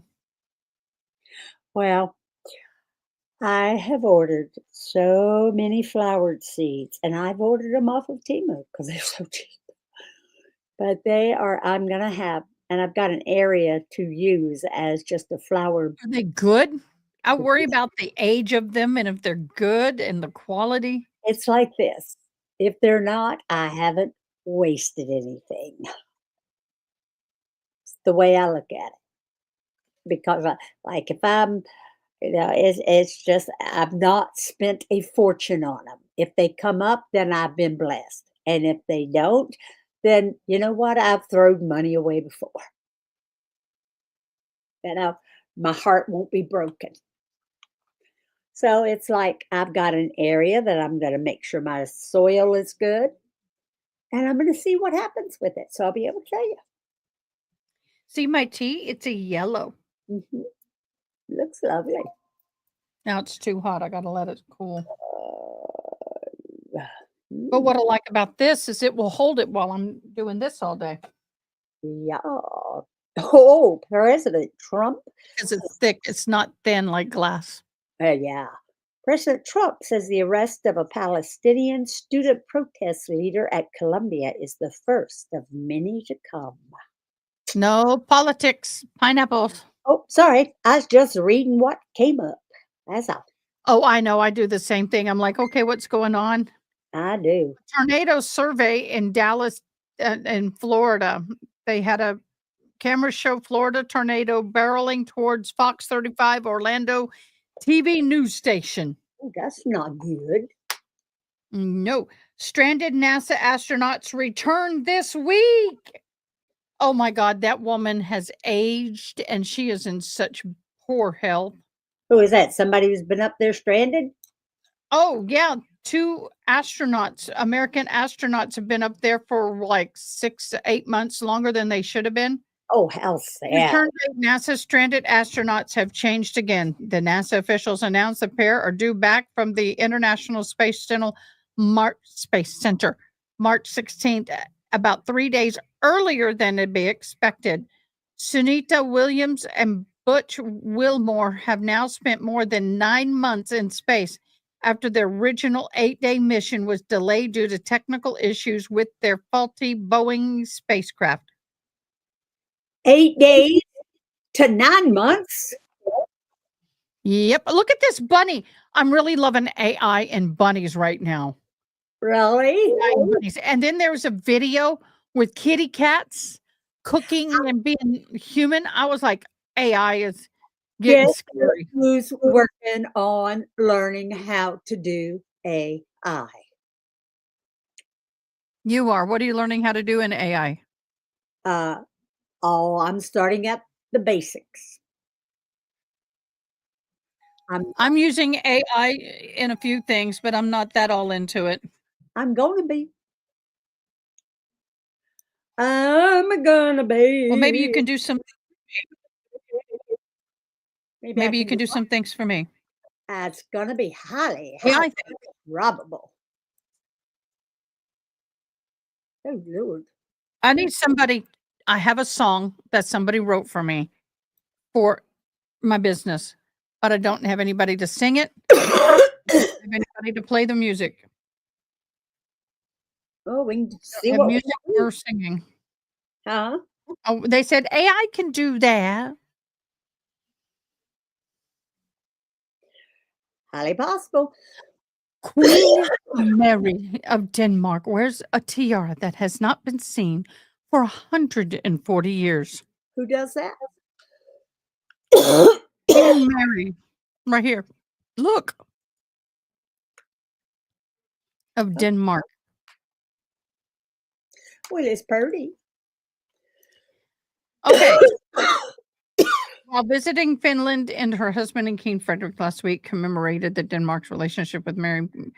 She wore a leaf pattern. Who cares about the dress? Okay. Reported it had the complimenting the dress was a tiara. Told her reported hadn't been seen in 140 years. Boy, Diane, Hey, I'm doing Look at pretty good, honey. that is a very old tiara. Yeah. It's been in the vaults with it. I wonder how old it is. I want to know how old it is. Oh, well. I don't know. I'm just trying to kill time, y'all. I know, and I'm writing down information. What are you writing down? Your schooling information. Is this the only class we have right now?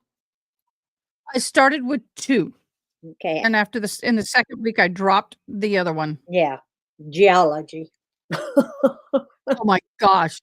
You were a saint in trying to help me.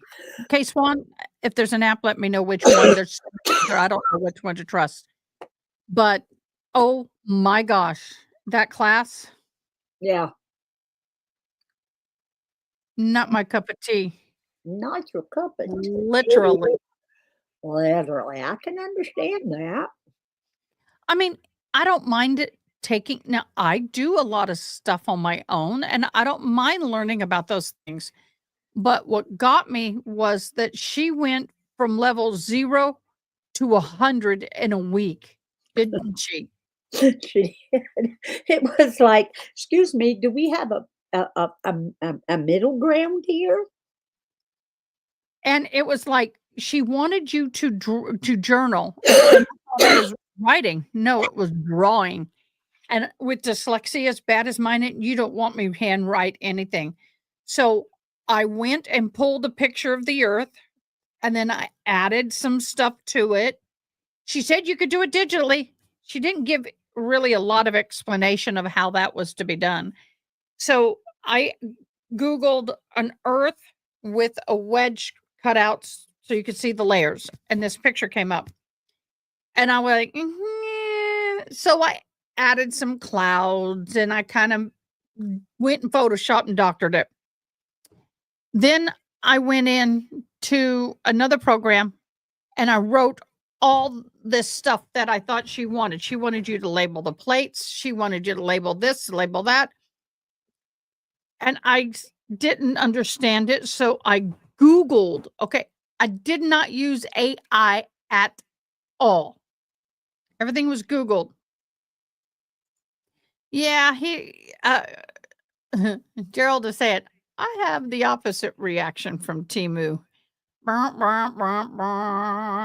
I guess it depends on what you're getting. So she came back and after I submitted it and said, this is AI generated. And I said, what do you mean? She goes, well, it's AI generated. And the AI caught it. They have these little programs that will catch AI. And I said, ma'am, I'm 54 years old. I barely know what AI is.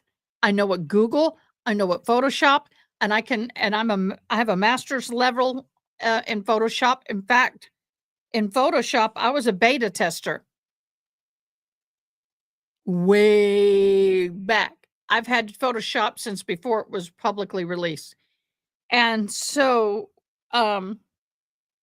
she said, well, I can't accept this. I'm giving you a 0. I called Diane because she's my tutor. I freaked out. And then we were trying to figure out, she gave me extra time to redo it. And we are trying to figure out how to do this and what she meant in her instructions. Because Diane, her instructions weren't that good, were they? Oh, of course, you muted yourself. I can't hear you.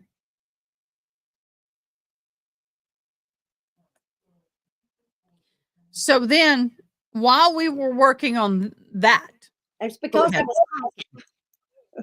Oh, okay. What did you say about her? I said no, and she was talking in circles. Nothing was clear. So then she wanted the next week. So you go from a simple drawing and barely learning about how fossils are made. You're talking very basic. We're talking like 8th grade science basic plates and pressure and water and dot dot dot dot dot. Oh, thank you. So then next week, the assignment was look at these fossils in the picture and tell me how they are made, under what conditions, all of this stuff. And I looked at that and I went, I'm out. She went, oh, hell no. Pretty much. Pretty much. She did. And it wasn't even any hesitation. It was like, this ain't happening. This is stressing my brain out. Well, but the problem was you go from 0 to 100 in 1 week. Yeah. And I was like, that's not the way this goes. This doesn't work this way. I understand that we are in an 8-week versus 16-week in my college. You can take either 4 classes for 16 weeks or 2 for 8. So it's you're moving faster. Honey, Yeah. micro mini course between December and January, the Christmas break, the 3 weeks off in Christmas break. You do 16 weeks in 3 weeks. Yeah. Didn't even move that fast. I was like, you're still trying to wrap Christmas presents. I'm out. We ain't having it. Now, if this court does what it did on Friday, I'm going to be mad. Wow. They took a break and never came back. Well, it is going to be interesting if they do that. But I'm sorry you don't feel well. honey, I feel so much better than I have been feeling. In fact, this right here is about the first time I've coughed all day. And that for me is I am amazing. not able. It's go. been, maybe a little spasm here and there, but so much better. By the way, everybody in X, there was a glitch on X's side. We were not able to go live all morning. We are live now this afternoon in the Sementilli trial. One of the investigators has been on the stand. It's kind of been so. I'm hoping. Yeah, Gerald's getting a whole lot of my personality right now. I am hoping that we get to Mr. Baker today, if not tomorrow, because the prosecution said they were going to rest today. Well, we'll see. They might be resting on their laurels. Well, it depends on what they are arguing right now. I mean, it just depends. Yeah, true. Yeah. Guess what I'm doing? What you doing, darling? I coloring. It makes my brain relax. Oh, somebody asked what I was doing. They've not seen my artwork before. You just reminded me. I don't color anymore. I don't have it. I gave it to somebody who was in the hospital doing rehab, and I never replaced it. Okay. For those of you who've never seen it, okay. For those of you who've seen this 100 times, thank you for being tolerant. This is Native American beadwork. Yeah. This is a barrette. However, in the regalia on a woman's traditional, we have what's called a drag, and it's a piece that goes from our neck to about our knees or longer, and it's about yay wide, and it represents what they used to wear when they lived in the prairies in the 1800s. Yeah. It's called drag on the back of all their clothing. If they didn't want someone to find their footprints, it could be material, rags, it could be leaves, it could be anything to disturb their footprints. But in order to make one, this is my regalia pattern. These are my barrettes. I need to make 10 of these. And they start off as a drawing, then color. It takes me just to fill in the black 9 to 10 hours just to do the backfill. Mm. Okay. This is over 30, 40 hours easily. The bigger ones are about 50 hours. But I'm going to have 10 of them lined up, and then they're going to all be decorated. And then where two of them meet on the drag, and here I'm going to have something else. But this is what these are going to turn out to. You can see these are a little smaller. They're not as big. The big to little. So I'm on my 10th one, and it's taken me forever.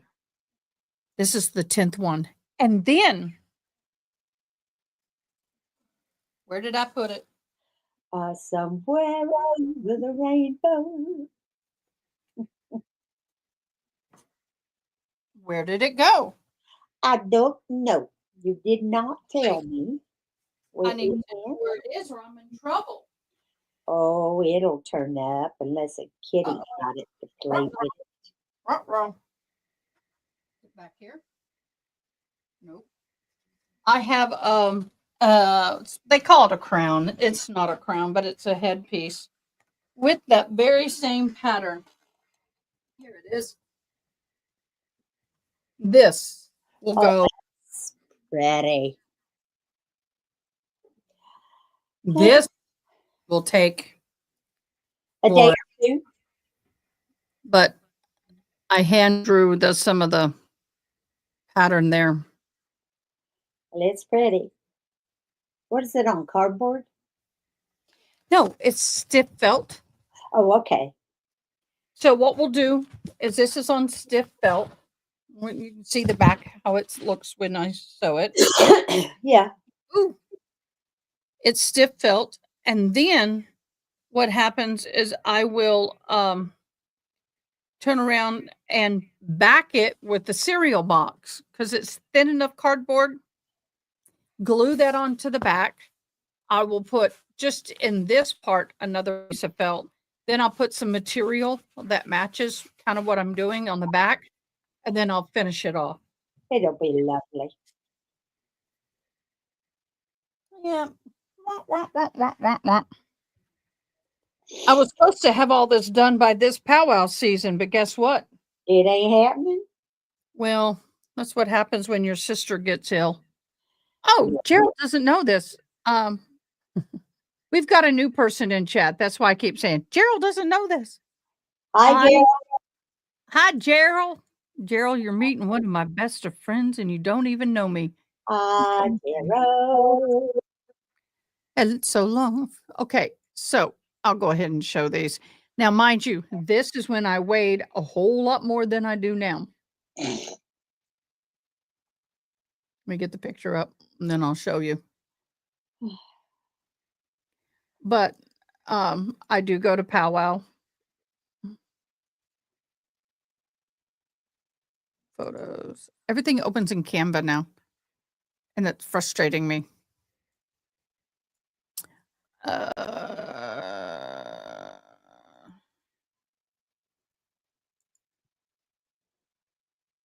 No, that's not what I want. Well, maybe. I've never done this. Let me go to an image file. Let me go down here. Whatever you needed to do, darling. We're gonna start. We'll just. My mouse is acting up. We'll start here. Okay. There I am in full regalia. Yep. Was that at a glow? No, this is this was removed from student. Let me do it this way. This was at a wonderful Native American artist created. See all these little silver things? They're cones. They're made out of skull can lids. You take a skull can lid and you roll it and make a cone, and you can, let me see if I can embiggen. Oh God, this is going to be scary. It won't embiggen. Zoom 100. It's not zooming. It's all right. But they're sewn onto a piece of ribbon. This is made from all those cones. That is like exquisite material. Tell you what, that's got to be a heavy little piece of something. But see, it's hanging from the ceilings. Now, I made everything that I'm wearing, Yeah. and she saw me in it. Yep. It was quite lovely. And these are horrible, man. This is a long time ago. And I got to tell you, this cloth is a 100% hand woven wool. Ugh, hot. $100 a yard. $150 a yard. Yeah. It's called trade cloth, and that shawl that I'm holding in red represents the missing and murdered Indigenous women. Now, it's so cool because when you walk through there, you can touch them, and it sounds like rain. But Sounds that like rain.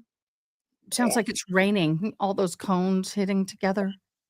But I am not that big anymore. Now, I know you're not. You're tiny compared. What? Not that big no more. But I made the moccasin. I did it all. There's shells on that dress, and there's like 750 shells. Wow. 1,000 sequins holding. There, you put a sequence. You put the shell. You thread the shell. A sequence. Well, wait. You go sequence through the material, sequence through the hole in the shell, sequence a bead, and back through it all. So each shell has a sequence that helps holds it on. Yeah. Margie couldn't do that. This is just so squatty. I hate these pictures because it makes me look like I'm 400 pounds, and I'm not.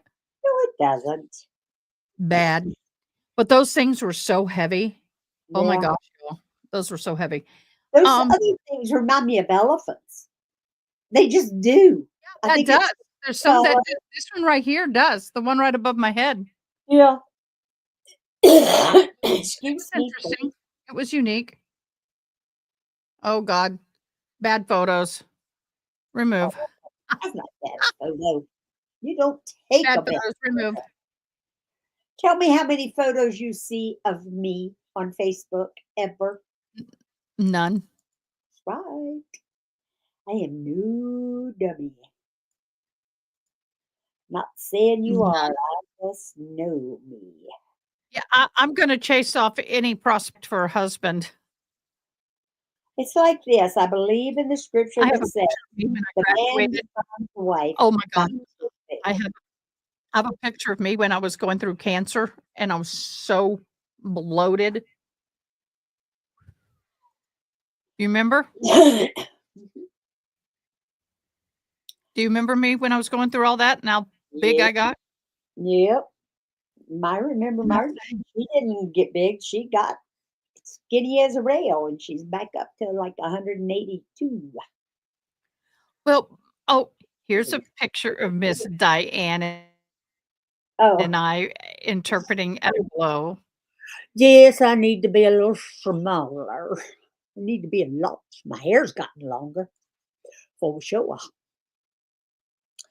Yeah, Oh, I've only yes. Well, and that's not the best of pictures either.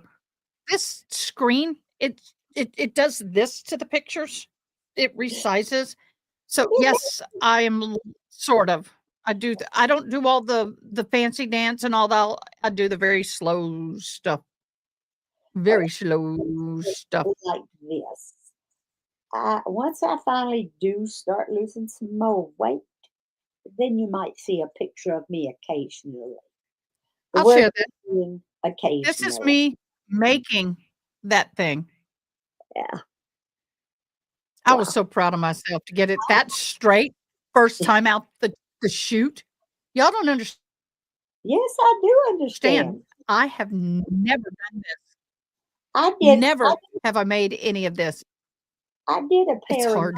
moccasins when I was living over in Alaska. Loved it.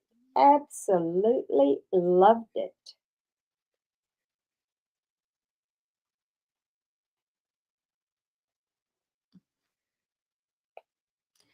Yeah, it's awesome. It's a great thing to do. I don't know. Yeah. I enjoy making, and you can sell the snot out of this, but only natives know what it's worth and will pay you what your time is worth. That's one thing about Native Americans. Um, Yeah. they respect your energy. Okay, guys, now don't judge me. Do you hear me? I hears you. Don't judge me. Okay? Oh, Nobody judge me. This is when I was going through cancer and a whole lot of bad stuff, and I was going through college. Okay? But look at all the awards I got. I had more than the valedictorian. valedictorian. Look at that. Look at all them awards. Look at all them awards and them ribbons. I never had that. And you know Oh, the what? pink ribbon is for breast cancer. Uh-huh. I'm a breast cancer survivor. I have a gold ribbon honors. I have a blue and gold ribbon for another honors. I have a blue. All those were, but those are the organizations that supported me through scholarships and what. If Yeah. you met grade level, they would give you. Now, this is me. Oh my gosh. This is me at 28 years old. Oh, look at you. You just look like a movie star. Like a movie star. I came across my senior picture the other day. If I find it again, I'll show it to you. I just look like a baby. I was 16. I did look like a baby. Oh God, I was 17 when I graduated. I think You I were? graduated early. I graduated high school early. Me too. Oh, here, speaking of, here's me, my senior year, size Look. 0. Look at you. A good strong wind picked you up. 0. 98 pounds. Not me, darling.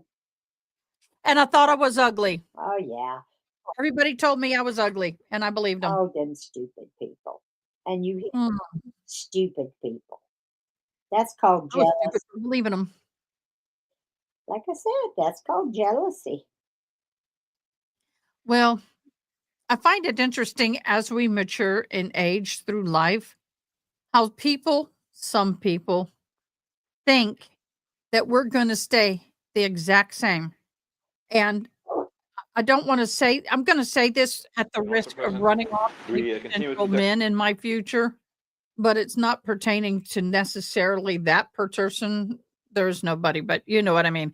Yeah. If you're a potential man in my life, ignore this. But in general, why is it that men, when they start dating in their middle ages, like us or some of us, Look at turn me, around skinny. and want some woman who is that of a 20-year-old in a body, but a mind and the wisdom of their age, who have popped out children, survived cancer, lived life, but the men have beard bellies, nose hairs, ear hairs, balding, bad feet.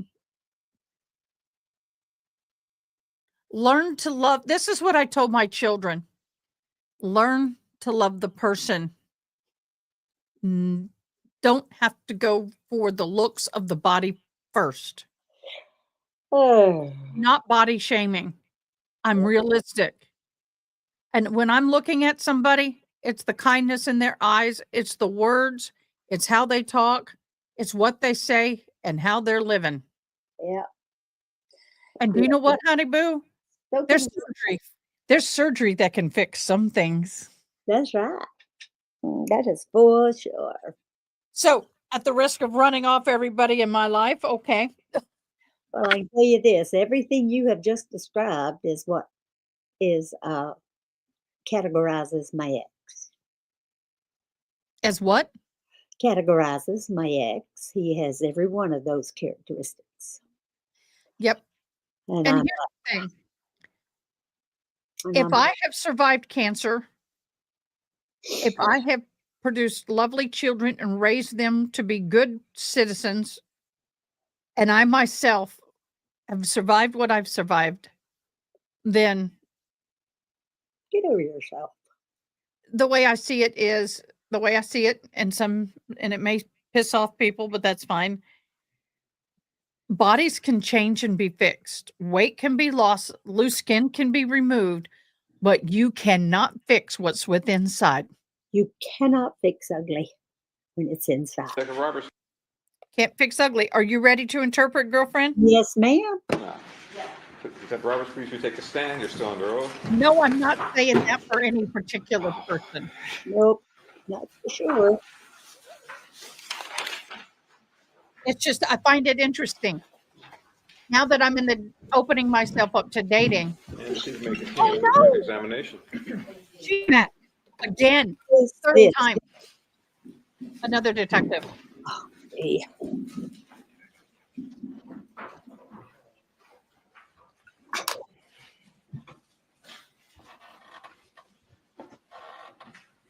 Your Honor, there is a stipulation that was previously marked as People's 236 that dealt with voicemails and calls by the defendant to Procter and Gamble, and I was told that I needed to correct some information on the document. The exhibit is People's 236. The recorded voicemails are contained within People's 158, which is the flash drive. The 34-second long message identified as Exhibit 237 was recorded actually on May 10th of 2011. I'm sorry, 2017. This has to be a second.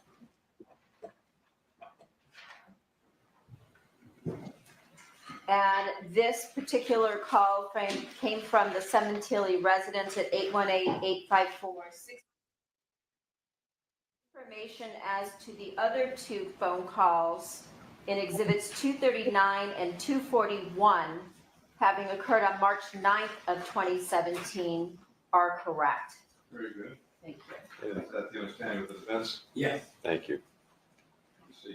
Thank you. Hey, Swan. Yeah, and I love to do the intertribals. Detective, did you obtain emails regarding the victim's upcoming trip to Boston Place. from his email account? If I can interrupt you, Charlene, please just forgive me. Ms. Dago, can you lift up Okay, whoa. Gerald, what do you mean by I doubt it? the projector? Because Hey. that's keeping I'm going to go back. What is he complaining about? From his This tea is good. Ollie Tea, email Our brand. account. our sponsor. If I can interrupt you, Charlene, please just forgive me. Ms. Dago, can you lift up the projector? Because that's keeping everything from going on. Thank you. These trips, starting from Los Angeles to Boston and then on to Toronto before returning to Los Angeles, Our fabulous with sponsor. him scheduled to leave on Saturday, January 28th of 2017 from Alicia Truesdale. Did you review that documentation? Yes. Your Honor, can I have this marked, please? This itinerary is People's 261, it's 2 pages in it. Yes.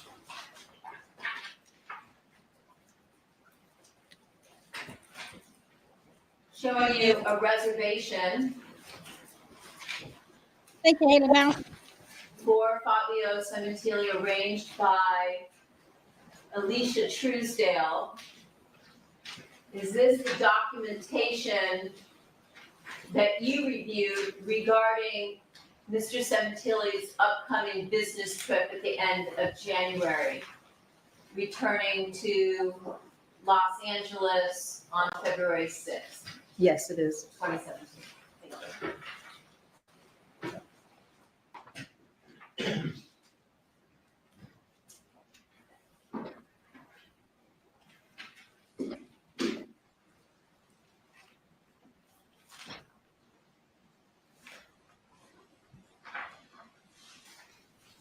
Additionally, Your Honor, I have a 2-page document for Mr. Austin's burner phone number 314. May this 2-page document be marked, please, as People's 262. Yes.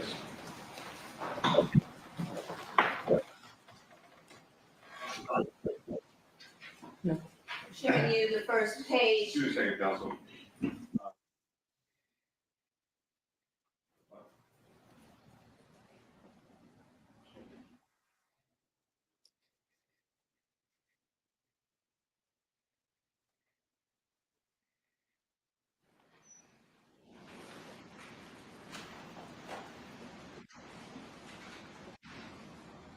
Looking at document, have you reviewed this before? Yes, Is this a document pertaining to a call detail record for Christopher Austin's burner phone that you testified to last week? yes, And do we also see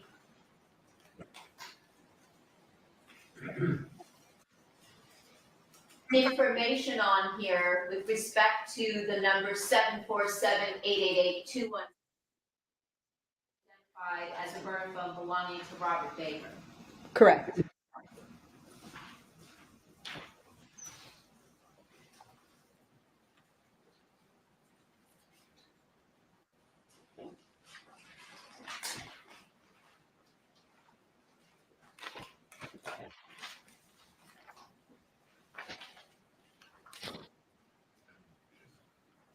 Now,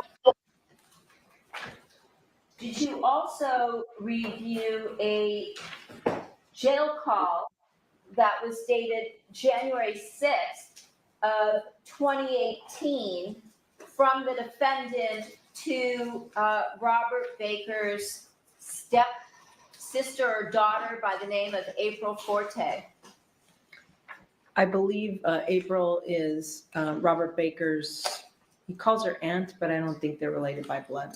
Okay. Or I'm sorry, sister, but I don't think they're related by blood. Okay. And did you review the call between the defendant and April? Yes, Your Honor, at this time, we have the audio file, which is contained on People's 158, and a transcript relating to that call. Can this transcript be marked, please, as People's Exhibit 253, 263, and it's actually only a couple of pages long. I think it's 4. So, All right, so marked. yes, it is.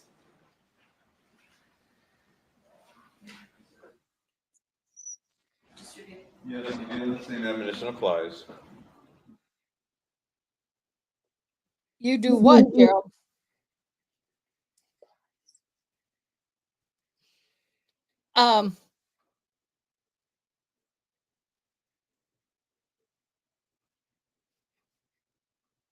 There's one big powwow that I love to go through in Austin. It's indoors. That's one reason why I like it, because it's not outside. When you have 100% full and the entire regalia weighs about 45 pounds.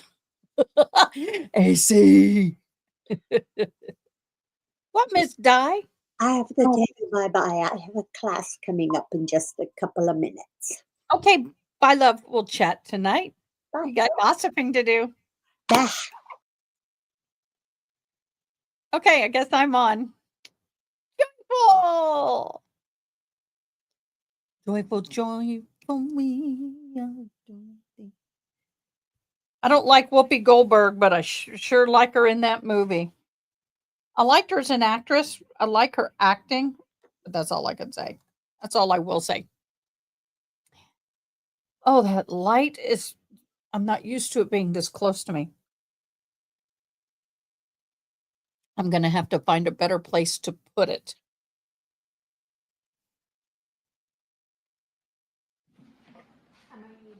I had to rearrange everything, so made things kind of different. Give me a minute. I think I have an idea. I'll be right back.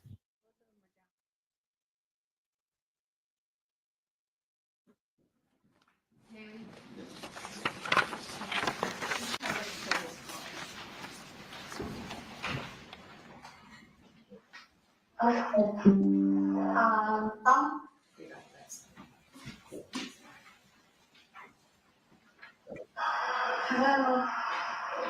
Hi, how are you? Okay. You calling? Okay. Someone called about 2 minutes ago. Was that you? I called at 3 o'clock. So I wasn't sure if I said 3 or 3:30. Okay. Did you call like 15 minutes ago, 20 minutes ago? Yeah. Okay, well, I'm not sure. You're not the only call like that. All right, he was a little, I can tell when I gave him the information, he was bad. So, I don't know if he's working on what he needs to work on, but I haven't heard from him.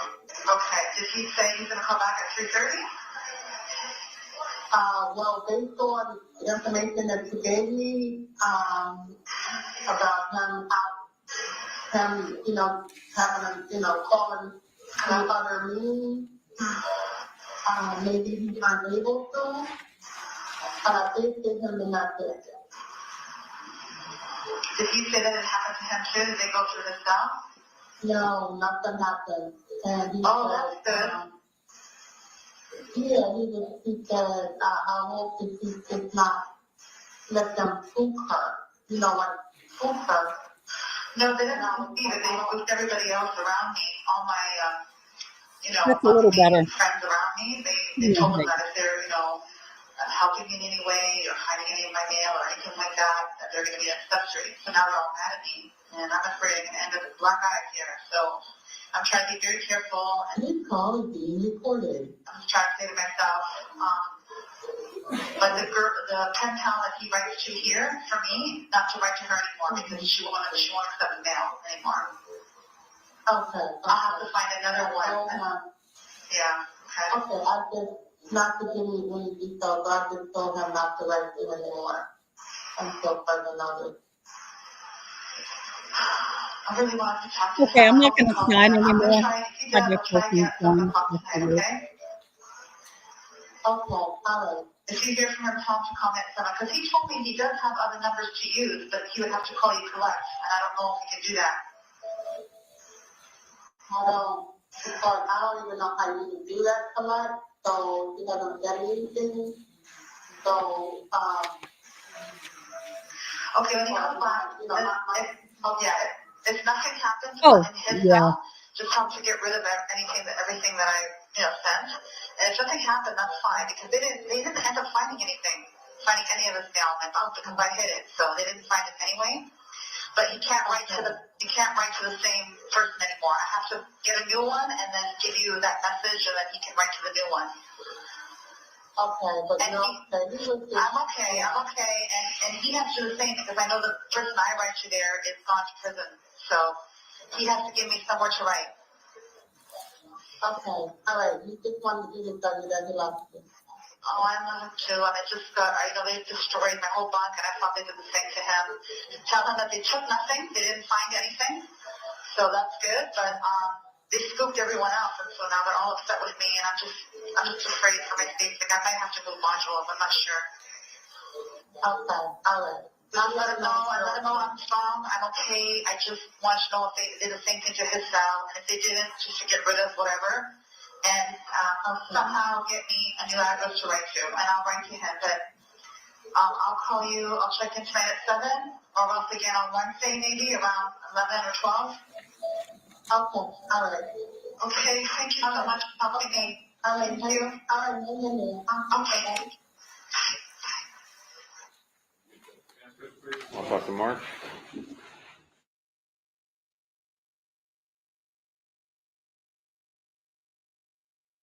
Well, chasing men off is not what I'm saying. Well, I kind of am, but what's so frustrating is people have not realistic expectations, and they think everything is about what you see on the surface. I'm like, good luck with that.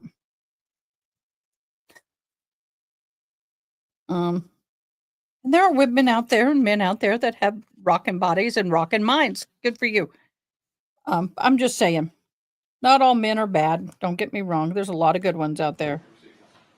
It's just, I just find it in the dating world, the expectations are insane. to the cell phone extraction for Robert Baker's cell phone, his Samsung item number 121, regarding any activity or registration through an application called Lifestyle Lounge. Yes. And what, if anything, did you find based on records that were subpoenaed from Lifestyle Lounge?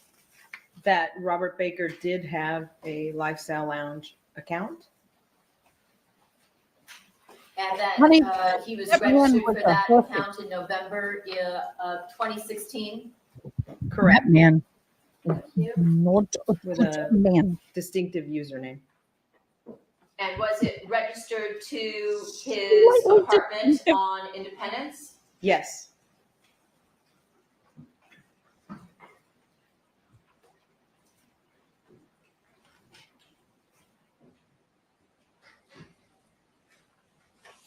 Your Honor, I have 7 pages relating to documents received pursuant to a warrant to AT&T for mobility and other records. Nobility. Please be marked as People's 264. Yes. I used to like nobility tea, but not anymore. Oh, I love Ollie tea. It is so amazing. It's clean. It's natural, Showing you not the full of first preservatives, page, and it's owned by a veteran woman. records from AT&T that include mobility information with cell I doubt it. location.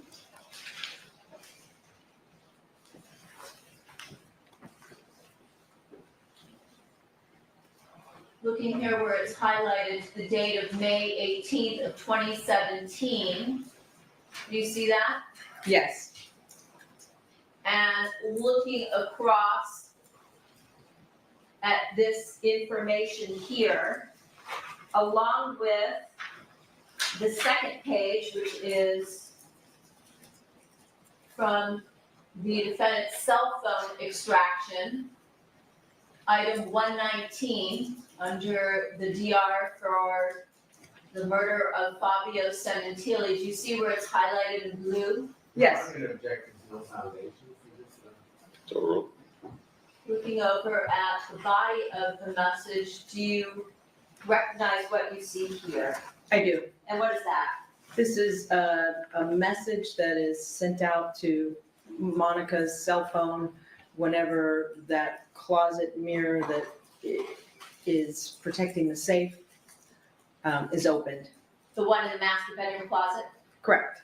And in terms of the date of May 18th of 2017 at 11:18 a.m., is that the same date as the interview that took place that you reviewed of the defendant at her home between Detective Parshall and Detectives Tellis and Gable when they went through the home?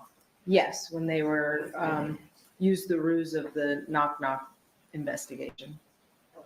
So there's an instant message, it looks like, that's sent to the phone as she talked about during that interview, correct? Correct.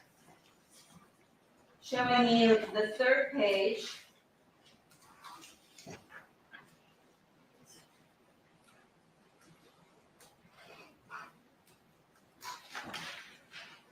At the bottom, dated June 14, 2017, the date of the service of a search warrant subsequent to the arrest of the defendant. Do you recognize this as the defendant's cell phone number? I do.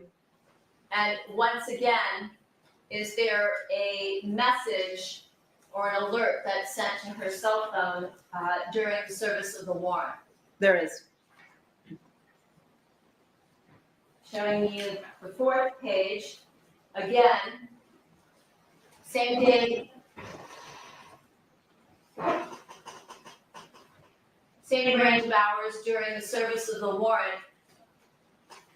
Is this, again, messages that are being sent from the opening of that mirror to the defendant's cell phone? Yes, you can identify that specific communication by that originating number. 35433. And that shows up on each of the records, correct? Yes, As coming from AT&T. correct.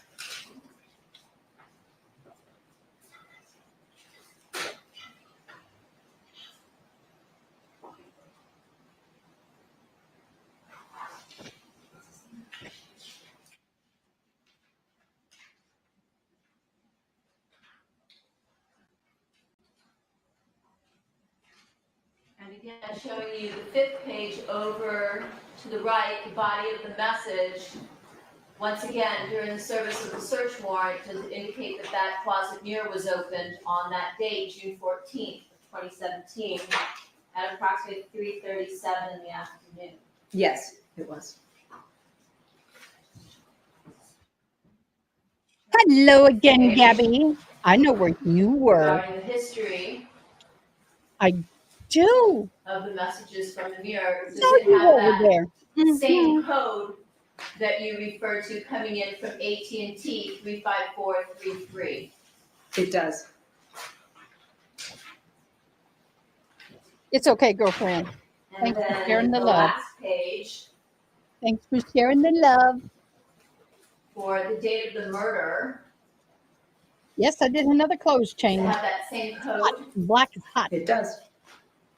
And These when lights you get looked, when you convert this time, is this 2:03 in the afternoon? Correct. When you look back at the defendant's cell phone extraction, just like we saw for other dates, such as May 18th or June 14th, was there anything in the cell phone extraction of her phone showing that she received that communication on the date of the murder? There was not. Does that indicate that she deleted that message from her phone? Objection, no foundation. Sustained at this point. Did it indicate that that message had been deleted from the phone since it existed on all of the other dates? And objection, speculation. Sustained.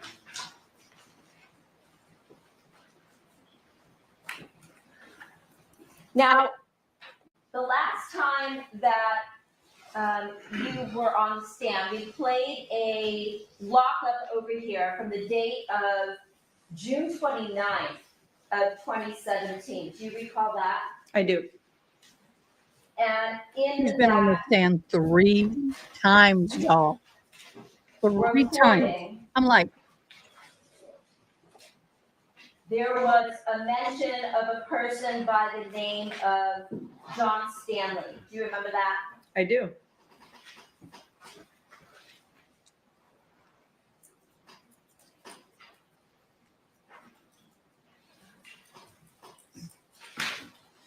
I have a 2-page cell phone extraction for the date of February 22nd of 2017 from the defendant's Apple iPhone, can be marked as People's 265. Yes.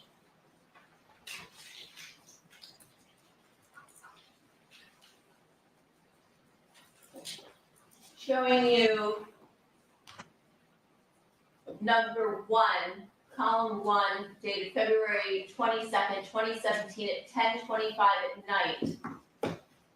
Did you review the cell phone extraction showing that the defendant was researching the name johnstanleylaw.com? Objection, Your Honor, speculation that the defendant is researching. Sustained.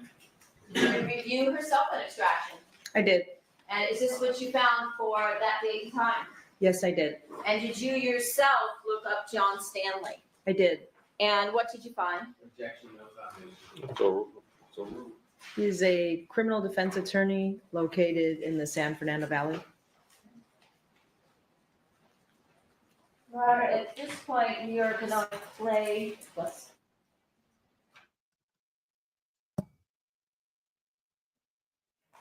to play the remaining jail over here is, I think they're an hour and a half perhaps in length for all of the remaining ones. All right. Can we pass out the transcripts? Right. These are the ones that it's already marked as in 158. Yes, Very good. Do we have transcript marked? yes. That's Are 260.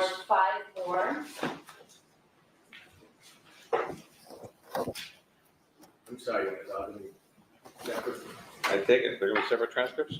Yes.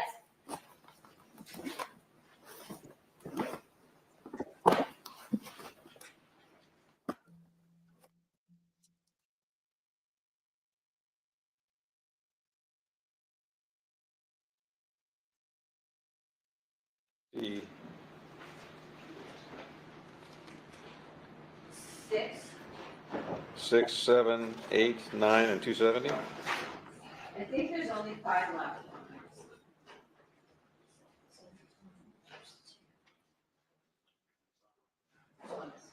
That would be 5.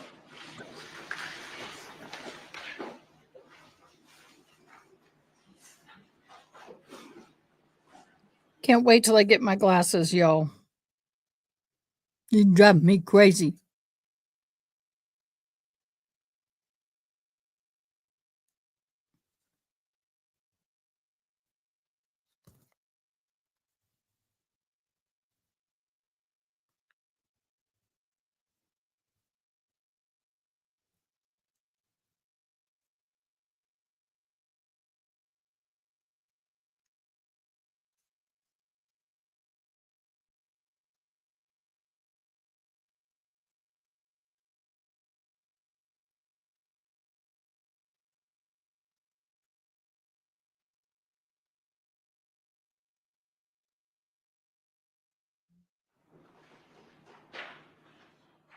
Okay. Side by? When you're handing out Just is, evidence, honey. 266, is that correct? Very well. Applies.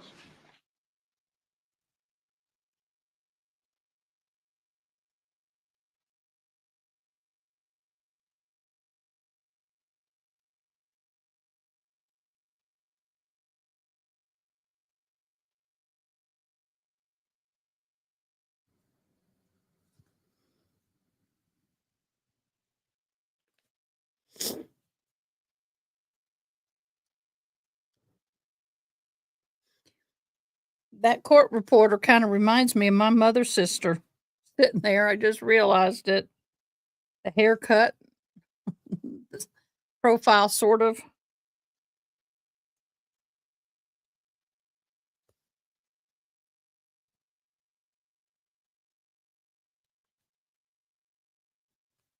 I do not like this attorney. She is slow as molasses. Nothing is prepared. Everything is done at a freaking snail's pace. As bad as the prosecution has been, God, I'm dreading her end of the case. Yes. I just don't think they're going to have I sent 200 you witnesses. I sent you a lot of shit. I know, I got, the last thing I got was July 27th, you dated it. How many pages was it altogether?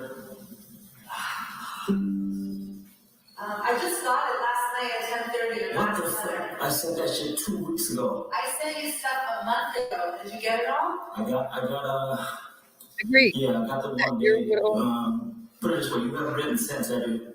The last time I wrote was the 20-something. Oh, thank you, Jared. Okay. Did you get the tattoo deadline? No. No. You didn't? No, not yet. I sent that on the 20th. Okay, I should be getting that then. I sent you. I have a lot of stuff to give you. I'm gonna try to shoot it to you, okay? Hang on.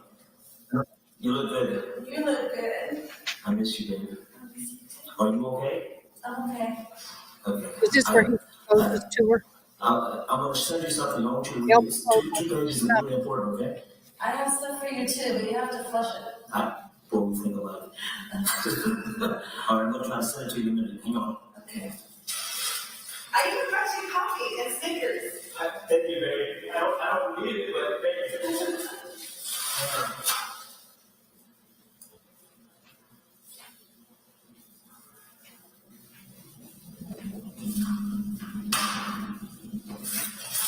I wonder if this can reach there.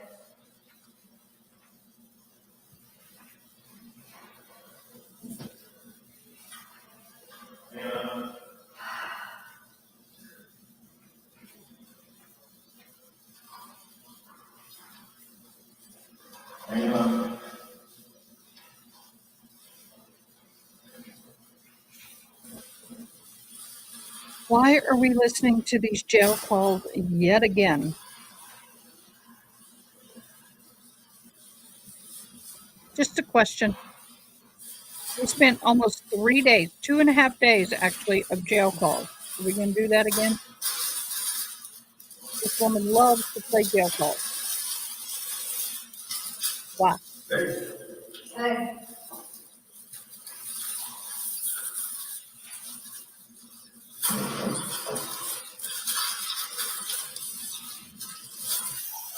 Oh, I got it. Come on.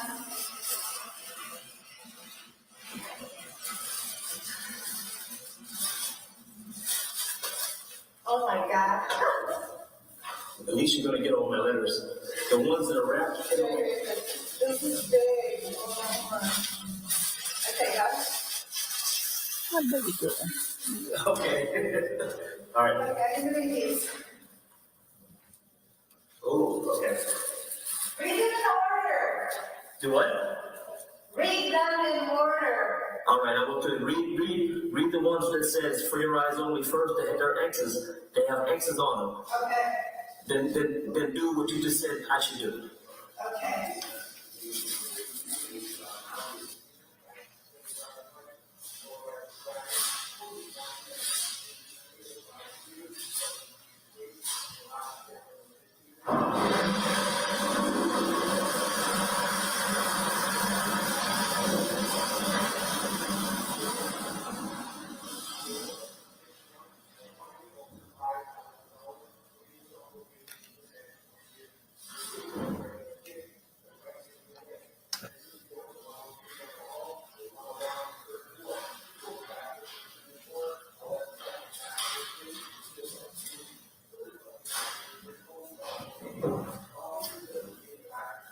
Hey, that's some scary shit that you right? Okay. Just the main two. The other one you can read later.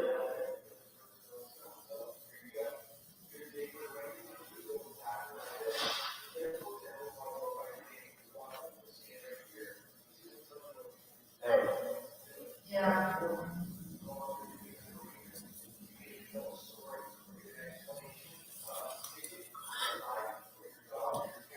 Hey. Yeah. You finished reading? Almost. Okay.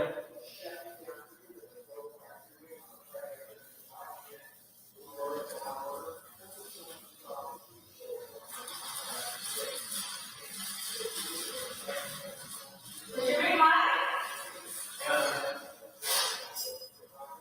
All right. What'd you say? Hold on, babe. Hold on. Okay. What's the use of this? What's the use of worrying? I don't understand the use of this. The why.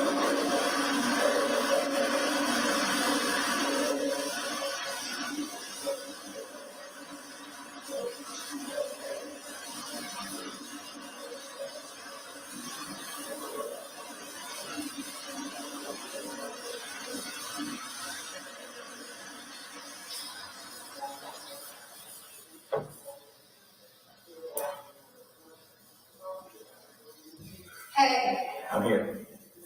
That's scary, isn't it? I'm telling you, this is fucking weird. Did you read mine? Yes, it said the same shit. Yeah. There is no deal to be made because we didn't do shit, so. Yeah. So there's nothing. Did you read all of it? I did, yeah, it was just two pages, right? No. Read everything that's in there. Okay, I'm gonna keep reading. Okay. All is I only yours? read 4 pages of that part. Okay. No, there's a little more. Let me go back and read it. Okay. So I can flush it. Yeah. Okay, alright, hang on. I can't believe you didn't get my tattoo design. I didn't get it. No, I didn't get it yet. I'm glad I did it.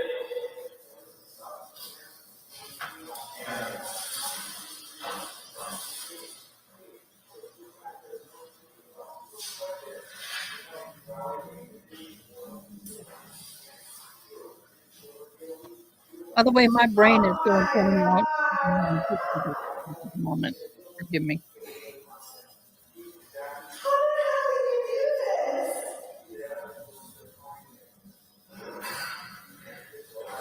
So she's on the That's phone only with temporary him, for you. and you hear her Doesn't talking fit. to other people. It's big. We'll put a little, make a little something, make it fit. Hang on, let me finish doing what I'm doing real quick, okay?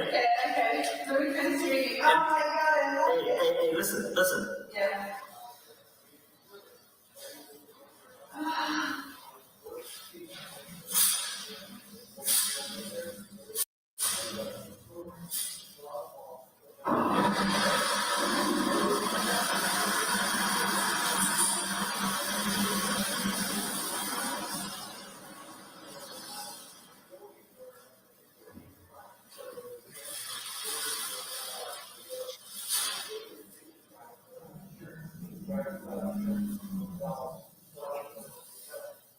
Okay, yeah.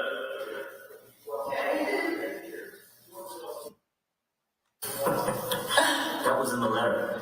I'm still reading it. I haven't read it. No, it wasn't the letter that I sent 2 weeks ago. I didn't get it then. No fuckers probably, I don't give a fuck. I write shit to them in the letter. Well, no, if you read my letters, it says that my lawyer says they are reading them and keeping them. Yep. So it took a month for you to get my first letters. So the ones I sent on the 20th, you won't probably get for a while. Every other day, I'm just gonna send a letter. I don't give a fuck. No, now you can. Just read my letters right now. All of them? Just read it right now. All of them? Yeah, it's gonna tell you what to do. Okay. There's a lot of reading. I wanted to talk to you. We'll talk. We're gonna be here all day, baby. I think. I don't know, man. Yeah, I know. I just don't know. We can't talk about that. I know.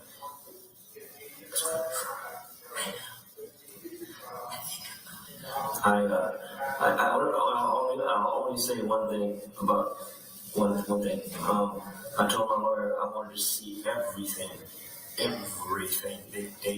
have. Yes, so we have a private room. Yeah. So I get to actually go in. It's not like behind glass. Yeah, me too. And so up to now it's been all some video and some text and some writing. Yeah. And we're gonna be working on it all week. So yeah, he and I too. He's booked up all month. Yeah. So don't be in a big rush right now because I need to see everything. I haven't, there's nothing. I'm not. I mean, I'm listen. He said that would probably be tried separately. I figured that. But I don't know. So and today is just to pick a date, right? I don't think we're doing anything today. Yeah, I don't know what's going on. He just said it's supposed to be a preliminary. No, if everybody's ready. Yeah, he's not ready. In my guys. Then they might just do me or another day within 10 days of today. Yeah, because he says that your lawyer is not really going along with his dates. I don't want to rush him because I need to see everything. There's some stuff I want to see. Everything. I just want to see it all. And there's some things I need to look at. Read my letters. Oh. I check your books all the time. We don't have that there. I know, that's what I figured, because I ordered you stuff. I ordered you sneakers and all that stuff. You ordered me sneakers? And then my friend told me, don't, because he won't get his battle sheet if you order on the kiosk. Oh. So I had to erase it all. I'll read it. I miss you. You like your present? I do. I love it. I don't know. Are they going to take this away from me? Put it in your hand. Are they going to take it away from me? Put it in your hand. They will take it, though. I don't think so. Yeah. I don't think so. It's going to fall right off. So get something and tie it up. Or put it, so far, I've put it in an envelope. Every time I put it in an envelope, in letters, it gets through no problem. Okay, so I'll keep it in this envelope.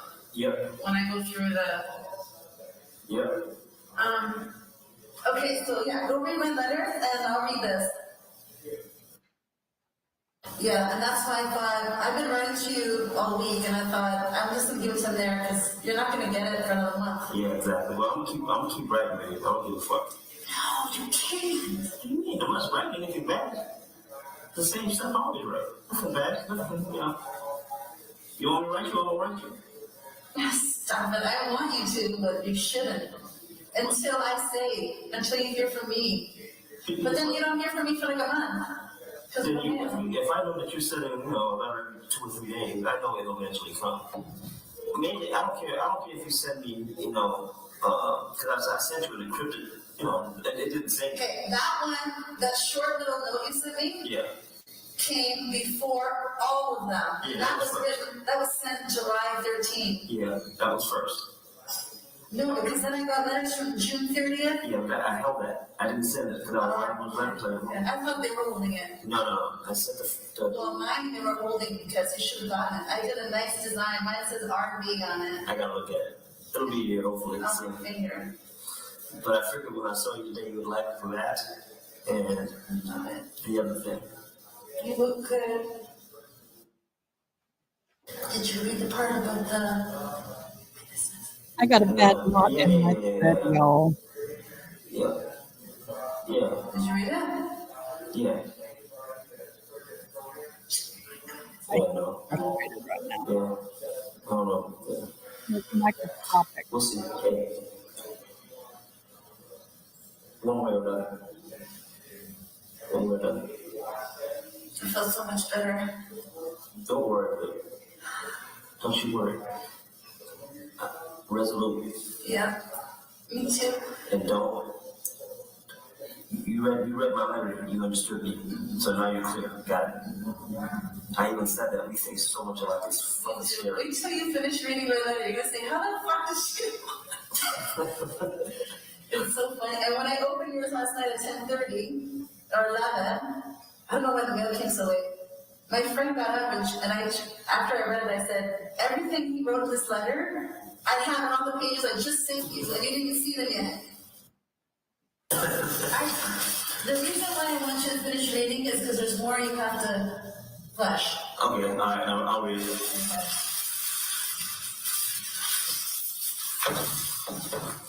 Got it? Okay.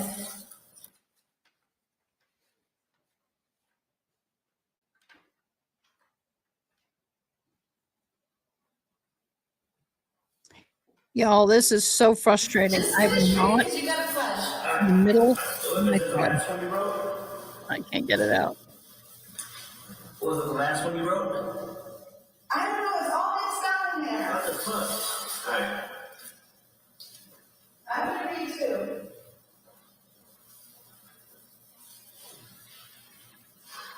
Maybe I'm stuck. Don't want to pull that. Don't want to pull that. Makes it tighter. So.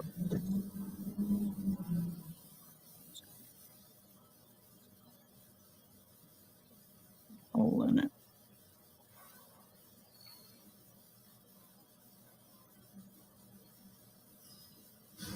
Oh my God. I should start reading this here. Oh, my other day, I like to read that.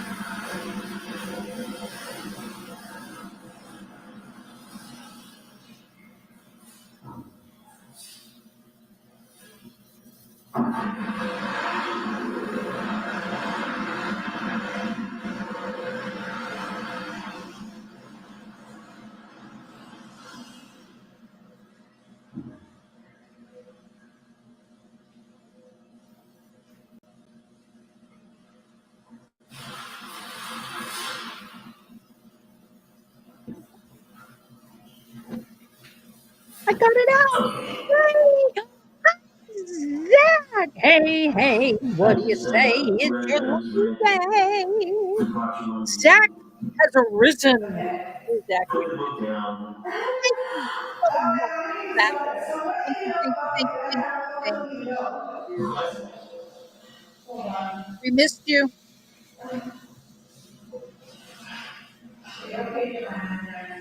Yes, you know what?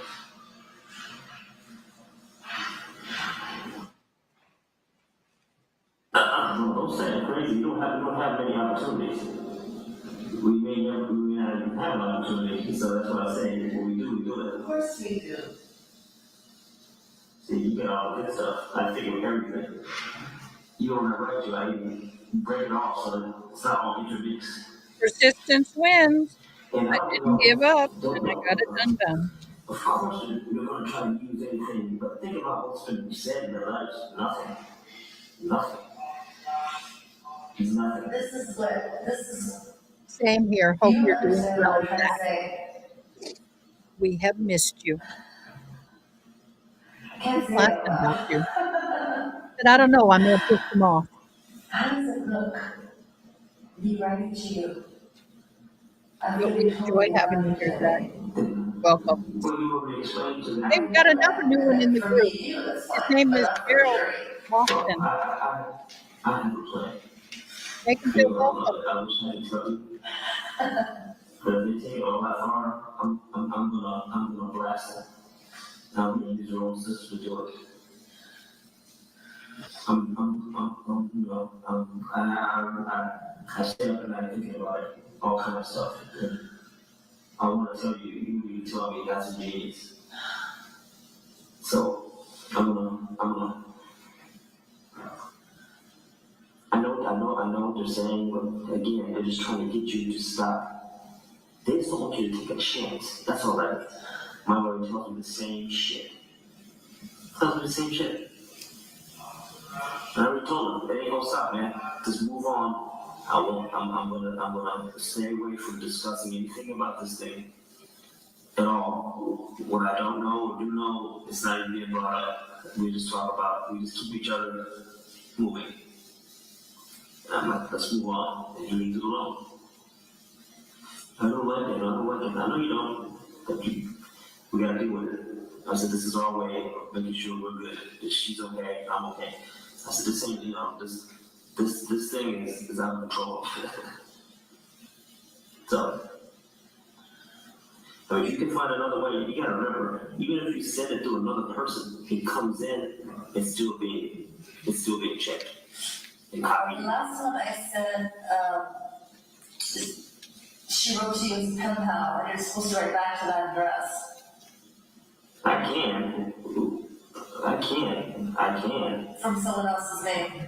But when they did it, they cut it off at the top, so I don't know if I can see the address. It's Oh, in yeah, the letter. I agree. All right, cool. We probably get it, because I didn't hear from you yet, and I was really worried. Yeah, no. I agree, Gerald. I'm 100. And it's written like by her. So you should respond with someone else's. That's tough. Because my problem is I don't trust the soul. Yeah.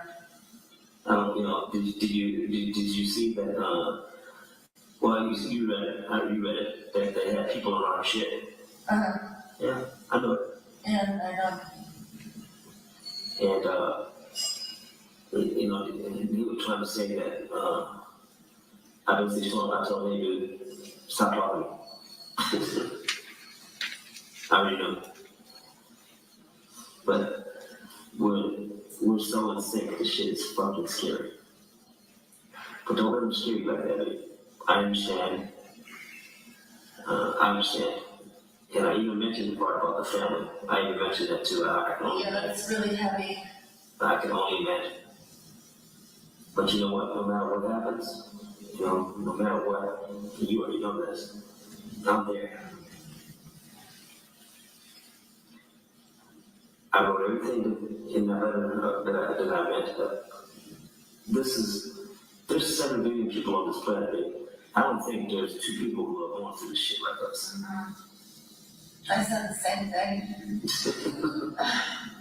This is just Get off of the conversations, please. Let's move it along. I'm ready for Baker. Come on. I'm waiting for Baker. That's the only reason I'm here today. Give me Baker. We are unique. And can nobody understand this but you and I. You're the only one who understands me. You know what I know what you're going through. You know what I'm going through. So it makes us unique. So, yeah, and every time I read the letter, I have to laugh because when I read it looks like I wrote it. And you know, the police know what talking to each other. They know that. Yeah. They keep putting us in the same spot. So my lawyer got a court order today for you not to be near me, so you couldn't talk to me, and we're still here. So why would you do that? He doesn't want you talking to me. What is the, what do you want? Well, when you finish reading, you'll see.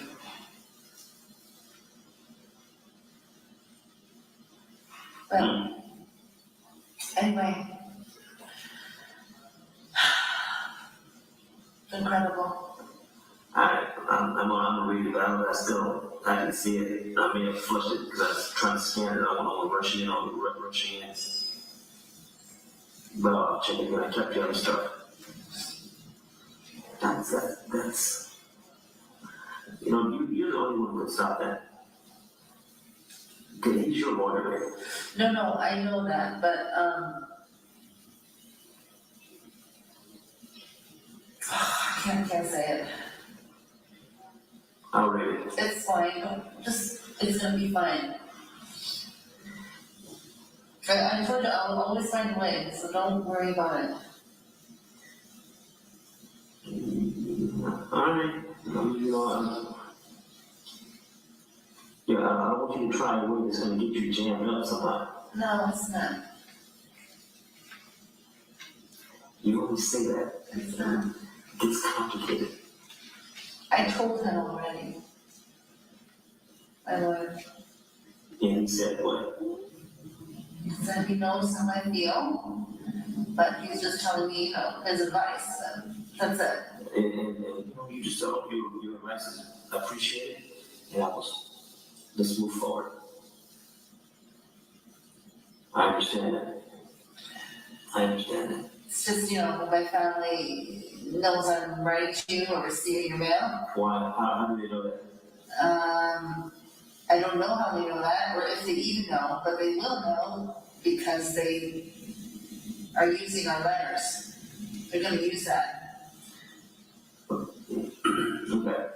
So they're gonna know, and then. Play it. Now, the only thing I can understand about that is the family aspect of that. Yeah. But as far as anything else, it's nothing. No, nothing. So if that's the problem, that's a different setup. And I understand it because I even put that in the letter. Yeah. I can only imagine. Yeah. You can't imagine. No, I can't. I know I can't. I know I can't. Because they don't, they believe what the detectives told them. Yeah. So, my defending you is not enough for them. I know. But there's nothing else.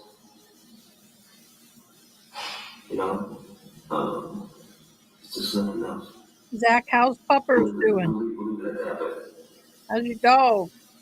believe it at that. Love watching your videos.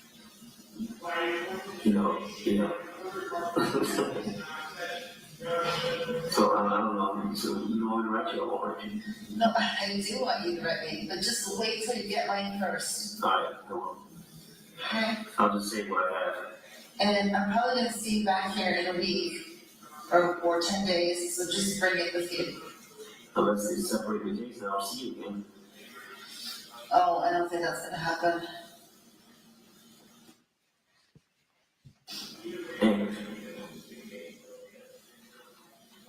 And I love you and resolute, and nothing, your lies can't fuck with me, baby. The bullshit, they can tell me you said all that bullshit, it means nothing, because I know that. And you know that, you need to understand that too. Yeah, they, you know, when you read where they got it from. Huh? The images they got from your stuff. They told me from No, your iCloud. I don't have iCloud. I guess it's mine. Yeah, I don't have iCloud. Yeah. And I kept saying, I had to get lawyers for the kids. I had to get more estate lawyers to protect his all our assets because they want it. Oh, wow. Yeah. So everything's frozen. Can't even sell my house now. But now it's all gonna change because I think it's, gonna be the way it's supposed to be. I want you out of here. I'm okay, I'll be okay. I'll live. I want you out of here. You don't need to be here. I don't need either one of us, but especially you. So just be strong. I know you are. Did you read the part about, what's that? Yeah, no, actually, I did, but nothing but I love you on it. Yeah. So, nothing there. Yeah. And about the name they asked me about, the phone number? Yeah, I got that. Yeah, I got that. You have no idea. No, I don't, that's why I'm saying, no, you don't have no idea. Yeah. You know. You have no idea what I know. There's a lot of mixed feelings out there, But that's an old life. Yeah. Time for a new one. Yeah. My new one's with my baby. You look good. You really look good. I got a chance to look at you like 100%. I'll remember that for the next 5 years I'm fighting this case. This shit makes me I'll remember that forever. I'll remember that forever. I was told these kind of cases, which I knew that anyway. They drag. So I was kind of ready. I'm okay. I just want you to go home. Just don't forget about me.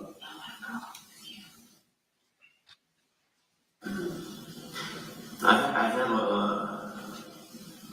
I'm working on it. I'll tell you a little bit more. But I have a guy who I was locked up with. He's a Filipino guy. He wants me to keep in contact with him. He doesn't know anything about nothing, but he understands how the system is here. And he would probably let me use his number for us to drop messages. Meaning if you had an important message, every Friday you call that number and go, I'm fine. And that would be it. And I would go, I'm fine. He would probably figure out how we did three-way call. Anyway, I'm working on all that. Okay. So I'll let you know as time progresses. Yeah, my lawyer just said, he was just telling me what to expect today. What the deal was. So. He told me again not to speak to you. So, They're recording all this. You want to say that again? Since they're recording all this, so don't. No, just something to expect. Just public knowledge. There's nothing like no strategy or nothing like that. Tell me what he said. Just continuous. Trust me, to say nothing means nothing. Don't be too. I appreciate it, but I remember what I used to do for a living. Oh, I saw your arm. There you go. So don't forget to take your ring and put it on your hair. Yeah, I'm gonna do that. I'm surprised you didn't stop thinking of that. I could just wear it. That's what I'm thinking. I mean, a lot of girls, they took my ring. They took my ring. When they processed you. Yeah. A lot of girls and they have their wedding bands on the rings because they don't come off. Yeah. So I was telling them to come off. You're so gorgeous, baby. Oh, you just like me a little bit. Oh my God, I love you so much. Honestly, I've had quite a few relationships like this.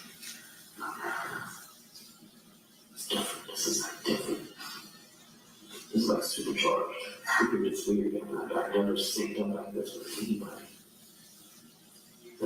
I read what you write, and I wrote it. And the same for you. You and I write, and you wrote it. It's fucking weird. Last night, it was right after my 9 o'clock ritual that I do, that 9 p.m. ritual. Yeah. I just write about it, put everything together, and then got my bed, and then she came around mail call. It was like 10:30 or something. And so my monkey gets up, she's, what do you say, what do you say? And I said, shut up, I'm reading it. So I'm reading it, and everything that you're writing, I was like, I can't fucking, I just wrote this. He didn't even get my mail. How does he know how to write that?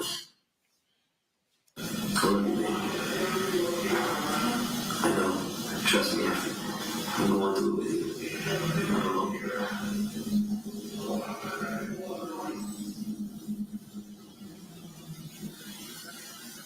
No.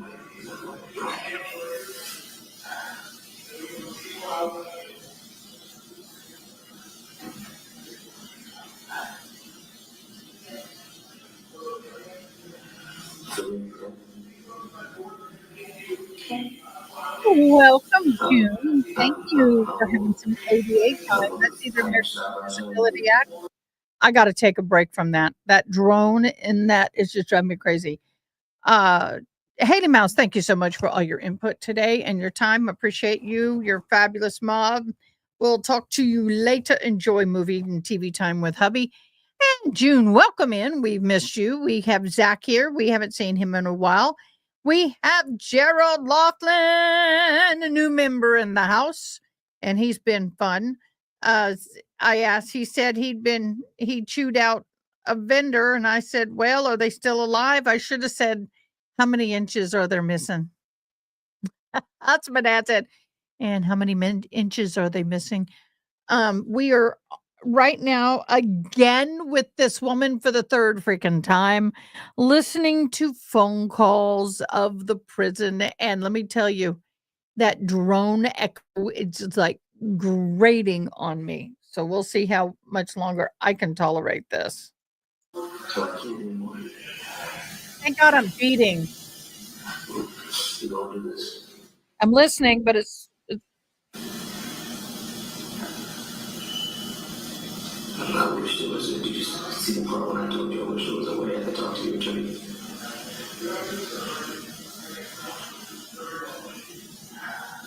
God only knows. Gerald! No, took 5 inches off his height, Mom. Knocked him down big. Good for you.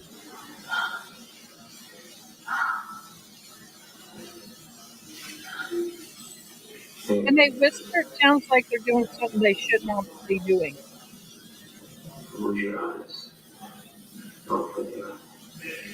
Tell me you're gonna be okay. Yes, how was that horrible thing you had done, Honey Boo? Well, tell me. Make me believe it. It will be. It's all part I'm of the sorry process. you had a root canal, babe. They're gonna do this. Back and forth. Fucking around. Oh, get your meds on board. Tylenol, ibuprofen, or whatever else they gave you. We so sorry. Man, I am in the mood for Chinese food now.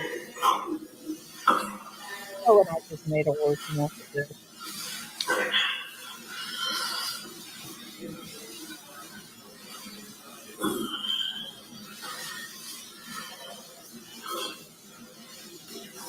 Hey, I'm telling you.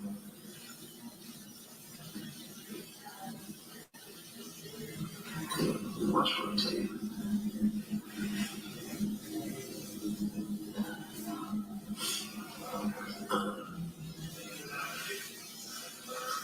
Yeah.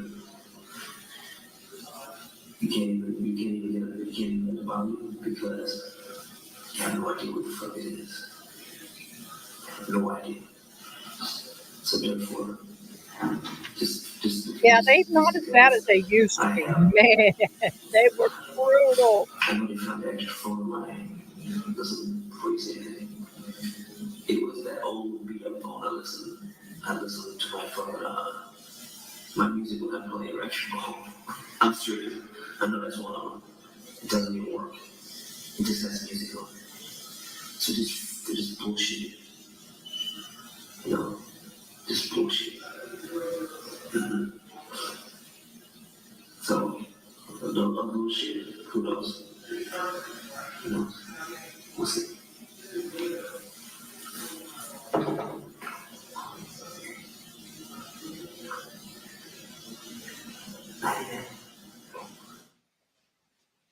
Did you catch anything about that 56 thing? What I didn't catch that. I don't know what that means. She's, either the judge said it or the TA said it. Something about 56 something. I didn't catch it. I didn't catch it. And my crown is 25 years old. I was trying to pay attention. I didn't get it. I'm sure. But it's still there, so I'm not going to mess with it. Don't mess with what's I good. thought you said like 56 Or years hold or them. some shit. I thought something like that. No, there's thousands. Oh, I know, it was like 8,000 or 9,000 or some shit. Yeah.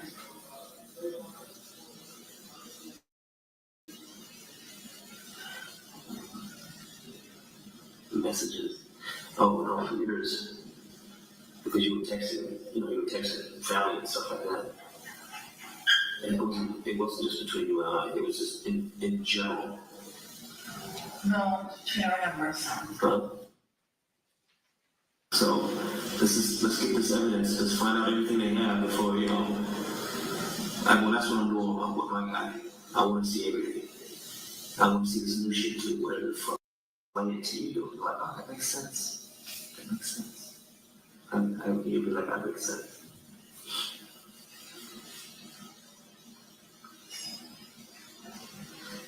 So, I forgot what you said. Oh, fuck. I'll bring it up though. Alright. So I'm trying to take information that's known already, that they've already, determined whatever their stuff is, to something that you understand. Oh, that makes sense. Anyway, before you get your mind wandering, I'll just wait to tell you that, okay? Oh, God. How did you make this ring? Huh? How did you make the ring? I had it made. It cost me a soup. That's it? That's it. Actually, I was supposed to get one more made, which I'm gonna get made, which is my ring. That one was yours. That's supposed to be one more. How did you do that? Was he stitched it in there? Yeah. Shampoo bottle, material. They thought it was some ingenious shit. Oh, I know. There's a chrome one they make now that's made out of Lay's potato chip bags. It looks like a real fucking. Looks real as fuck. I was gonna have a necklace made for you too. Just wanna make sure and let you know that I'm thinking about it.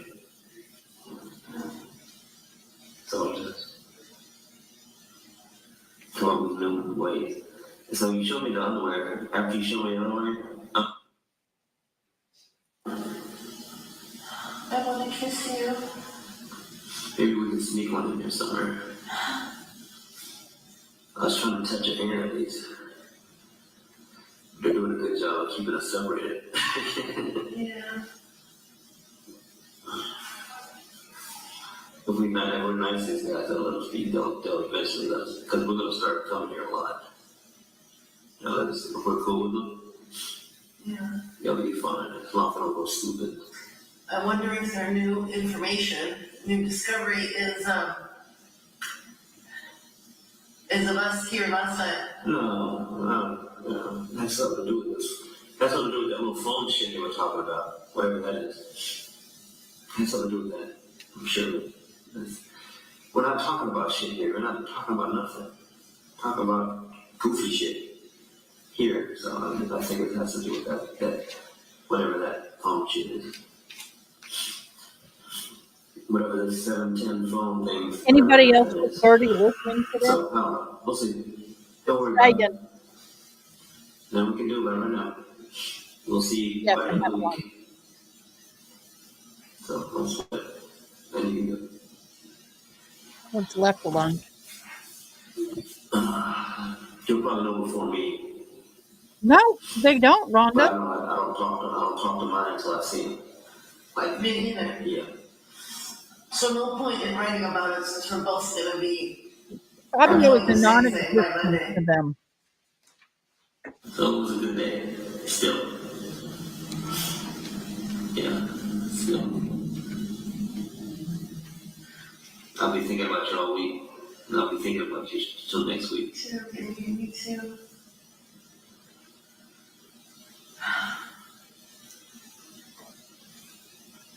Do you really talk to me every night at 9 o'clock? Actually, it's more like 9:30, 9:45. Because count is like right in the middle.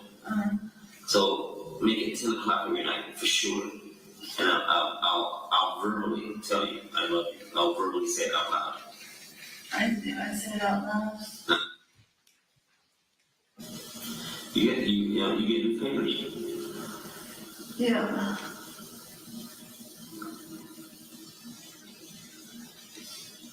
I change the newspaper every day. Make sure there's no bullshit in it. Did you see it when I was on the front page? I didn't see that one. I didn't see it because they took it away before we got I back. said that big picture of it. I don't know, I never saw it. No. I think I know which one you're talking about. It didn't, I don't think they had a picture of it. It just had art. I saw that. I cut it out. I got it. This was about a month ago, right? It was on the 10th. I mean, 29th. It was on the 29th. So the 30th. I think. Look, it was on the front page, though. But it didn't have a picture. It had a picture of him, I think. That's it. Not of you. Just the article about it. That was it. That's all I saw. Please question. Afternoon break. Another break.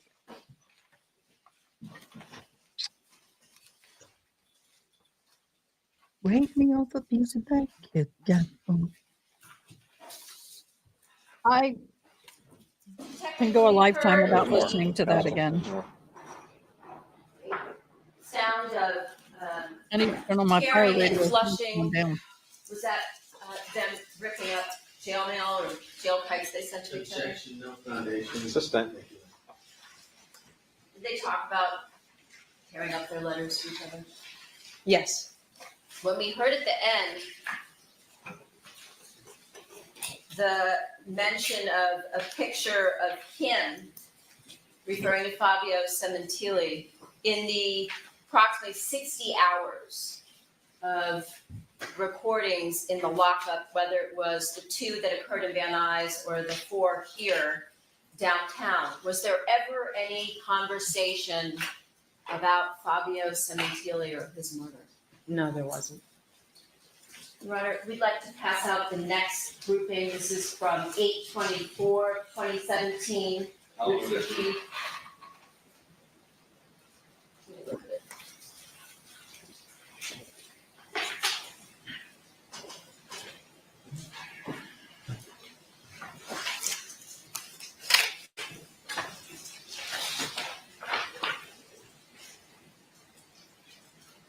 Pages. Do you have a time on that? It's gonna be, let's take our afternoon recess at this time. We're just gonna get back. Yeah. it's How did I know? Be back in 15 minutes. That'll be more like 30 minutes. Well, guys, I was hoping they said the prosecution, excuse me, said that they were going to rest today. They had hoped to rest today, but had also said that something about possibility of Baker getting up there. And I was all excited. Is Baker going to come on today? Are we going to have a good day? Oh my God. Did I just say it? Did I just say it? Oh, please tell me I did not just say it. Are you ready? We had a good day. It was a good day. I'm wondering now if we are going to finish today. And if we do, we're probably not going to see Baker. I was hoping we were. I wanted to see him on the stand. Now, there's a chance Baker could go up for the defense. I don't know. He could get up there and say, Monica knew nothing about this. I planned it all. It was all my idea. Who knows what he'll do? He was convicted, or he pled, but he has not been sentenced. So that anything he says will be used against him. He has not been sentenced. And guys, I got to figure out my lighting because I don't like this light over here on the side. It's not very flattering unless I'm looking. Reminds me when I photographed people, I would do it from that angle and do a side light. But y'all, no ma'am. This guy is just plain cray cray. But I wanted to see him on the stand, and unfortunately, it is 5:25 here, which means they're going to finish with this lady. If he's on the stand, it'll be tomorrow morning or tomorrow. I was all excited thinking that we were going to be in the defense's case by tomorrow. Does not look like that. I should have known better than to get my hopes up, y'all. I have sign language class tonight, so I have a hard stop at 6:30. I go and teach American Sign Language at the community center. So, yeah.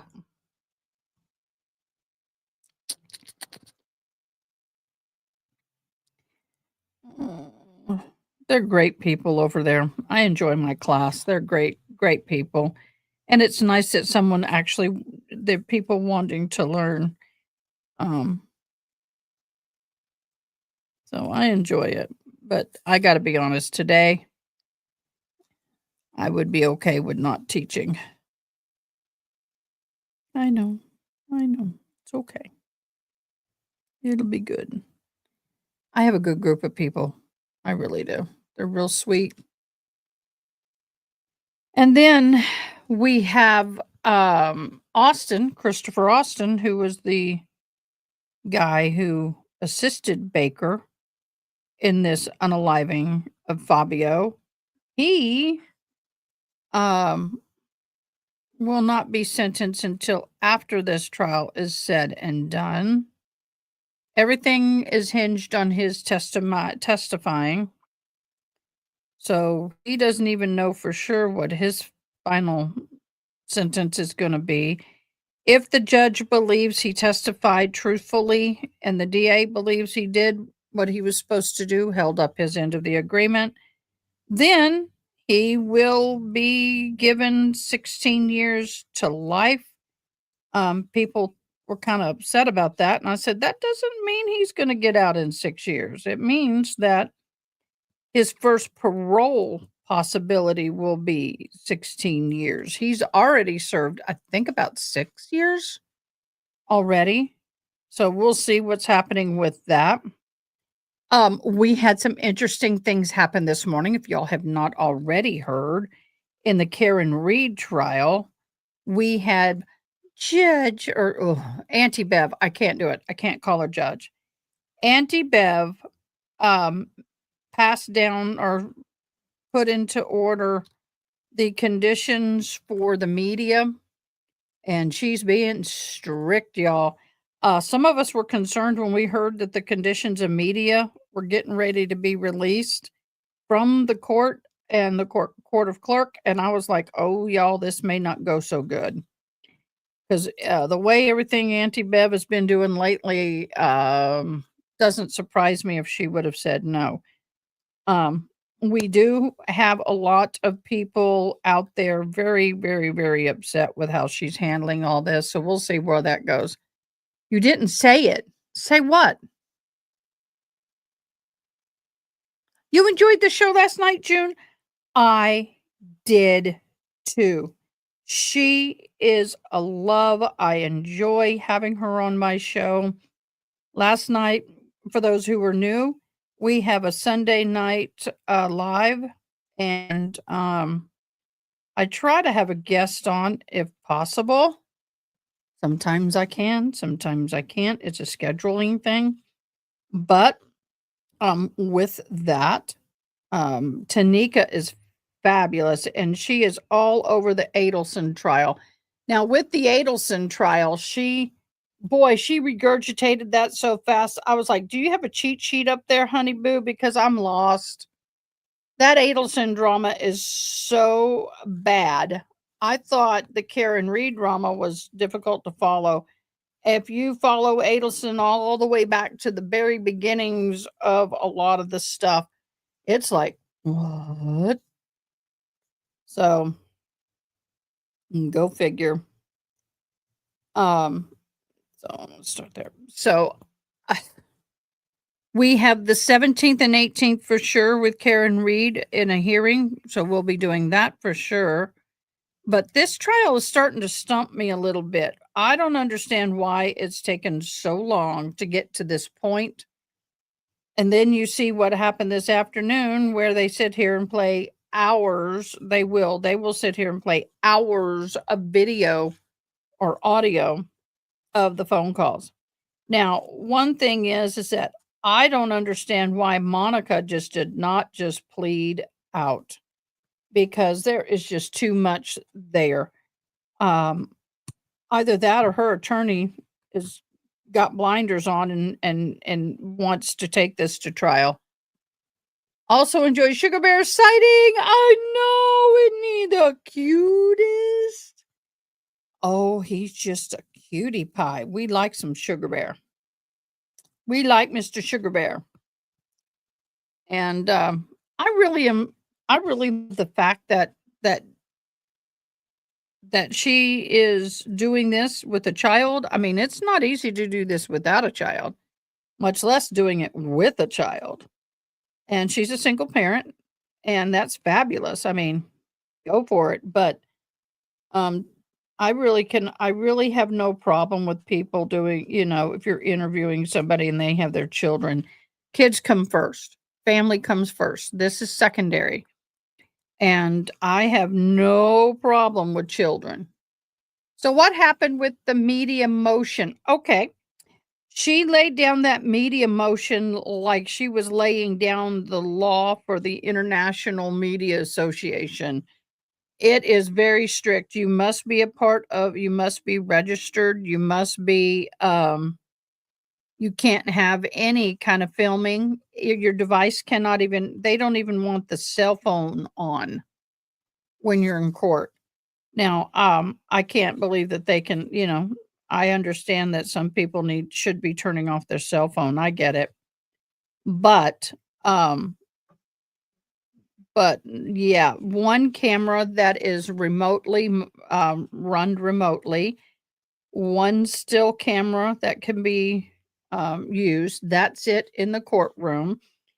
The media will you have to sign in every single day. You can't sign in once and then just go in every day. They can pull you at any time if they don't think that you are following the rules. You cannot even be texting in court. A lot of media will sit there. Media can text while in trial. Nope. All devices must not. You can't do any of that. She just laid the law down. And remember before where they had the cameras on, a court TV did, and you can see like Karen Reed sitting there and everybody waiting for Auntie Bev. Nope. That's not the way it's going to be this time. This time the cameras cannot come on until Auntie Bev's little hiney is sitting in her seat.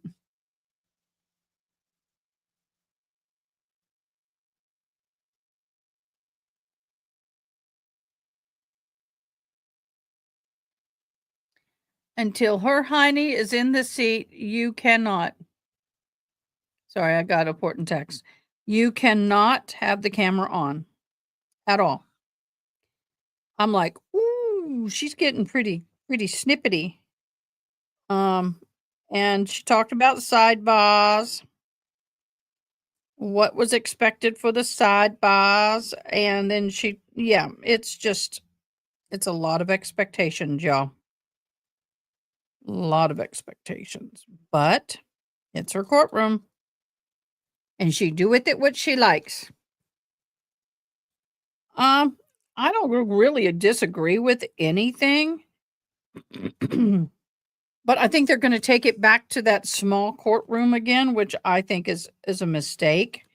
They're not going to do it in the big courtroom because of the media's lack of abilities to get clean footage. I think because of the layout. I don't know for sure. I'm estimating from what I've seen in the past from that courtroom. But anybody that does anything just a hair out of place, you were being held in contempt. You will be removed. You will not be allowed to return to trial. And I'm like, ooh, that woman no play. It doesn't really affect her, honestly, June. It doesn't. It just affects us in having the ability to see what's going on just as they're walking in or just as they're leaving. All the cameras must be mic'd off if there's any kind of sidebar or anything happening, the mics must be turned off. Yeah, that's a no-brainer. And then you have the situation where you have what's the word I'm looking for? Before and after, the mics are off instantly. They can't leave them on like they did. If you remember last time, there were some occasions that the mics were not turned off immediately, and you could hear people walking by the microphones, and you can hear some of the conversations between the attorneys and the paralegals and such. So she's just making it very clear how this boat is going to be rowed. And yeah, we're going to be in choppy waters on this the whole time. Would not surprise me if we did not get somebody in contempt of court. I got to be honest, it wouldn't surprise me in the least. I think Auntie Bev at this point is ready to put somebody in contempt of court. I think the attorney Yannetti and all of them are just lucky to be in that room at this point. She is out for bear. And she's under a lot of pressure. She's already had a mistrial. You've got people in the community that have been given hay. There's a lot of criticism that's been going down.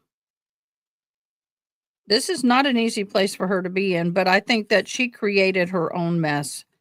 I mean, look, there have been other judges that have had very difficult cases similar to this, and I don't see them running their courtroom and being foolish in their decision making.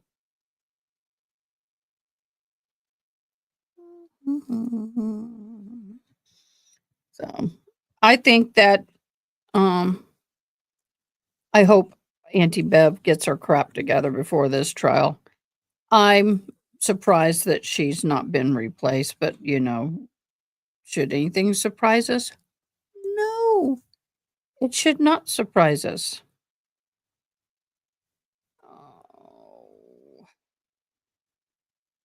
So it is what it is, y'all. It is what it is, what it's going to be.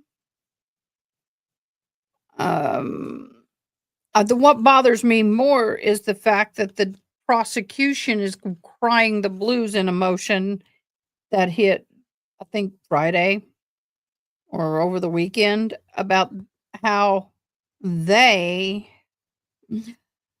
did not get the information that they requested from the defense, and that the defense is yet to give them all of the information, and they just gave them the names of 12 experts that are going to be testifying on behalf of the defense. And the prosecution going, oh, well, Your Honor, we can't meet the motion in limine on time because we just got these and we don't have enough time. Wah. Yeah, you still haven't turned over all the video evidence. I'm like, you have no room to whine, complain, do anything. You haven't even turned over all the evidence yet.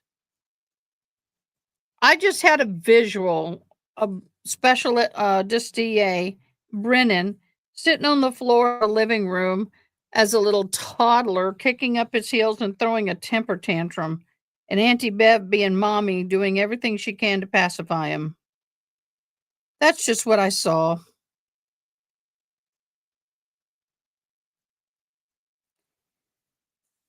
So what do you think, Miss June? What are y'all thinking? I'm just ready for it to begin. But I have to say, I've got a 20% chance that it ain't gonna go. I got a 20% chance that something's gonna happen, and it's gonna be April Fools. Sorry. No court, delayed for another 2 months. Just saying. But then again, Canoni, yet again, put forth through the district county clerk or the county district, whatever, what is going to happen as far as the juror rooms. Oh, that was the other thing. There will be cameras in for the jury selection day 1 up until the point of the voir dire. Up until the point of the voir dire, we will have a jury camera in for the jury selection. You'll have it for all their openings and everything. You'll have it for all of that. Once they start voir dires, they go dark, and we will not see them again until trial begins.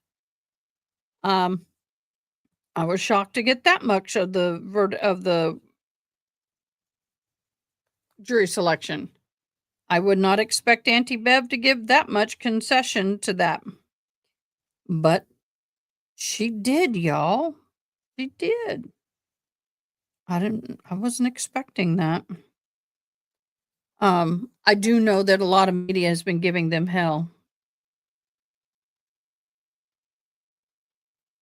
Oh, I'm getting some stuff in Discord.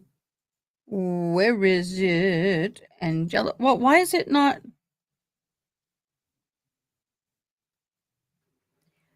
Angela.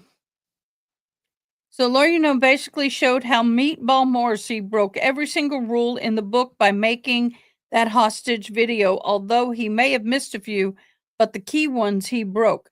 Yes, Morrissey, we can play that. I have the video. Before the break, to hand out People's 267, is that correct? 267.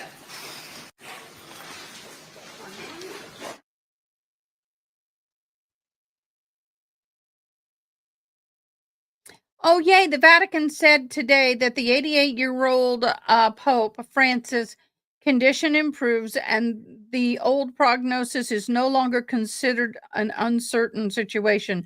Clinical conditions of the Holy Father continue to stable, it is said in a statement. The improvement in recorded in the previous days have been further consolidated and confirmed by the blood tests and clinical objectively the good response to the pharmaceutical therapy. For this reason, they said doctors have decided to change prognosis, which had for some time been reserved, meaning outcome was uncertain, to however the view is complexity of the clinical procedures. The Pope's significant infection pictures presented at his hospitalization. It will be necessary to continue for further days, the pharmaceutical medical therapy in the hospital environment. So in other words, the drugs are given him in the hospital environment's working. Plain and simple. So he is still in hospital, but the he's got improvement. I'm not Catholic, but I am always supporting of someone getting well. I respect his position.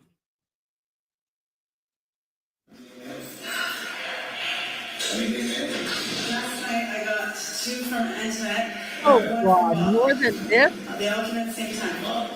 Okay. Okay, so the one from Bob was just a letter, there was nothing in it. Yeah. And the one from Antoinette, I got everything. Okay. And I had everything in here from like weeks ago. I do feel I had this too. But they took some stuff, so some of it,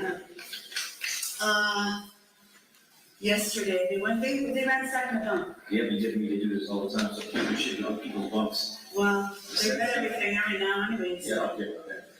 I'm trying to see if Yeah, but I won't be able to get them. I asked if I can pass it to you, he said no. and it's gotta be away. Gotta be away.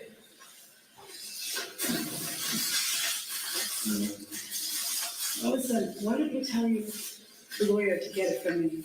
He won't do it. He's so No, fucking sketchy. mine won't be there. Yeah, so it's gotta be away. They're not even supposed to know I'm doing this. No. I want to see you so bad. We might be on the same bus. No. We going to county, you going right to county, right? He said today, because it was a locked out, I might have to go to Towers first. We don't know. That's good. Straight for you. Straight for you. Are you okay? Stay strong, baby. Stay strong. What's going on? What else is going on besides the regular shit? So I'm sure I know what you know.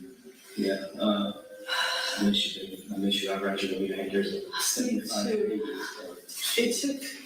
There's only 40 left in here. They took so much. How much? About 40 pages. They took 40? They must have took at least 20. Yeah, and the ones they took were just travel stories. There's a couple left in here, but.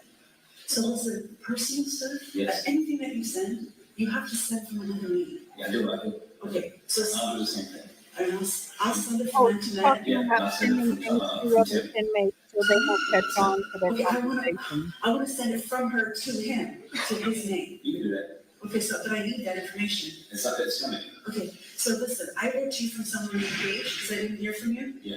But then I got it all yesterday, so you can do Paige or Antoinette, Okay. either one, Okay. just send it. I got it. I'll send it to you.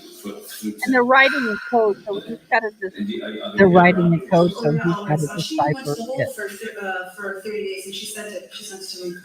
She said the exact day she got it, Yeah, because she's a trustee. oh, that's lit. That's smart. Everything is Let me encrypted. see. Oh, I look terrible, but I freaking out. I got money. Okay. Oh, my baby. Every day I think they're right. I'm sorry, I'm getting sick of her moaning. My baby. They're gonna come from. I got your little blurb on some chapters. This is the chapters. This is I gotta get this to you so now. I don't know what to do. This is ridiculous. Can you put me right there? No, it's all over. Is there, no, you know, It won't make it. Let me see. So when you come out here, can you take it? I won't be looking that way. I won't be looking that way. Gotta do that. Is there cameras anymore? Doesn't Listen. Yes. I said my lawyer wants to see me, but she doesn't. She's just a stand-in, but she wants to join the team. So she's not even gonna come up here. It's sure that is gonna come up here. Yeah. So I'm just sitting here because I knew you would be here. Hang on. See one more time. Hang on. Can you see me? I'm shaking. Can you see me?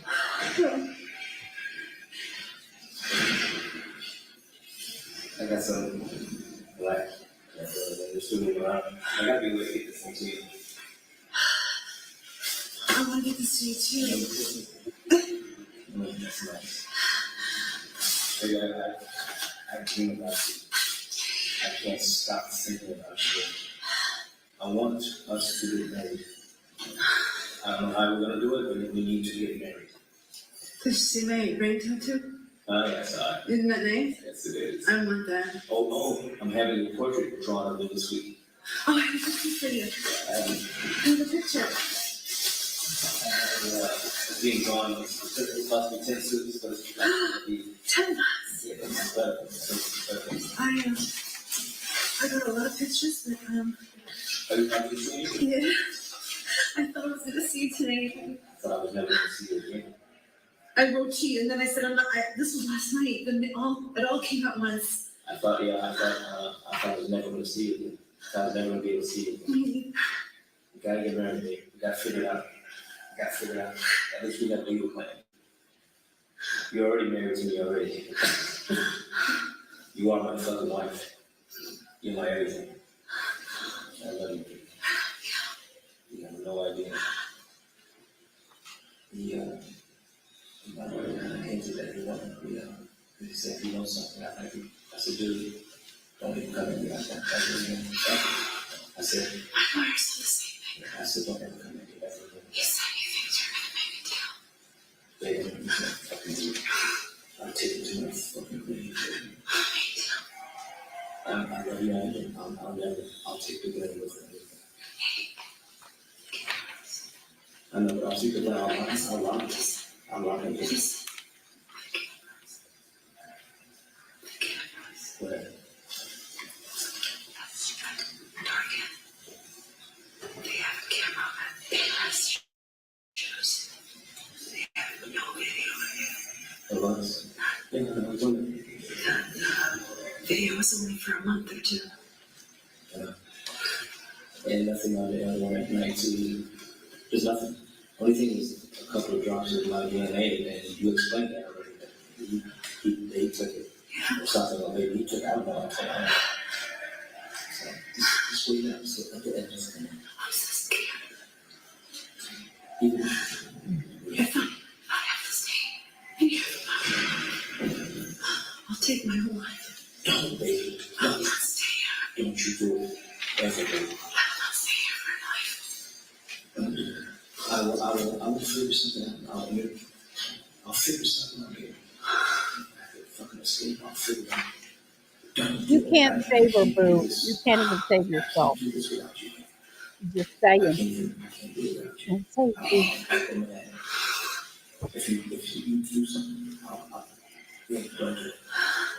We can, even if something happens bad, we can still make our lives fantastic. We can still do it, even no matter what. And I promise you, I'll do it. I've been doing it. We're too special. You can't ever think about that. We're too fucking special. We are too special. Even if I don't, as long as I got this, I'm working on a freeway.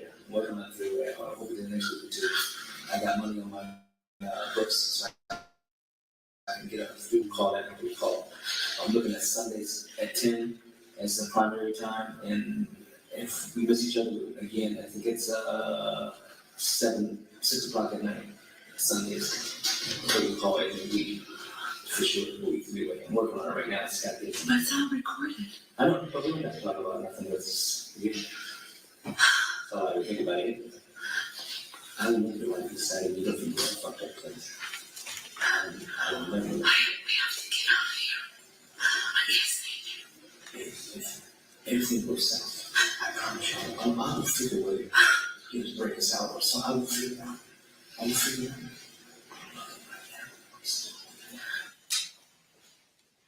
This woman, every time she goes to court, the co-defendant is her husband.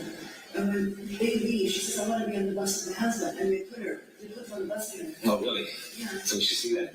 She says, I will say, I want to be put on the bus with my husband. How come last night you were on the bus? Because I'm a black and they never put the blacks with the girls.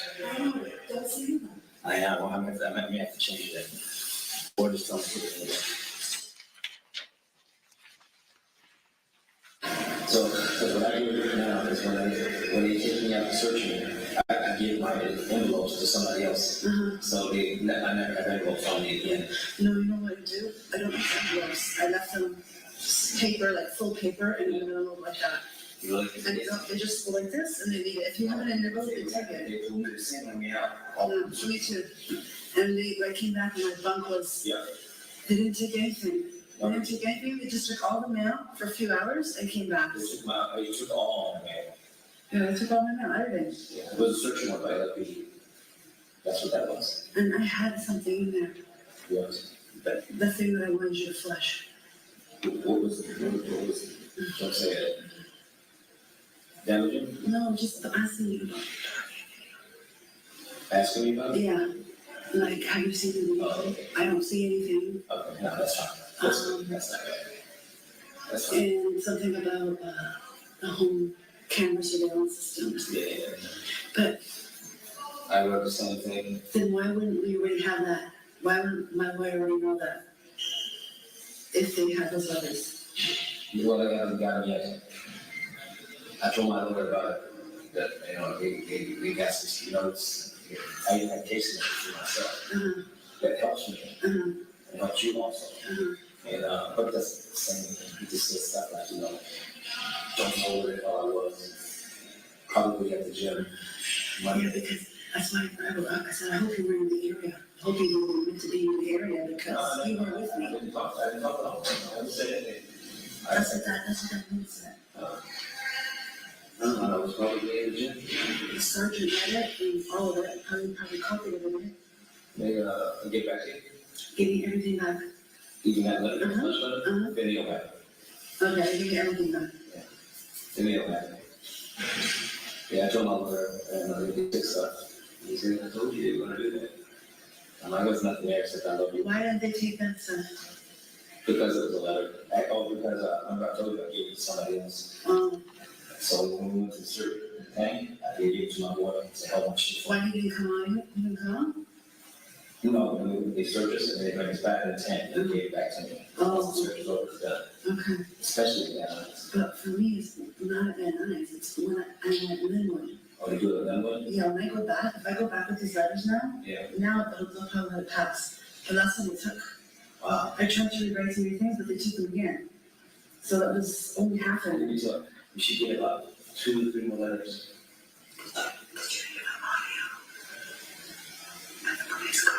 No, did you hear? Anything? Nothing that, I mean. I didn't hear that. I haven't heard it. I haven't got that far yet.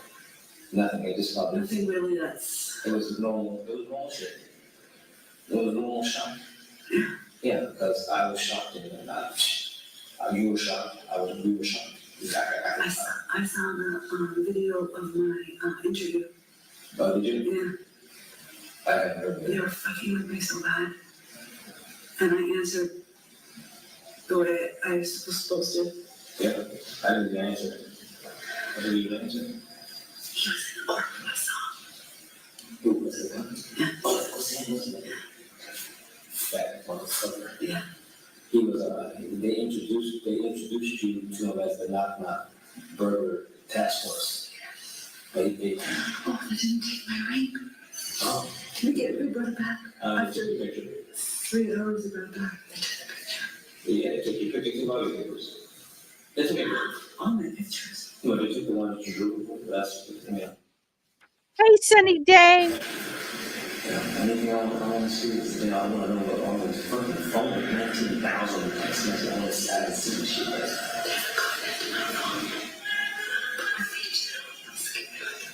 They may not just say it's too hard to get.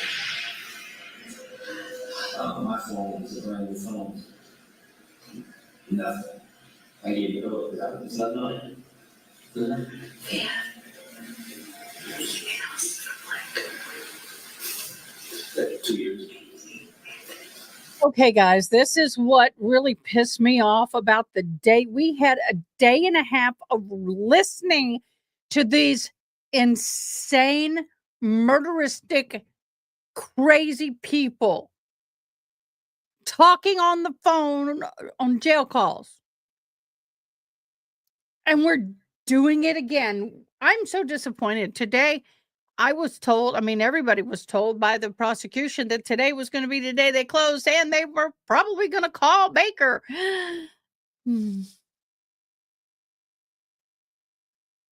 These are jail calls between Sementilli and Baker. Like stuff that's not even relevant. So don't worry. Don't worry. That's not don't be upset about stuff you can't control. I know, Don't worry about stuff you can't control. The only thing you need to do is keep my girl excited. Keep it happy. You're not alone, man. I mean, you're so fucking saint. It scares me. okay, send me that address that I can write to. I will. Yeah, it's already on the way. His name is Tim Blackson. Yeah, you can write it in there. He knows it's coming. He knows it's coming. It'll be from internet page. I don't know. Well, you can write it. I mean, you probably could write it correctly. It will get there. But he wrote you correctly. Who? Tim.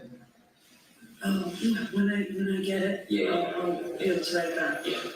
So you can know. So I'll write down. Well, I'm just gonna send all of these, it isn't that makes sense, it's gonna be so old stuff, and I didn't wanna get rid of them, I'll send them all to you. Yeah.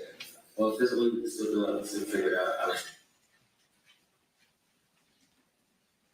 Never give up on me. Don't, never. I will make this shit interesting from wherever the fuck we are. If this goes You hang in there. bad, for how long, 50 years? No, you hang in there. No, you hang in there. But we need to do it. No, We gotta do it. you might want to go to the beginning of the live where I read the entire document from Auntie Bev about the social media rules. If you want to go back and read that or watch that part, and the Morrissey video. I know your family's not fucking this, you've been saying it's not, and you know that. But I'm telling you, we gotta figure this out. Besides the fact, I love the fuck out of you. But I want to have a legal side of you. The tattoo is coming. The tattoo of your face, if I get it, that it's coming. We're doing something. But I love you, baby. There's no way around it. And I will make this shit interesting from wherever the fuck you are.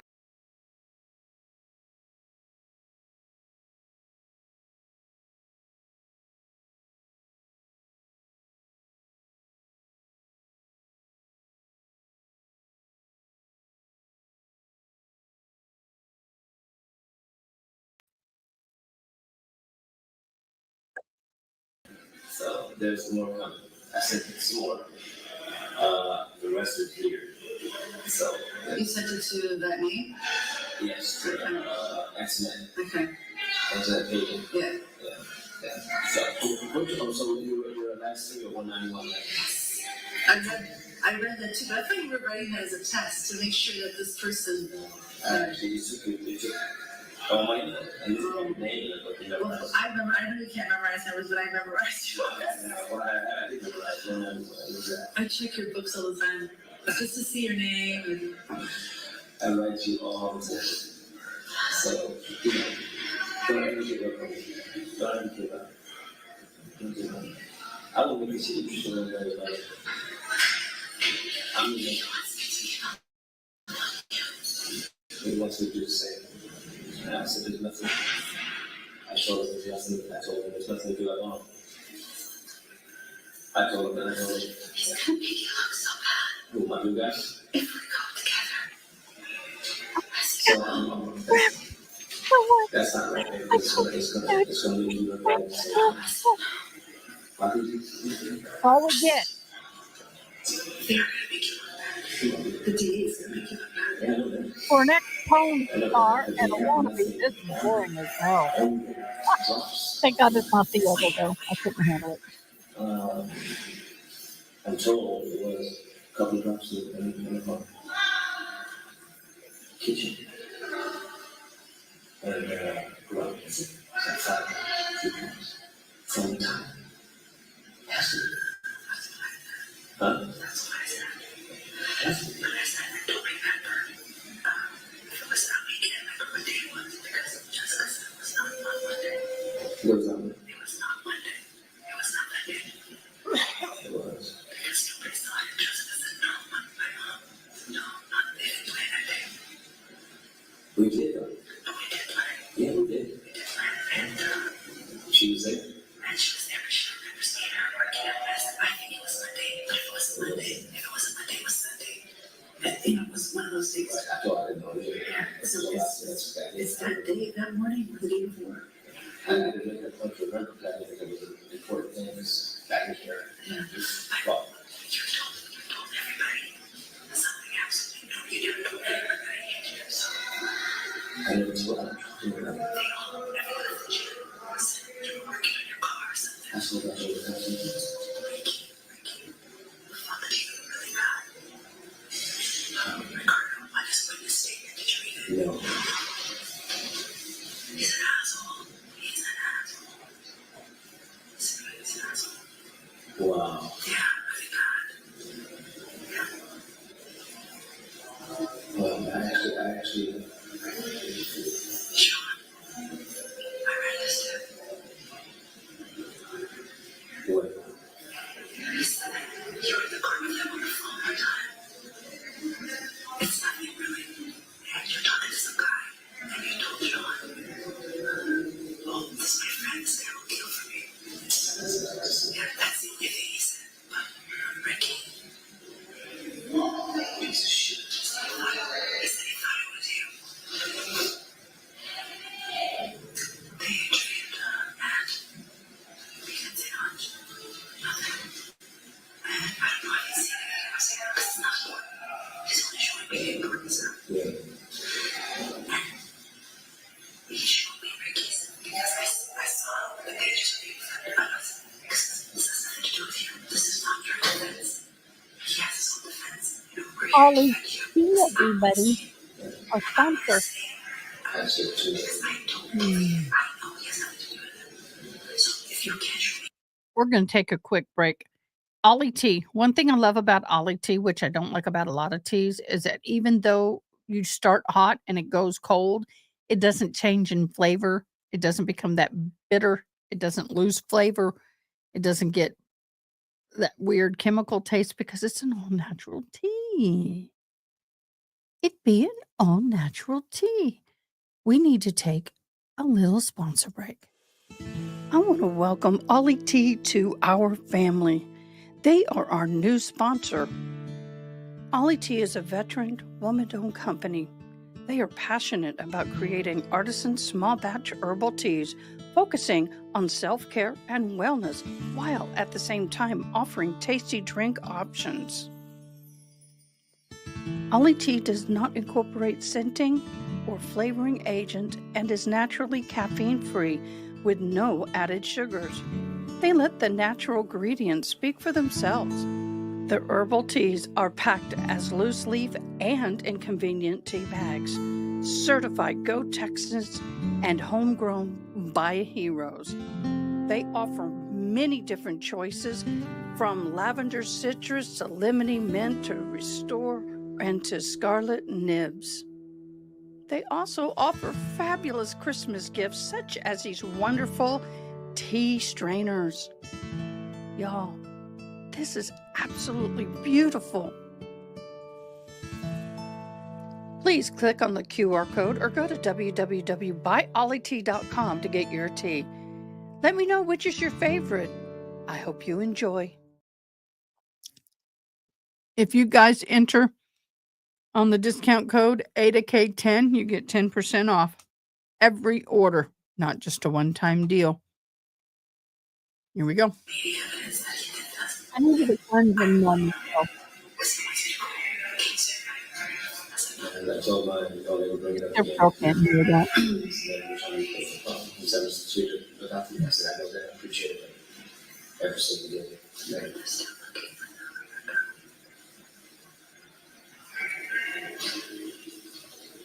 You know, if I look at if everything is what they say is, why, you know, then where is this person?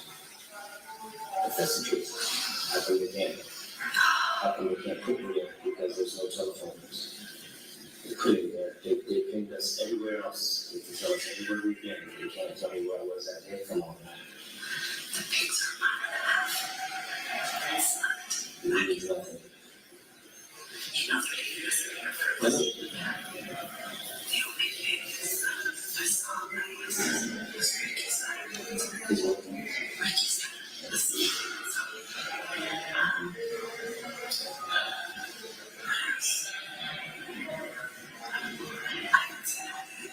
Yeah, I haven't seen anything else either.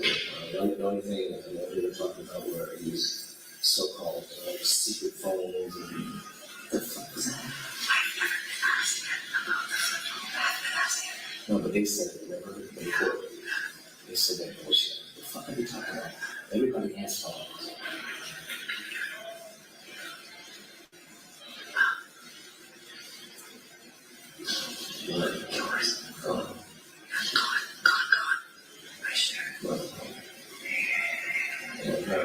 It broke it. So I got rid of it. It was broken, it was all good. And I would have to do Hey, we're not going to get to anybody tonight, and I have a hard stop in about 21 minutes. What were the chances? That shit breaking.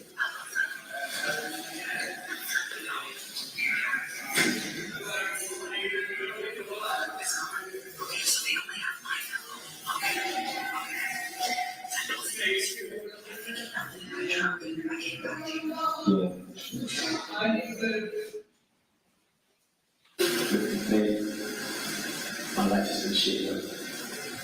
I mean, you're the only good thing that ever did. It's good for you. It's good. I've been dealing with this kind of shit all my life. You didn't expect this. But I've been dealing with bad enough. So you can't do it. I'm not going to do it. I'm going to do it after I'm gone. I'm still doing this. I'm not going. I told my mother I'm loyal. I'm a loyal motherfucker. Loyal. And look at me. I said, I can't expect you to understand this. I'm not. And I told myself, I said, I won't mind. Take the phone. He goes, he says, even if you wanted to, you could. So he told me, I said, you know what, I'll figure it out. That's what circulated. It's okay. Trouble. I got to read this to you. You won't believe this. 10-year-old boy passed away after a 340-pound foster mom sat on him for misbehaving. I pray to God she does get a life sentence.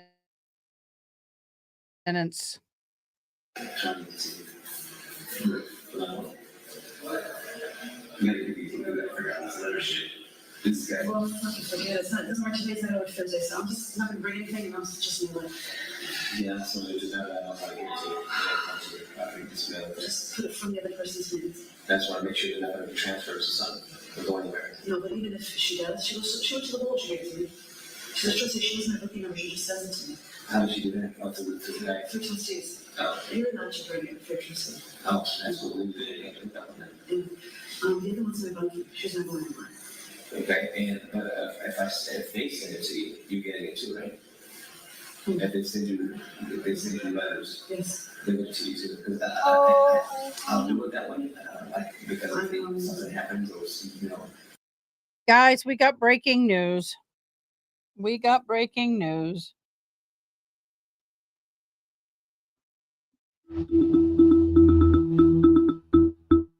Breaking news. LA District Attorney Nathan Hochman says he will not support the representing of Lyle and Eric Menendez because they lied about their parents' murders. Now the judge will decide whether the Mendez brothers will get a chance at freedom on March 21st. DA says no. They get in trouble or they get bailed out or they, whatever. I won't know that until a week or two later. Return the letter back. So I'd rather send. So what I'm going to do is I'm going to send letters to you that are sort of important or not important, but I want to direct it to you, and I'll send other stuff to them. So I'll do it that way. So, yeah, because I don't know what's going on with my mail. I haven't gotten mail in weeks. I haven't gotten mail. Actually, yeah. Yeah, I'm ready. I'm ready. I only write things that you can understand. You understand me better than anybody. So when you read it, you know exactly what's going on. I use a lot of acronyms. But I'm happy. How can every time I see a horrible situation, like how can there be so much beauty in this? How? How can I do it? That makes us unique. I'm telling you, I can't explain it. I can't explain it. I can't explain it. I'm trying not to get it too obvious. I can't explain it. It's just a beauty. Okay, more breaking news. Breaking news. Elon Musk just announced IP addresses from possible cyber attack on X originated from the Ukraine. Okay. The emotion, just big letters. This is it's I can't understand. I can't understand.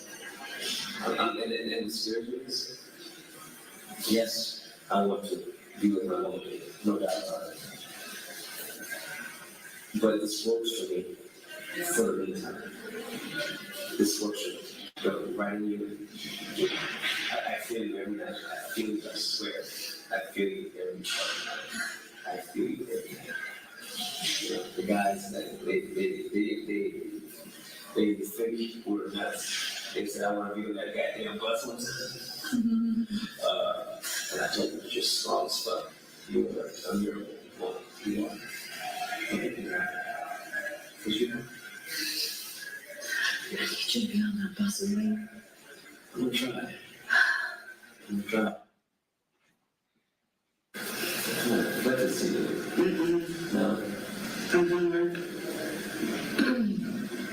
It's unbelievable. Flick it up the door. I'll get it when I get out. What? The house. Flick it open. I'll put it by her.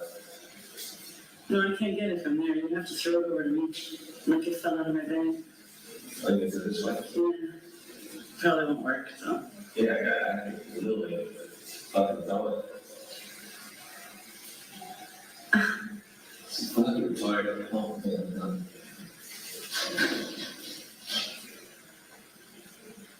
It's great. It's okay. So, because I have a picture, I'm having that photo. I'm actually trying to speak. The guy, he's really good at the tattoo art. He's really phenomenal. So I'm gonna have it where it doesn't mean you have the ring tattoo on my face. It's gonna be like, it's gonna have like me on my hand on a bar or something, just sitting there looking at you with the MB right there. So, and if I wanted him to tattoo, he would have done it. He would have done it. Yeah.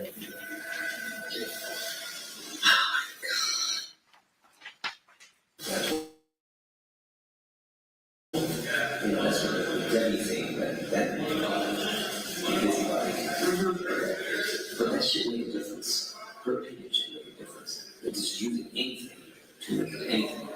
That shouldn't make a difference what she saw. Well, you see how much whatever I wrote, I just wrote because you were not there with me when I was charged. So I was just really, I hope you didn't say that you were, because that's not make me look like a liar, and I know you weren't there, so. I was following at the gym. I was there. And I know you never had your phone at the gym either. So that's what I was writing. You told me that you access the surveillance cameras, but I thought you didn't even have your phone when you were like working. And nobody accesses that. That's what I'm saying. That's why I wrote that. Now they're going to use that against me. you showed me how it works. And you said every now and again, if I'm on camera this way, and I'll let you know, and you'll wait at me. That's the extent of it. And they try to say that you're monitoring your shit. Alright, so I'm very glad for you. Which one's which? The middle one is mine, the big one is mine. This one is yours? Oh, the path, right? There you go. The middle photo was mine. They were separate. This is yours? Yes. Okay, unfortunately, I can't take anything out and I can't switch it. If it's in your bag, I have to give it whoever's over the back. It was scattered. I know what I'm saying. I can't do it legally. So nope. I can either take it back down or you take it as is. Take it as is. Alright, we'll figure it out here. Remember, just don't pass anything. That's just a felony. Don't pass anything between cells and get into the camera. No, I know what I'm just saying. Everyone uses it, just don't activate it. I guess. Okay. Thanks.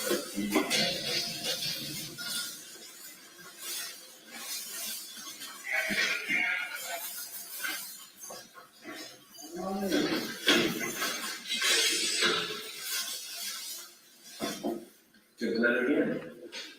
You took the letter I wrote you.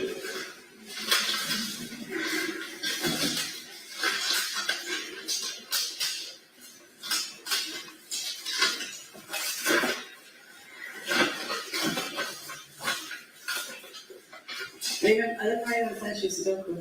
I haven't sent you that. You took the letter again. Which one was that though? It was a 4-page letter I sent you.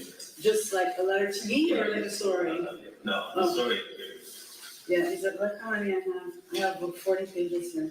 So they didn't take that. So the fat one was on letters. That's all he wants is on But letters. he didn't take any of mine. You took one. You sure did. Hang on, you check me what it yeah, you did. Yeah. I don't know. It doesn't matter. I take it back.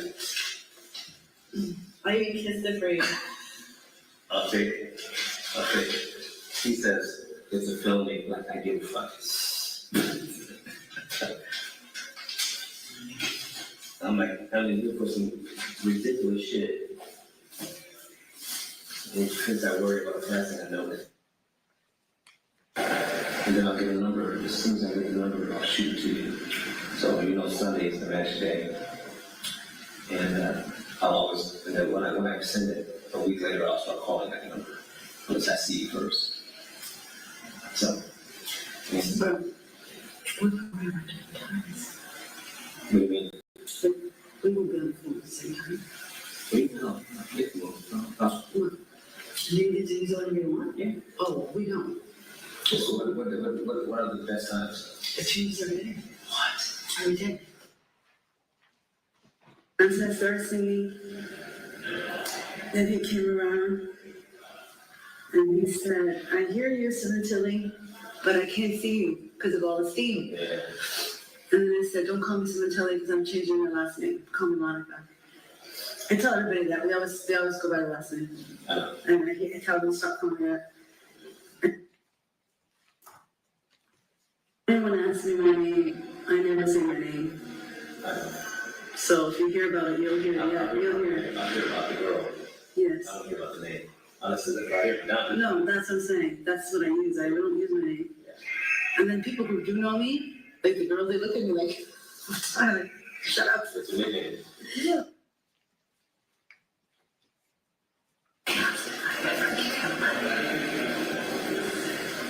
And I said, no. I told my older, I had a shirt so. Yeah. No, I didn't. I just said, I don't know. It's not my business. What is it? I said, it's not my business. I don't know. Did you get your money? I said, no, in fact, I think we know he paid all the time. That's what I said. I took Harris. She had her own stuff. And I said, she's, that was something about my guy. She was all about the family. She was all about the family. Everything was about the family. And I didn't fit my role. My role was simple. She like me around me from allocation. So that's another big thing. Is that a journey with? Yeah, that's like this one. Exactly like this one. Yes, Ava, my plan with you was to wait for the girls to leave, and then I was gonna leave. Together. That was the ideal plan. Yeah. They take it together. Oh my God. Who cares? I care because I don't want my kids to know that I'm doing that same shit. God.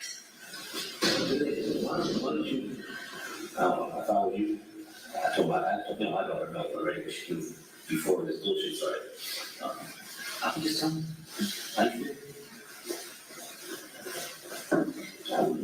I sent them a letter. To my lawyer. You did? Mm-hmm. What did you say? Right in the beginning. What did you say? I said, I shouldn't have lied to you. I should have told you that I, spent a long time with you. We were friends and we became, we fell in love and I really care for you a lot and, that's keep honest.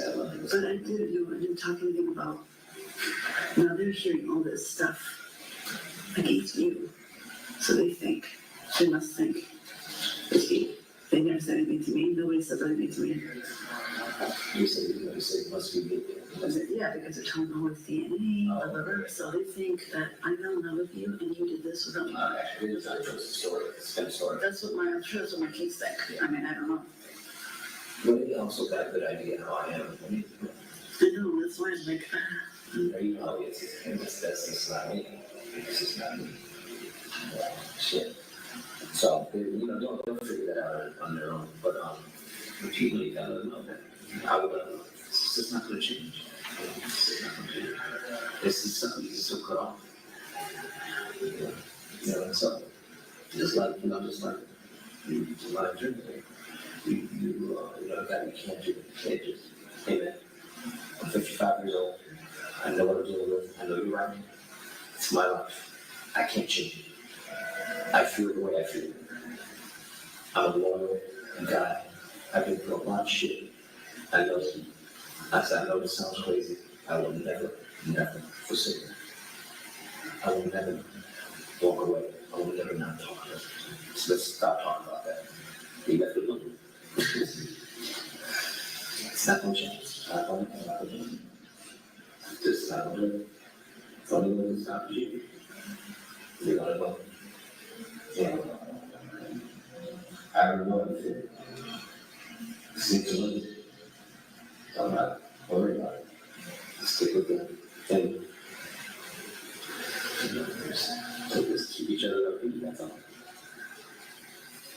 So yeah, something fun. It'll work. Yeah.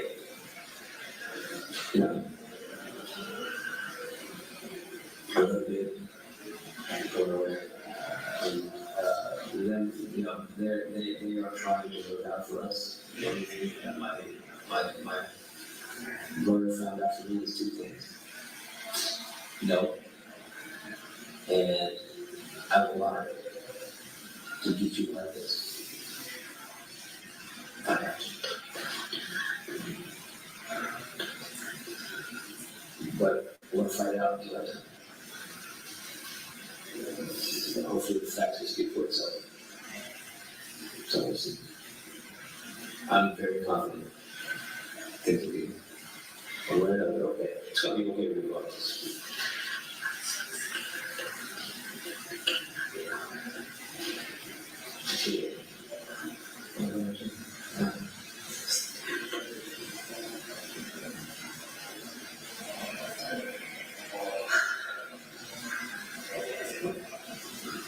I'm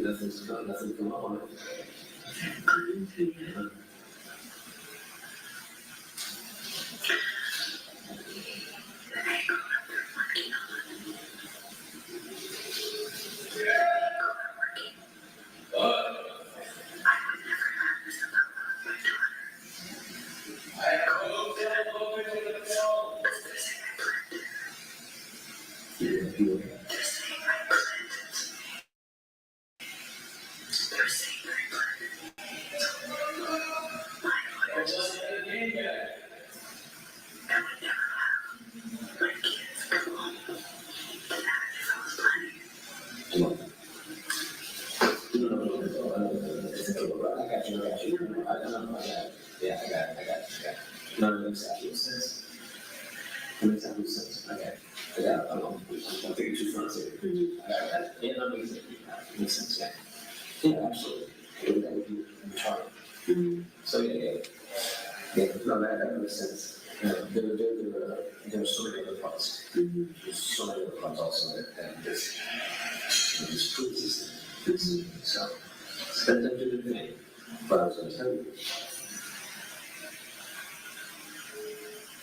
the only way this thing comes out the way it's supposed to is if it requires both of us. And I'm there, even if you're not, I'm there. I'm never, honestly. And I'll say it, there's no need to lie to get you off, because you really do have dumb shit. But if I got to blatantly shockingly lie to a jury that they can't take it back, they take it back. But in my head, I'm already gearing up for whatever.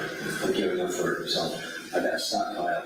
I don't have support of it, so I got to stockpile to get comfortable. Constantly.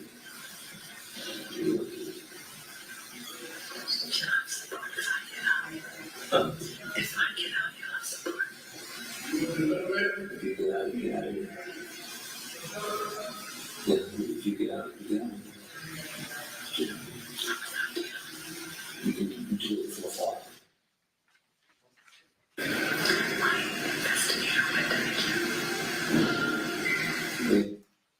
Everyone asks me my name. I never say my name.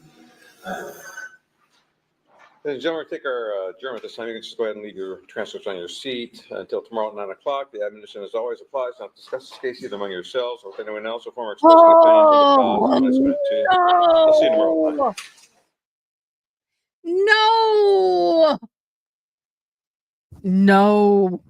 No more prosecution. Give me the we are now in day 27 tomorrow. And we're going to open with that. Oh, it's going to be so hard to stay awake. Y'all. I want to take this, see this, and go, no, not going to have it. No more. No mas. We're done. No more defense. I mean, prosecution. You've done 27 days and at least 3 or 4 of all of that. I'm done. Dun, dun, dun, dun, dun, dun, dun, dun, dun, dun, dun. My tea thing. I'm done. But I'll be here tomorrow morning. I gotta go, guys. I hate to do it to you so quickly, but I gotta go.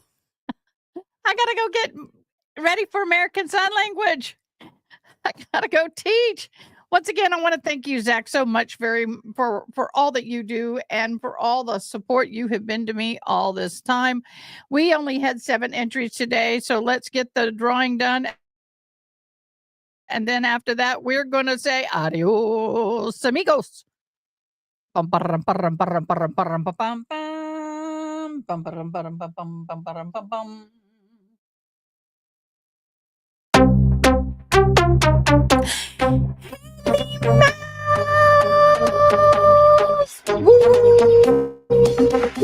You want it? All right, Miss Haley Mouse. Okay, guys, everybody, y'all. I am so done with that. Hopefully, we'll get Baker. We want Baker. Give us Baker, y'all. Okay, guys. I really do appreciate y'all. I love every one of you. Take care. Have a great day. See you in the morning, 11:30. Thanks for watching. Please comment, like, share, and most importantly, subscribe. I hope you have an awesome day. Till next time, take care.